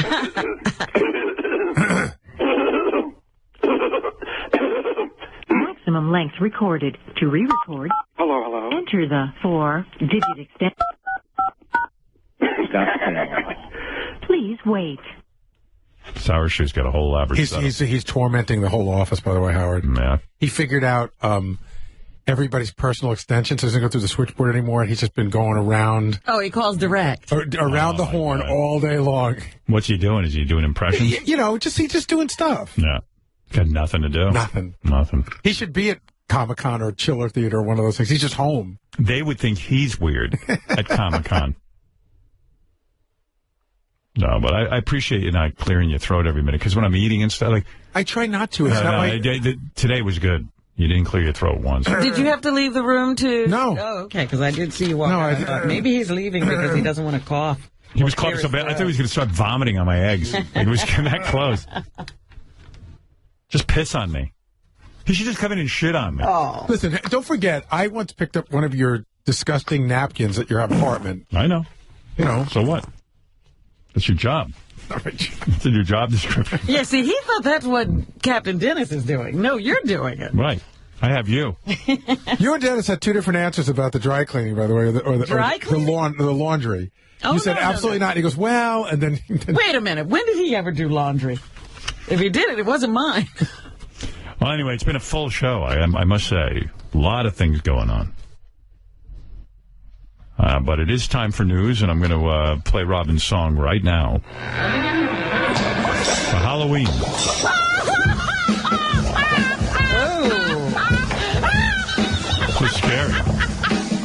I was jacking off in bed late one night when I closed my eyes and thought of a heavenly sight. I dreamed of Robin's muff lips spread open wide, then into her honeypot my hard penis did slide. Robin's gash. I dreamed of Robin's gash. It's Robin's gash. I shot my load in a flash. It's Robin's gash. I'd love to pound that snatch. It's Robin's gash. I dreamed of Robin's gash.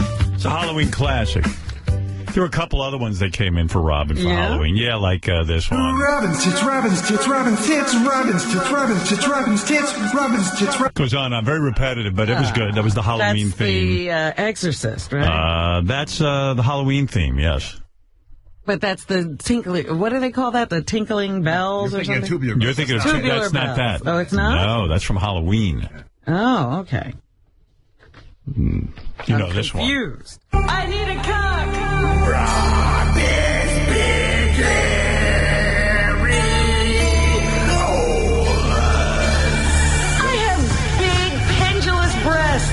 Robin's big hairy. You'll recognize Freddy Krueger and his theme. Yeah, that's Freddy Krueger. What that was. Robin's big areolas. I'm having trouble placing all these things. There's a lot of Halloween themed.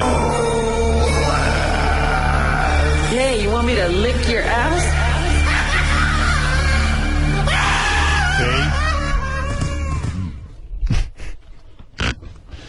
A lot of nudniks out there. That's Matt Evans. That's for sure. Yeah, thank you, Matt.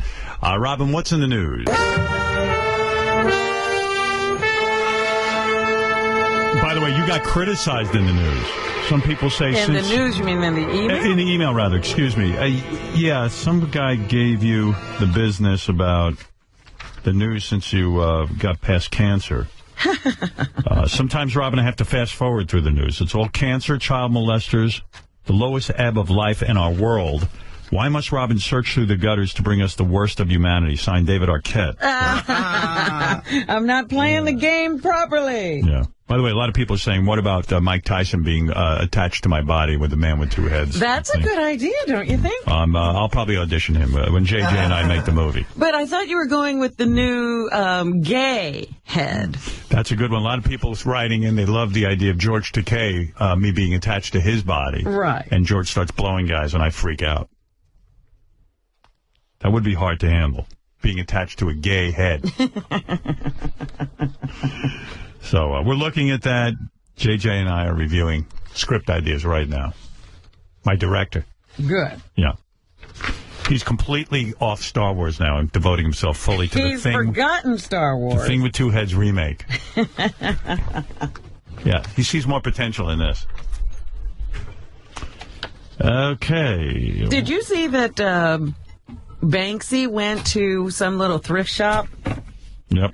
And took a painting, just one of those bucolic landscape paintings off the wall, and added a Nazi sitting there gazing out onto the landscape, onto this, nice quiet river. Right. And now the thrift shop immediately put it on eBay to auction off.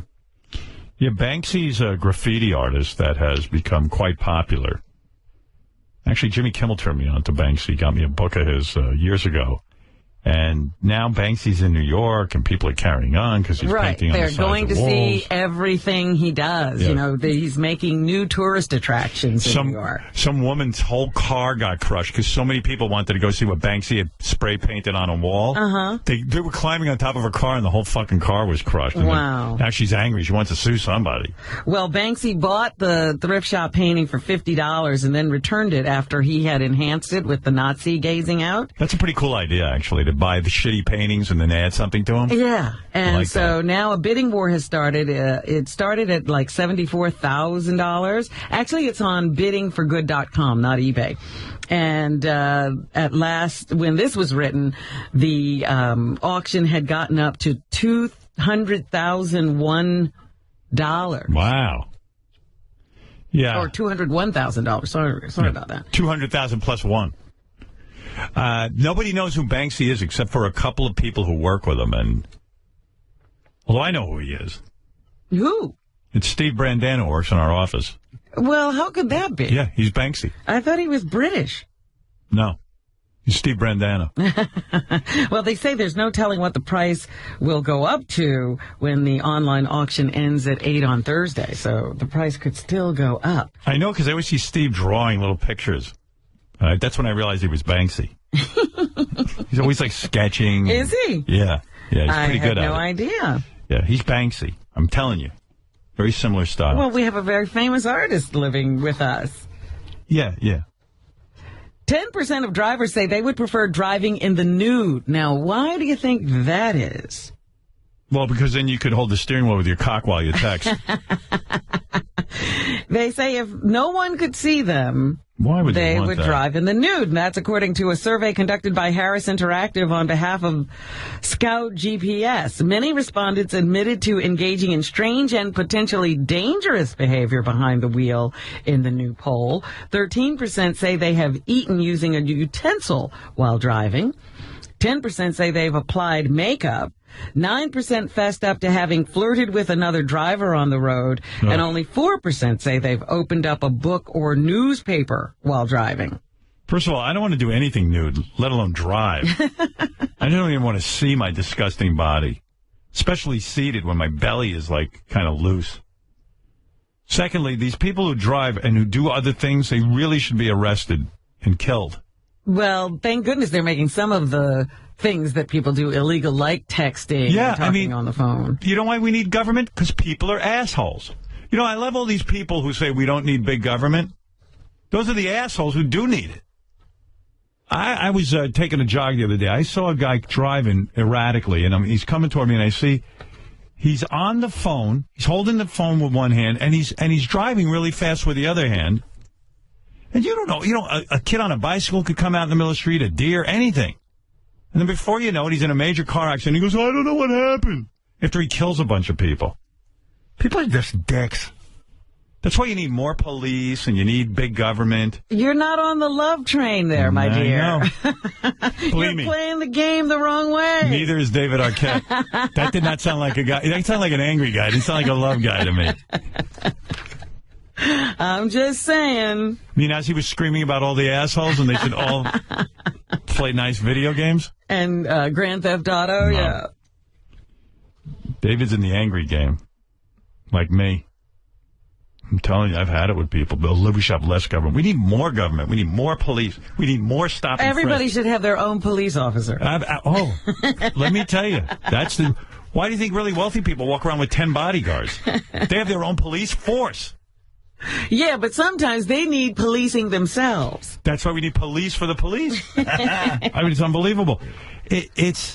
People are just creeps.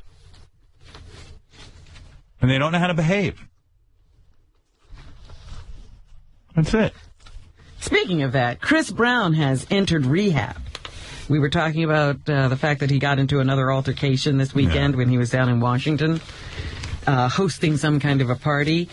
The reports say, at least the person who is the victim here, says he tried to photobomb Chris while two girls outside his tour bus were trying to get a picture with him. Right. And Chris then turned around and said, I don't go for that kind of gay shit. I go for boxing, or I'm not into that gay shit. I'm into boxing. And then he punched the guy in the nose, and the guy claims he has a broken nose, had to go to the hospital and get that fixed.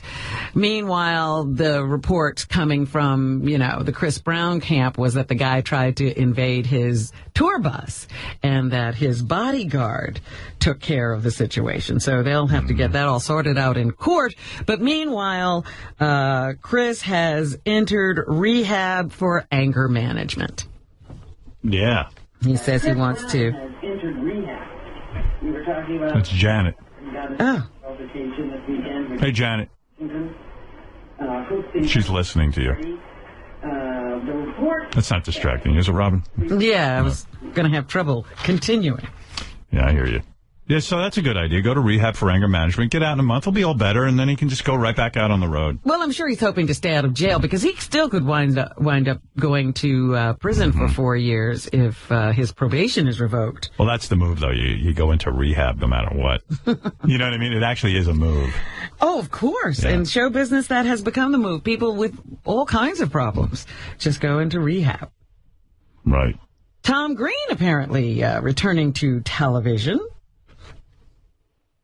Remember him from Tom from MTV. MTV days? Yeah, he's done our show. He's going to do Tom Green Live. That guy's had a lot of shows. Every Thursday on AXS TV.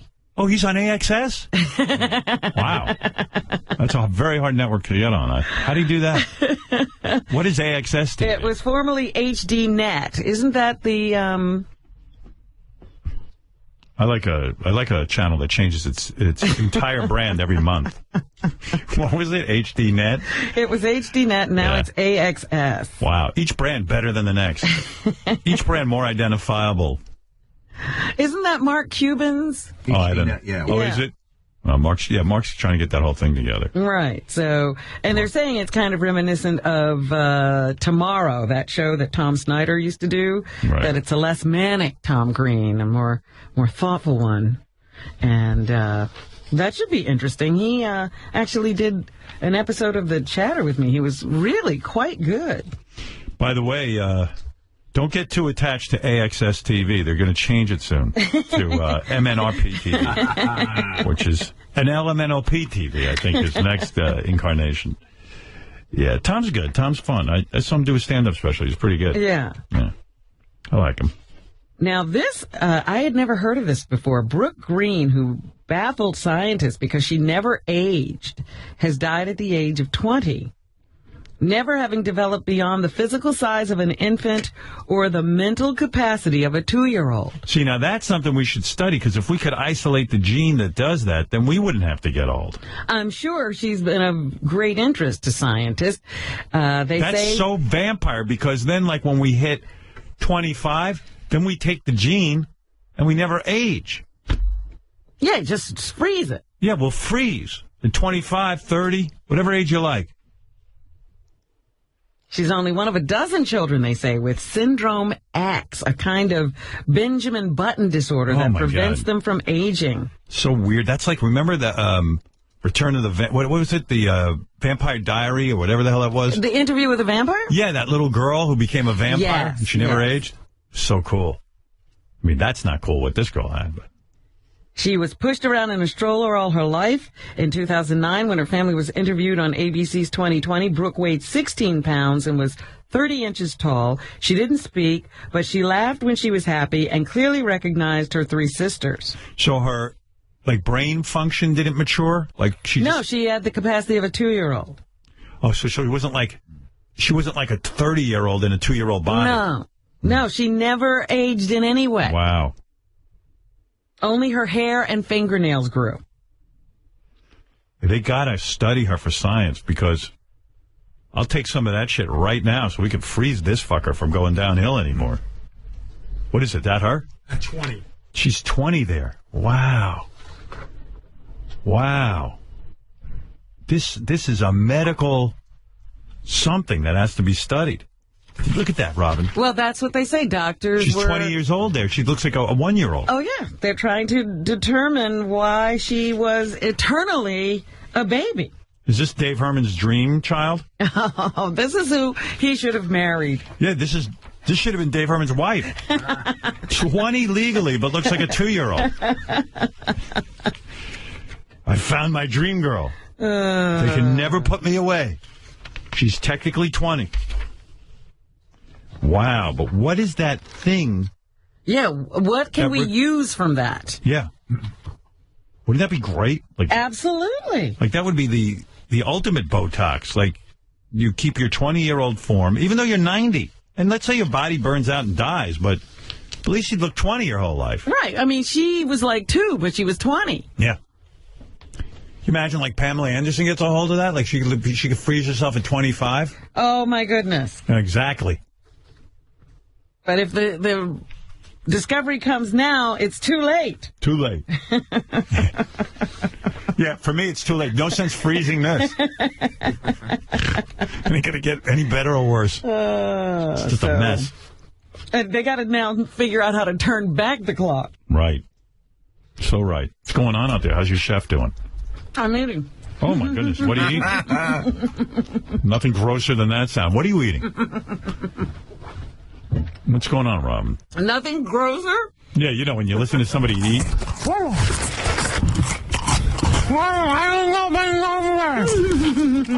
What are you chowing down on over there? I have some beets, roasted beets, kale, cauliflower, quinoa, and pickled carrot. Mmm. It's a party. Are you going to try anything? You were on John Hines' case. I would eat everything. I love all that stuff. Howard, they have salmon. Yeah, I had him bring salmon and potatoes for you. Yeah, but I order it from my place. But it's going to be, you can't vary it. No? You can't eat his salmon. Right. No, I could, but they got my beautiful lunch that goes to waste. I will eat it. I love all that stuff. You're not going to get any argument from me. I'm not like these nutnicks. But, you can't have that conversation with John Hine and then not try the food and say, I have to eat my lunch. Yeah, but I got a whole lunch coming. What am I going to do? I don't want to eat 2 lunches. You don't have to eat 2 lunches. Eat the 1 lunch from me. And then what am I going to do with my lunch? See?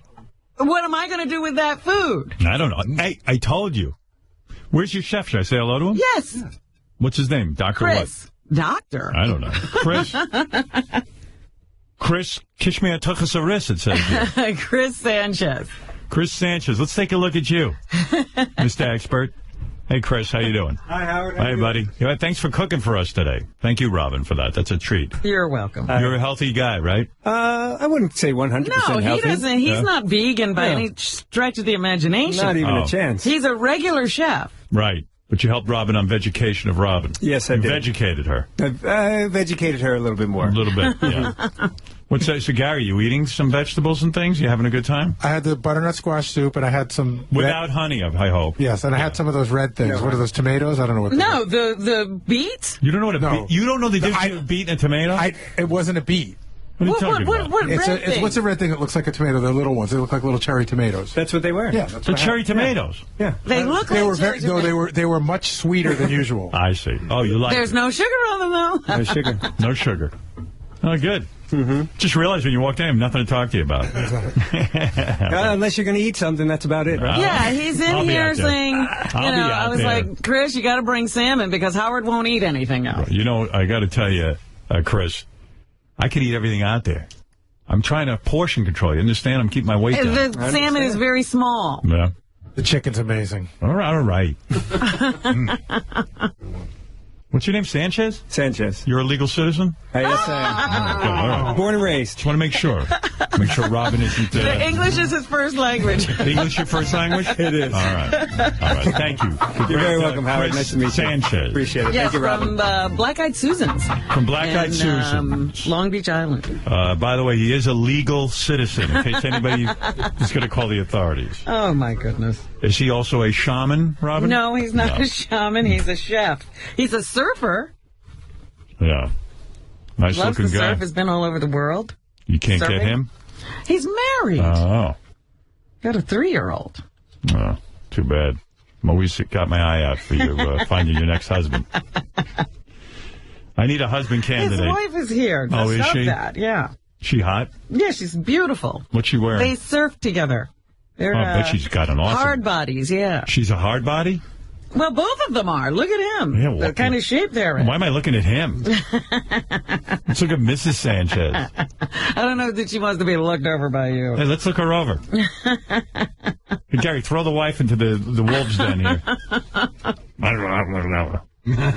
She's very quiet, very shy. Leave her alone. It's weird. I'm slim, but I'm a soft body. Robin, what else is in the news? The results from a University of Nebraska-Lincoln study aren't surprising many people. Men look at women's bodies. Psychotherapist Dr. Karen Ruskin says the study was really unnecessary. 1-5. All right. She says it's unnecessary. Right. We all know men look at women's bodies. How much did they pay for that study? Do we really need to know? Do we need permission to be told it's okay, men? It's healthy and normal. The fact that you're looking at women's breasts. The fact that women like to admire other women's bodies. Yeah, because that was the one thing that was surprising in the study. They said that when women are talking to each other, they take in the other woman's body, yeah, too. Of course they do. That is a dumb study. Karen says that some women do have parts that stand out. 1-6. Women's bodies are like pop-up art.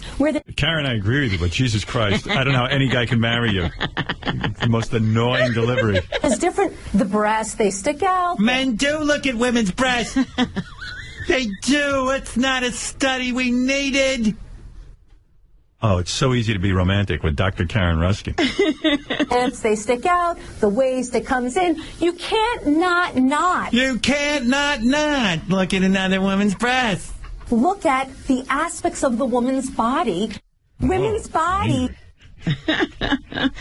The study showed that women with larger breasts and hips paired with narrower waists prompted the longest looks and were also rated as having the best personalities. People with wide hips have better personalities? They said if you've got the skinny waist, big breasts, and wide hips. Those are the people you like. That's who people like, yes. Yeah.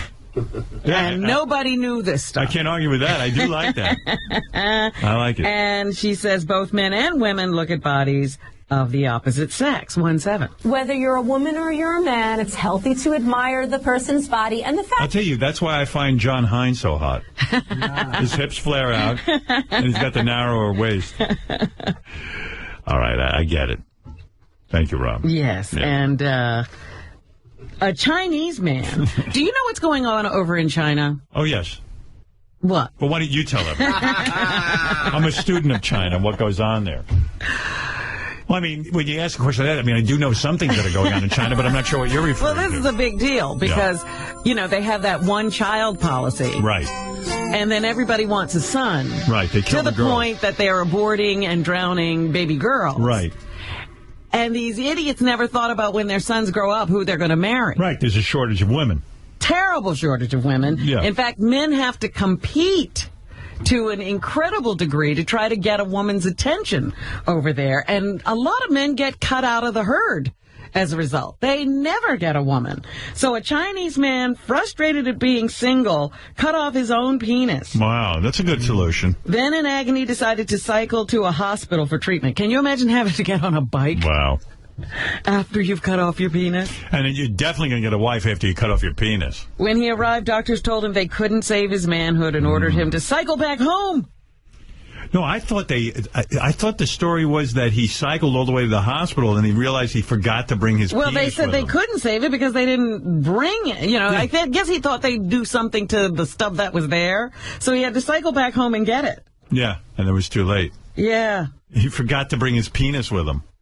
That was it had been without blood too long by the time he got back to the hospital. But wouldn't you send like an ambulance and leave him there? They had him cycle back himself. What an idiot. You can imagine. Yeah, we're just go bicycle home.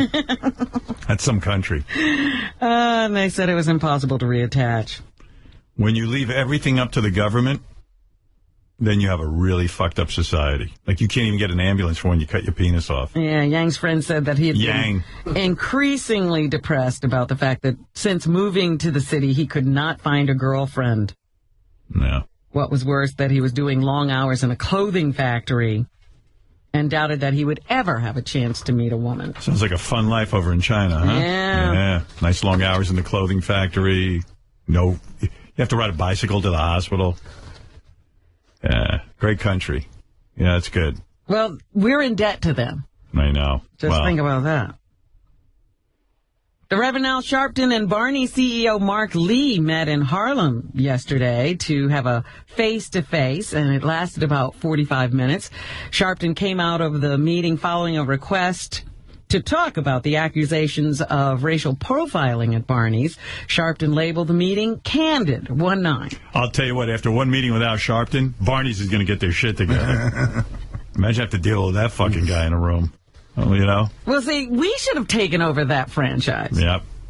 Meet with us. Yeah, we're way more reasonable. To protect the community, or the community should not invest consumer dollars in companies or stores that do not respect their personhood. And that is what was communicated from our side. Barney CEO Mark Lee says racial profiling would never be tolerated at his stores. 110. All right. Barney says a zero tolerance for discrimination of any form. Racial profiling is an extremely serious form of discrimination. We take it very seriously. And if we found... By the way, Barney said they didn't even call the police. They said they had nothing to do with the profiling. Right. See, that's why Jay-Z said, I'm going to wait to hear everything. That's why he did that. He said, let me see what everyone is going to say. Again, he could have said some other things up front. Well, I don't know. That could have calmed people's concerns, and we wouldn't have to be listening to Al Sharpton right now. Well, that would be a blessing. That's what I'm saying. I know. Now Sharpton is asking all major retailers to sit down for a conference to avoid profiling. Would you consider marrying a Chinese guy?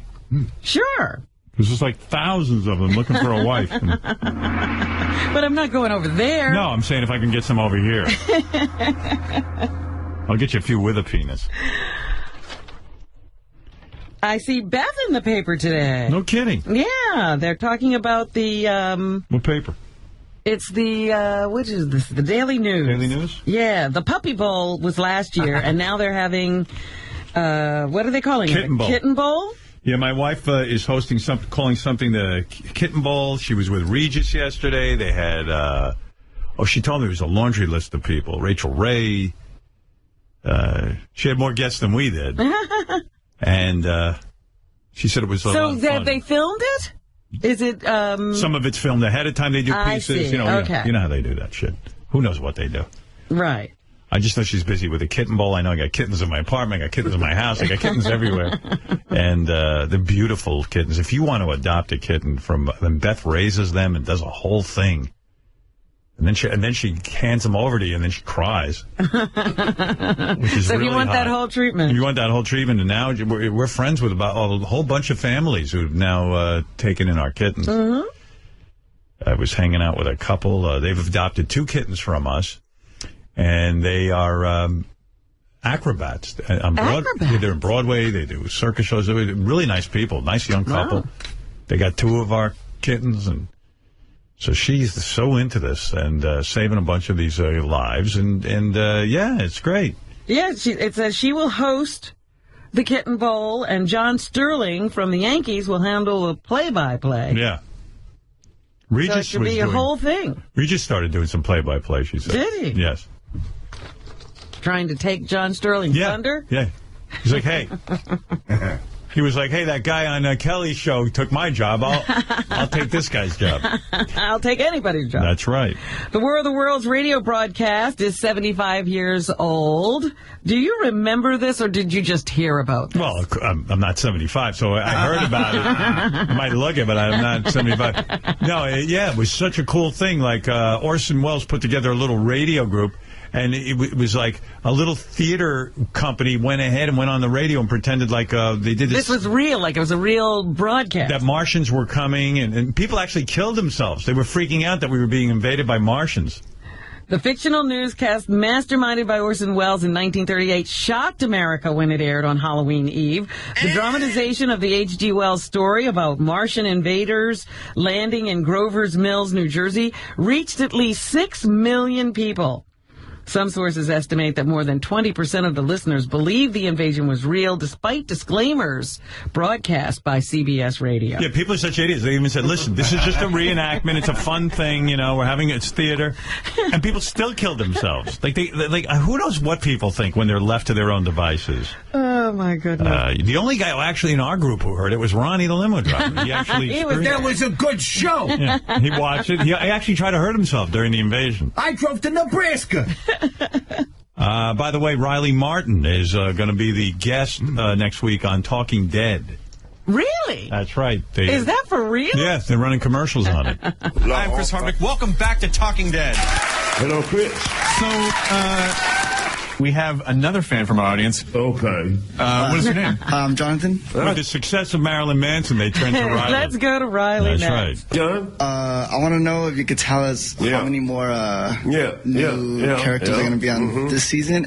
Just shut up, sit down, man. Big head. If you could bring back one cast member, who would it be? Well,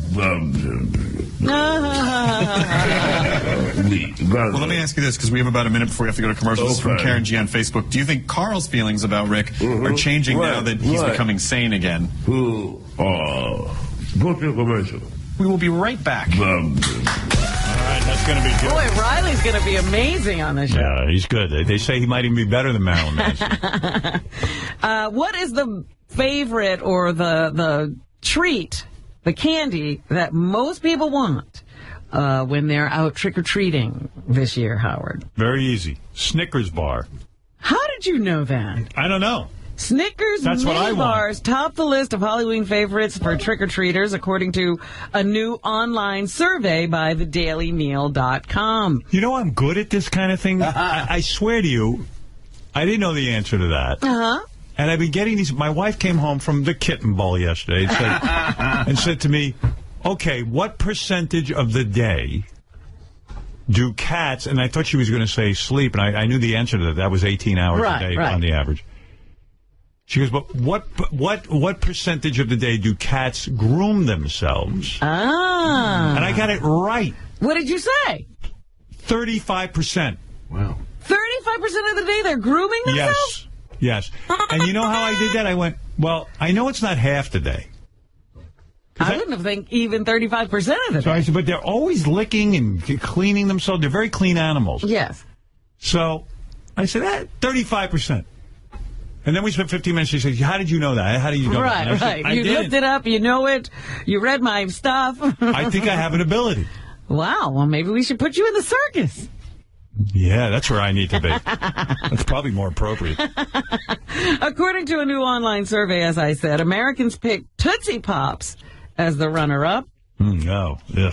Bazooka and Hubba Bubba Bubblegum both cracked the top 10. Hubba Bubba's good. Which was rounded out by Reese's Peanut Butter Cups, Skittles, Twizzlers, Starburst, Kit Kats, and Sweet Tarts. I tried to get Bubba to change his name to Hubba Bubba when he came here. He didn't want to do it.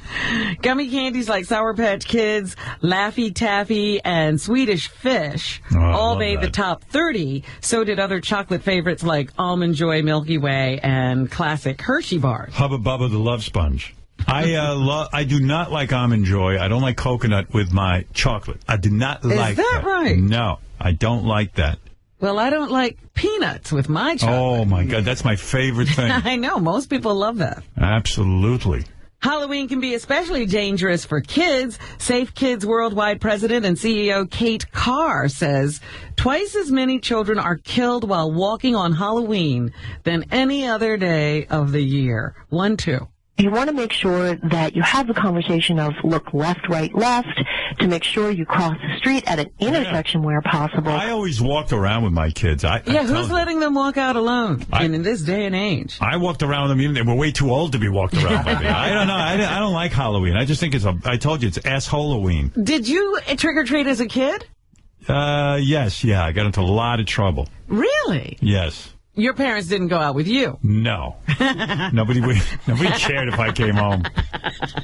No, I would just go out. Because, we were just out there marauding around the neighborhood. Oh, one year I got chased by the police. Oh, my God, I was hiding in a bush half of Halloween.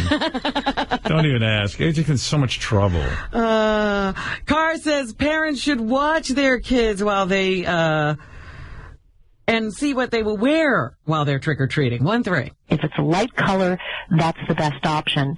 But if it's a darker costume, add a little bit. I love how experts are always so calm. If it's a darker costume, talk about your kid getting killed. Somebody get a little excited over here. They're trying to keep it calm. If it's a darker color, add something that people might see. My parents always sent me on Halloween wearing all black. There's reflective tape or some reflective tape or some. I'm a very calm professional. Something shiny. Yes, and please, no matter what you might hear out of my voice, I will never modulate more than this. That's the way to be an expert. Well, let's see if she changes her attitude with this one. She says, Halloween can be a sad night for parents and children. Halloween can be a sad night for parents and children. There are many pitfalls to going outside. Look, a lot of people, the number of fatalities doubles overall. She's an expert. That's the expert voice. I hate experts. The number of fatalities double. We're talking about people getting killed here. You can raise your voice a little. Making it the most dangerous night for kids. And there's a simple reason behind that. Kids are going out and they're on the streets. It's dark. Very simple. It's dark. There's a simple reason. There's all I hear is Well, I feel that she's talking to these parents like they're 2 years old. Oh, yeah. Like condescending. It can be a very hard night. Let's talk about 9/11. It was a terrible tragedy, I know, but I'm an expert on 9/11, and those guys came over and blew up the World Trade Center. Blah, blah, blah, blah, blah, blah, blah, blah, blah. When you talk to your children about Halloween, have them look right, left, right. I'm not the child here, you fuck. I mean, why are you talking to me like I'm a baby? Oh, my God. And some people... Who's she talking to? Well, you'd think she's talking to kids, but I think she's talking to the parents. Good Lord. The number of fatalities doubles overall. Overall. I'm an adult. And it's easy to understand. It's dark. You're out in the street.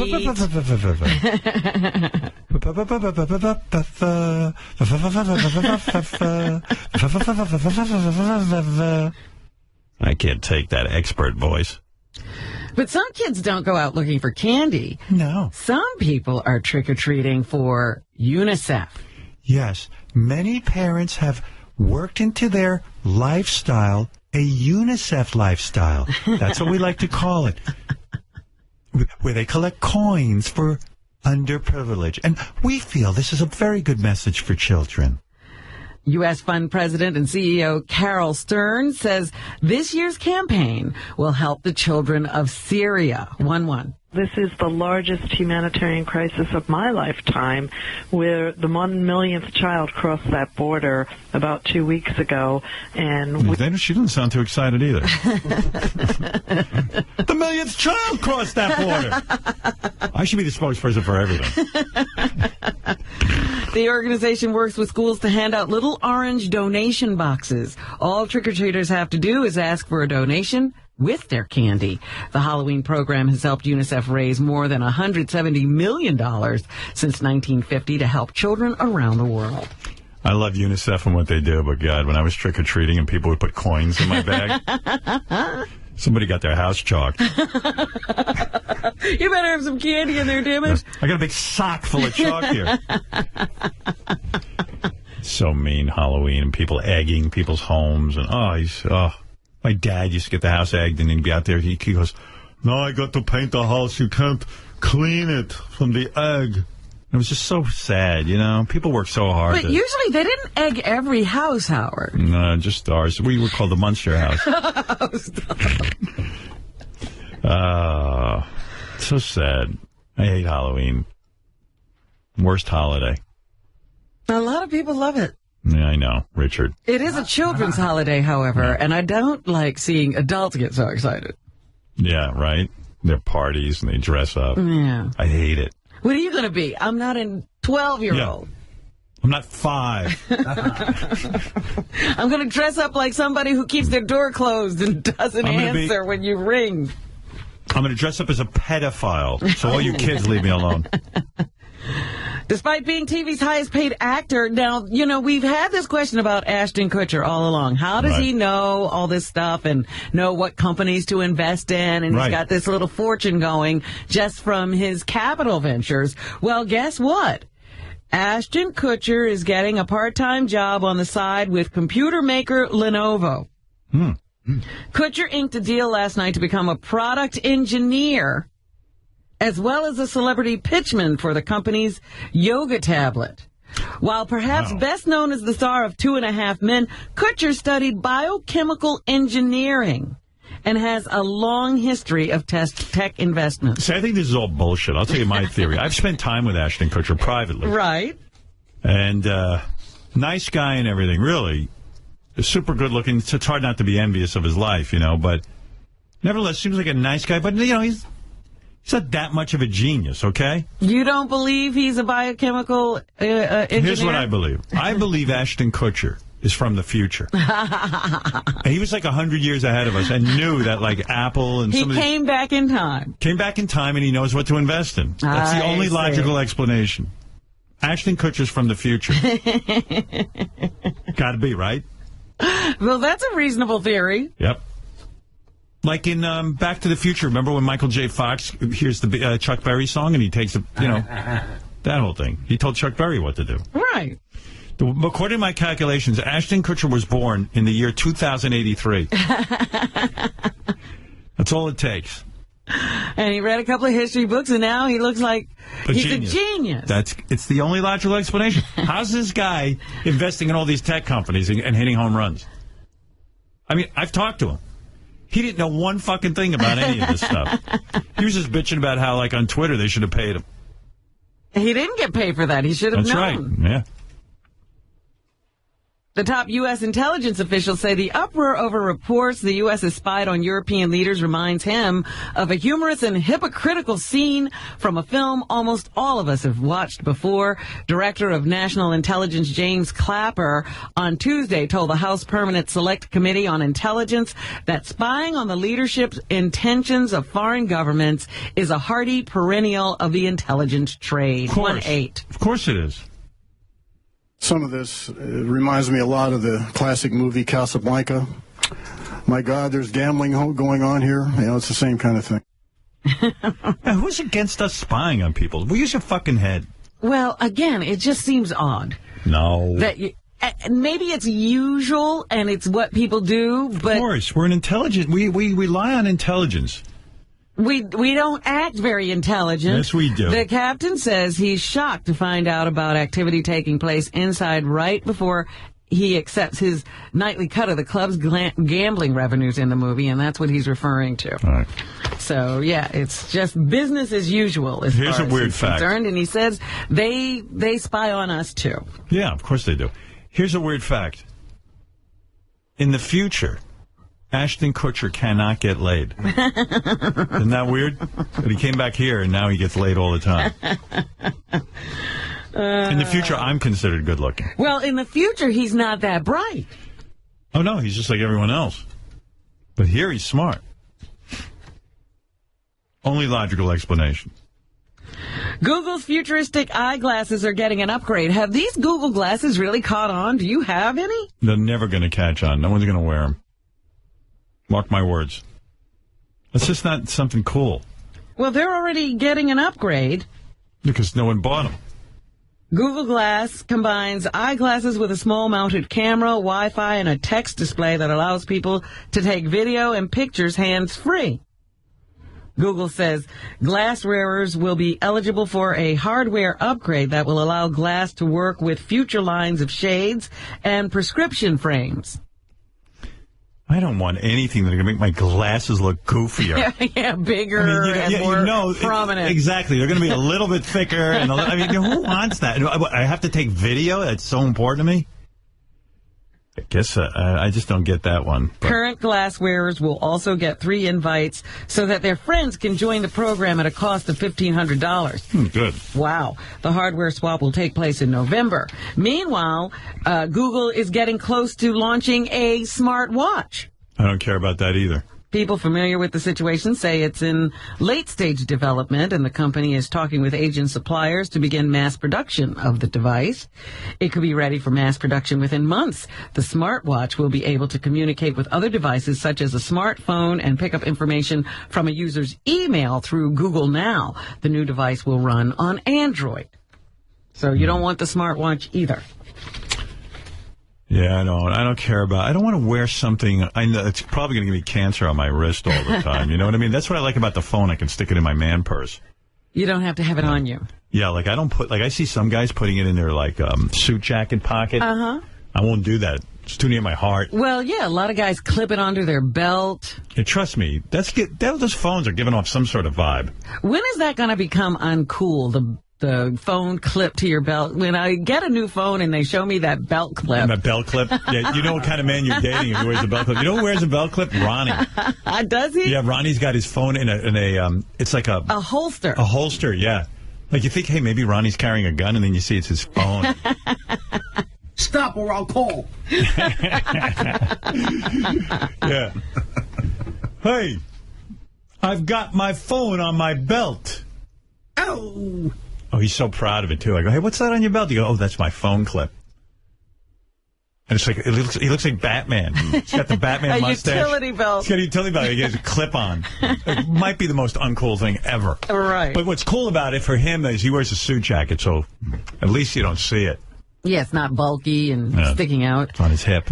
New York will likely become the first big city in America to raise the smoking age from 18 to 21. I can get my phone out of my holster by drawing it real quick so I can tweet you faster. Oh! Oh! The council is expected to pass a bill today banning those under 21 from buying What's wrong with you? tobacco products and electronic How am I supposed to carry a phone? Show Robin your belt clip. Go ahead, open up your jacket. Look at Check it. this out. Oh, wow, that's a big one. Open it up. Open it up so you can see. No. Yeah. I mean, open your jacket. Yeah, it's like a Turn holster. time. Right next to my magic lariat. What am I supposed to carry with my phone? Isn't that the best? I love it. I mean, is that the best? No, that's exactly where you should be carrying your phone. What's the difference? I mean, No, I love it. I can't put. Where am I going to put it? In my pocket? No, it's good. Yeah, looks ridiculous in your pocket. Yeah, don't put it in your pocket. Look, it's ridiculous in your pocket. Because look, it doesn't look ridiculous on your belt though. I put it in my pocket. Yeah, it bulges. Oh, that's ridiculous. It's ridiculous. Yeah. Ruins your pants. So cool on Hey, your Robin, belt. is that Ronnie or is that Batman? Weirdo. What else you got on your belt? Nothing. Okay. Just wonder. Look, I got the coolest device. It's a phone. Keys. Oh, you got keys clipped to you, too? Yeah, you got them clipped. Wow. He's got them clipped on. And a refrigerator magnet. What's wrong with you? I love it. See that thing hanging off his, see, like it hangs out of his jacket? Turn to your side and let Robin see that hanging out of your jacket. What? Your hall pass. Go ahead, turn around. Turn toward Robin. You see how it hangs out of the bottom of his suit jacket? Oh, my goodness, yes. He's got all kinds of shit clipped Yeah, on but him. where am I supposed to carry that? What do you want? You know who he's like? You know what? You are a weirdo, I swear to God. Remember that country artist, the woman wrong with who used to have all the tags What was on her name? Minnie Pearl? Minnie Pearl. Yeah. He's like Minnie Pearl. Hello. Look, when you go, you have to open doors. 87. I'm letting people in the bathroom, like 50 people in the bathroom today. I mean, you have to pull it. What am I supposed to do? Go in my pocket every time and pull it out? Every time you pull that out, just say, howdy. Yeah. What's wrong with you, man? You've lost your mind. Okay. Hey, thanks, Ron. You should go out and try the food. It's really good, man. Yeah, what are you eating? I had... Vegetation of Robin. Yeah, I had some of the beet salad. Yeah, the beet salad's amazing. The olives with the almonds in it. The green... Look, those are chickpeas, the green things? What are those? I think those are almonds, aren't they? No. There was a separate thing. Oh. It looks like a chickpea. Hey, it's green. Hey, Ron. But it's green. All about the chicks. Robin. What? Green things aren't chickpeas. They look like chickpeas, but they're green. Are brown. Edamame, maybe? Who? Mommy? Edamame. And a little mommy? I just ate my mother? Ronnie, you're so little mommy? You're so sophisticated. You've never heard of edamame? No. Okay. All right. No. Listen. Hell no. How many? So we counted 3 things attached to his utility belt, right? Yeah. And probably he's thinking of adding more. Yeah. Because Batman's belt grew. So Batman. I don't have a Batman mustache. You know what? You got to get those metal clips so you can climb the side of a wall. Yeah. And some Chinese stars. Yeah. He's got, so he says, I only have my phone and my clip. Now he's got keys and a card clip. And the card. No, the card, it's clipped to my... Yeah, I know, I see. Yeah. It's cool. I mean, come on. When you get dressed in the morning, do you get to slide down a pole? Wait, you got the thing around your neck. I do. He has it around his neck. I do. And what it's a pain in the ass, because you got to bend down like this to open the door, right? I take it off and wave. Ronnie, do you ever carry a coin changer so you don't have to put coins in your pocket? I used to have one Next of those. thing for his belt. Like an ice cream man. When I was a cab driver, I had one of those little change things. Things. Ching, ching, ching. Yeah. All right, thanks, Ron. All right. There you go. So anyway, yeah, people under 21 won't be able to buy either tobacco products or electronic cigarettes. This comes 2 years after the city banned smoking in public parks and beaches, and decades after it became illegal to light up in bars and restaurants. Well, good thing I have my phone on my utility belt. The people need help. Yeah. Let's buy some hose. Uh-oh, an emergency tweet is coming in. Quick. Whoa. Stop the clock. I have to tweet. He's super fast at pulling that out of his holster, too. Dude. He's like, have gun will travel. Oh, yeah. His have phone will travel. Dude. Daylight savings time ends this weekend, I got a call.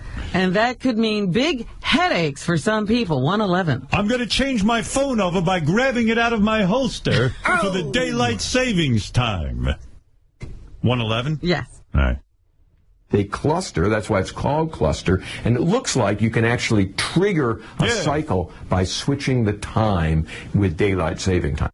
So you can get cluster headaches from the time change. My wife wants me to clarify something. Okay. All the kittens for the Kitten Bowl are available for adoption. Oh, wonderful. Yeah, most cute Are kittens they your kittens? Some are. Some of the kittens on the Kitten Bowl are my kittens. Wow, yes. okay. Thank you.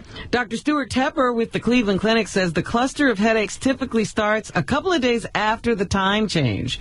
The phenomenon is seen more in men than in women. So. Oh, this is daylight savings time? Yeah. You know what? When did everyone get so fucking sensitive? Like, you know, one person gets a headache on daylight savings time. Now it's become an epidemic. I don't know how that happens. Fucking suck it up. You never noticed. No. Good Lord. Yes, there's a condition called, you know, they'll have a name for it. During daylight savings time, many people get cluster headaches. Another reason not to show up to work. Yes, it's the time change. It's gotten to me. You know why the time change doesn't get to me? Because I'm too busy working. I don't even know there's a time change. Ridiculous. Can you imagine that your plane crashed and nobody noticed? No. What happened? Well, it happened. The National Transportation Safety Board is investigating why a plane crash at Nashville International Airport went undiscovered for as long as 6 hours. A pilot taxiing by the downed plane alerted air traffic control. 116. Wow. How's something like that happen? See, Robin? You said that couldn't happen. About 500 feet from the departure into runway 2 center at the touchdown zone, and appears that something may have gone off the right side of the runway. Officials say wreckage of the single-engine Cessna was found Tuesday morning. A body was also recovered. The plane was registered to Windsor Flying Club, based in Ontario, Canada. So there will be a further investigation to determine why it was there for so long and nobody knew. That's terrible. The majority of Americans still support the death penalty, but the numbers are falling. I know you're no longer a supporter, even though you campaigned on that issue. I like the concept of the death penalty. The problem is the people are flawed. The system puts too many innocent guys away.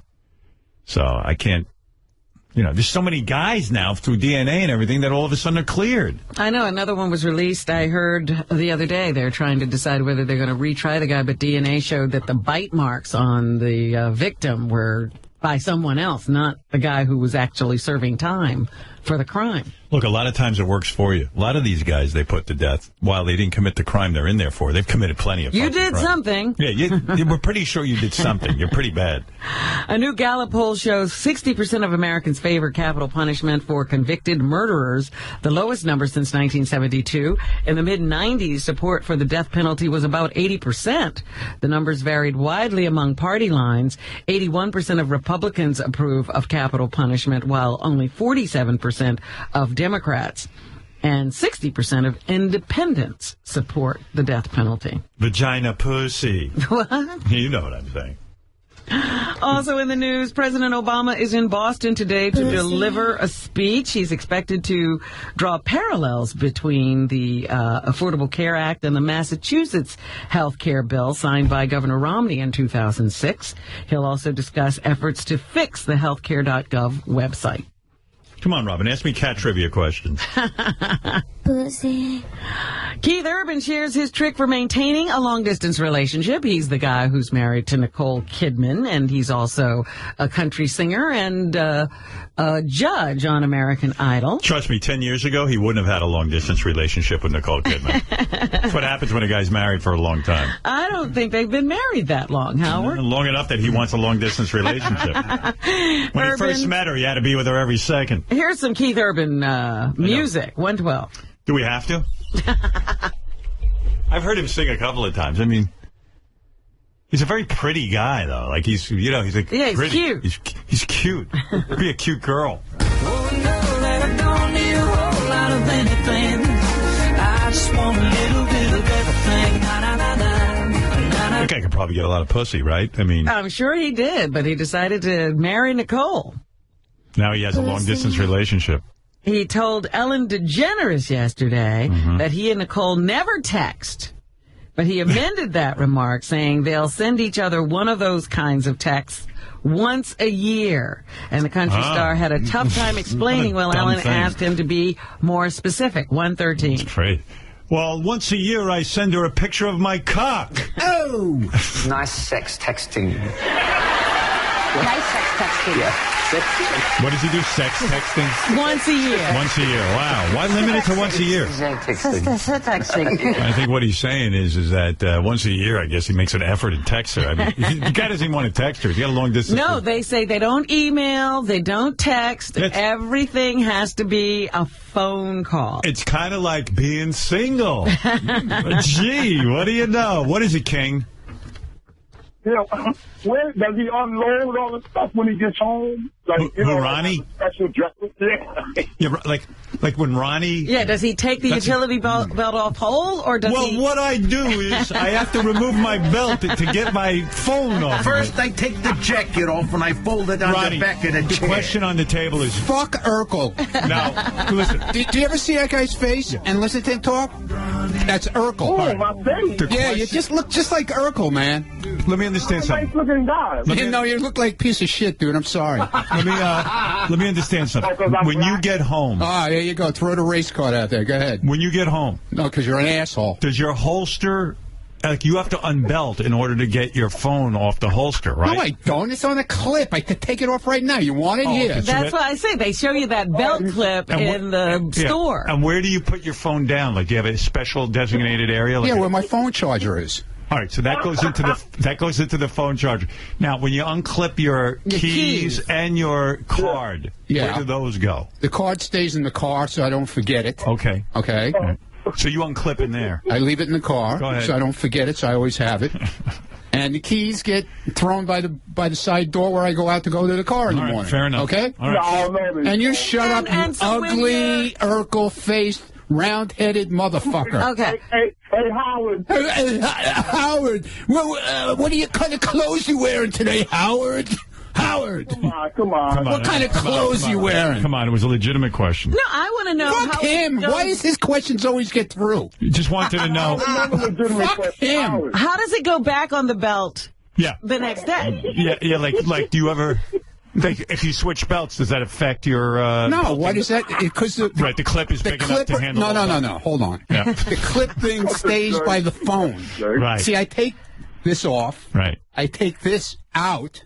The phone. Yeah. Yes. I And then plug they it all into the together. charger, They stay and together. It fits together like All right, that. but let me ask you something. Okay. On weekends, when you're casual, Ronnie, you're not wearing a sports jacket. Yeah. Will you clip on? Good question. You clip on? Yeah, I do. You do. So, like, It's easier to carry. This way I don't pocket dial anybody. Right, and if your shirt's tucked in and stuff, so people can see your phone on your clip, right? I mean, it's pretty visible. Yes.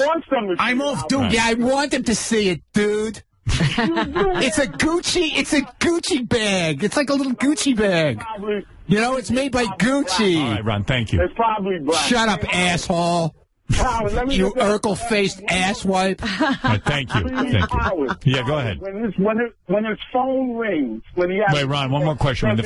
When the phone rings, does he flip his jacket and then clip it out? Yeah, like the move drawing is, a gun. When the phone rings, you got to like a gunslinger. You got to flip your jacket. Rip it out, yeah, man. right, yeah, okay, yeah. Yeah, it's ringing right now. Yeah, it's ringing. You want me to answer it? Yeah, go ahead. Go ahead and answer in the hall. Hello? Oh, God. Hello? All right, thank you, Ron. No, I was just wondering about, as he's going out the door. So he gets dressed in the morning. He puts, his suit on and his belt. Then he gets to the door. He puts the holster back on, and he puts the phone in. Yeah, it's like a guy with a gun. Yeah. Does he use the car? Are his car keys on that? No, separate move. Ah, okay. Everything is belted to him or attached in some way. And is it black? I know it's black. It has to be black. Yeah. Yeah, it is. It's cool. Such a jerk. All right, King. Oh, God. Thank you. Hey, no disrespect. It's a picture of your wife, and I don't never ever want to disrespect you, but I almost did it. What picture? Really? Yeah, I almost. Dude, that's not disrespectful. That's a compliment. Oh, I was like, I say, should I? She is so What picture? fine in this picture. She has on this dress with peep-toe shoes, but she has on this, it's a dress. I put it on Twitter. I said, she is so Where'd you fine find that? What picture? It's on her Twitter account. All right. I don't know which one you She's mean. looking at the phone with this red lip. Howard. All right. Well, listen, that's not disrespectful. Thank you, King. I might do it right now in the suite. Go ahead. You got permission. Believe me, I find that on. That turns me on in a weird way. Thank you. Never think that's disrespectful. Anyway, we talked about the Jonas Brothers earlier, so here's a little example of the music you'll never hear being made again because they've broken up. 114. Oh, yeah, this is upsetting. By the way, there it is. By the way, we tweeted out a picture of Ronnie's utility belt at Stern Show. Stern Show.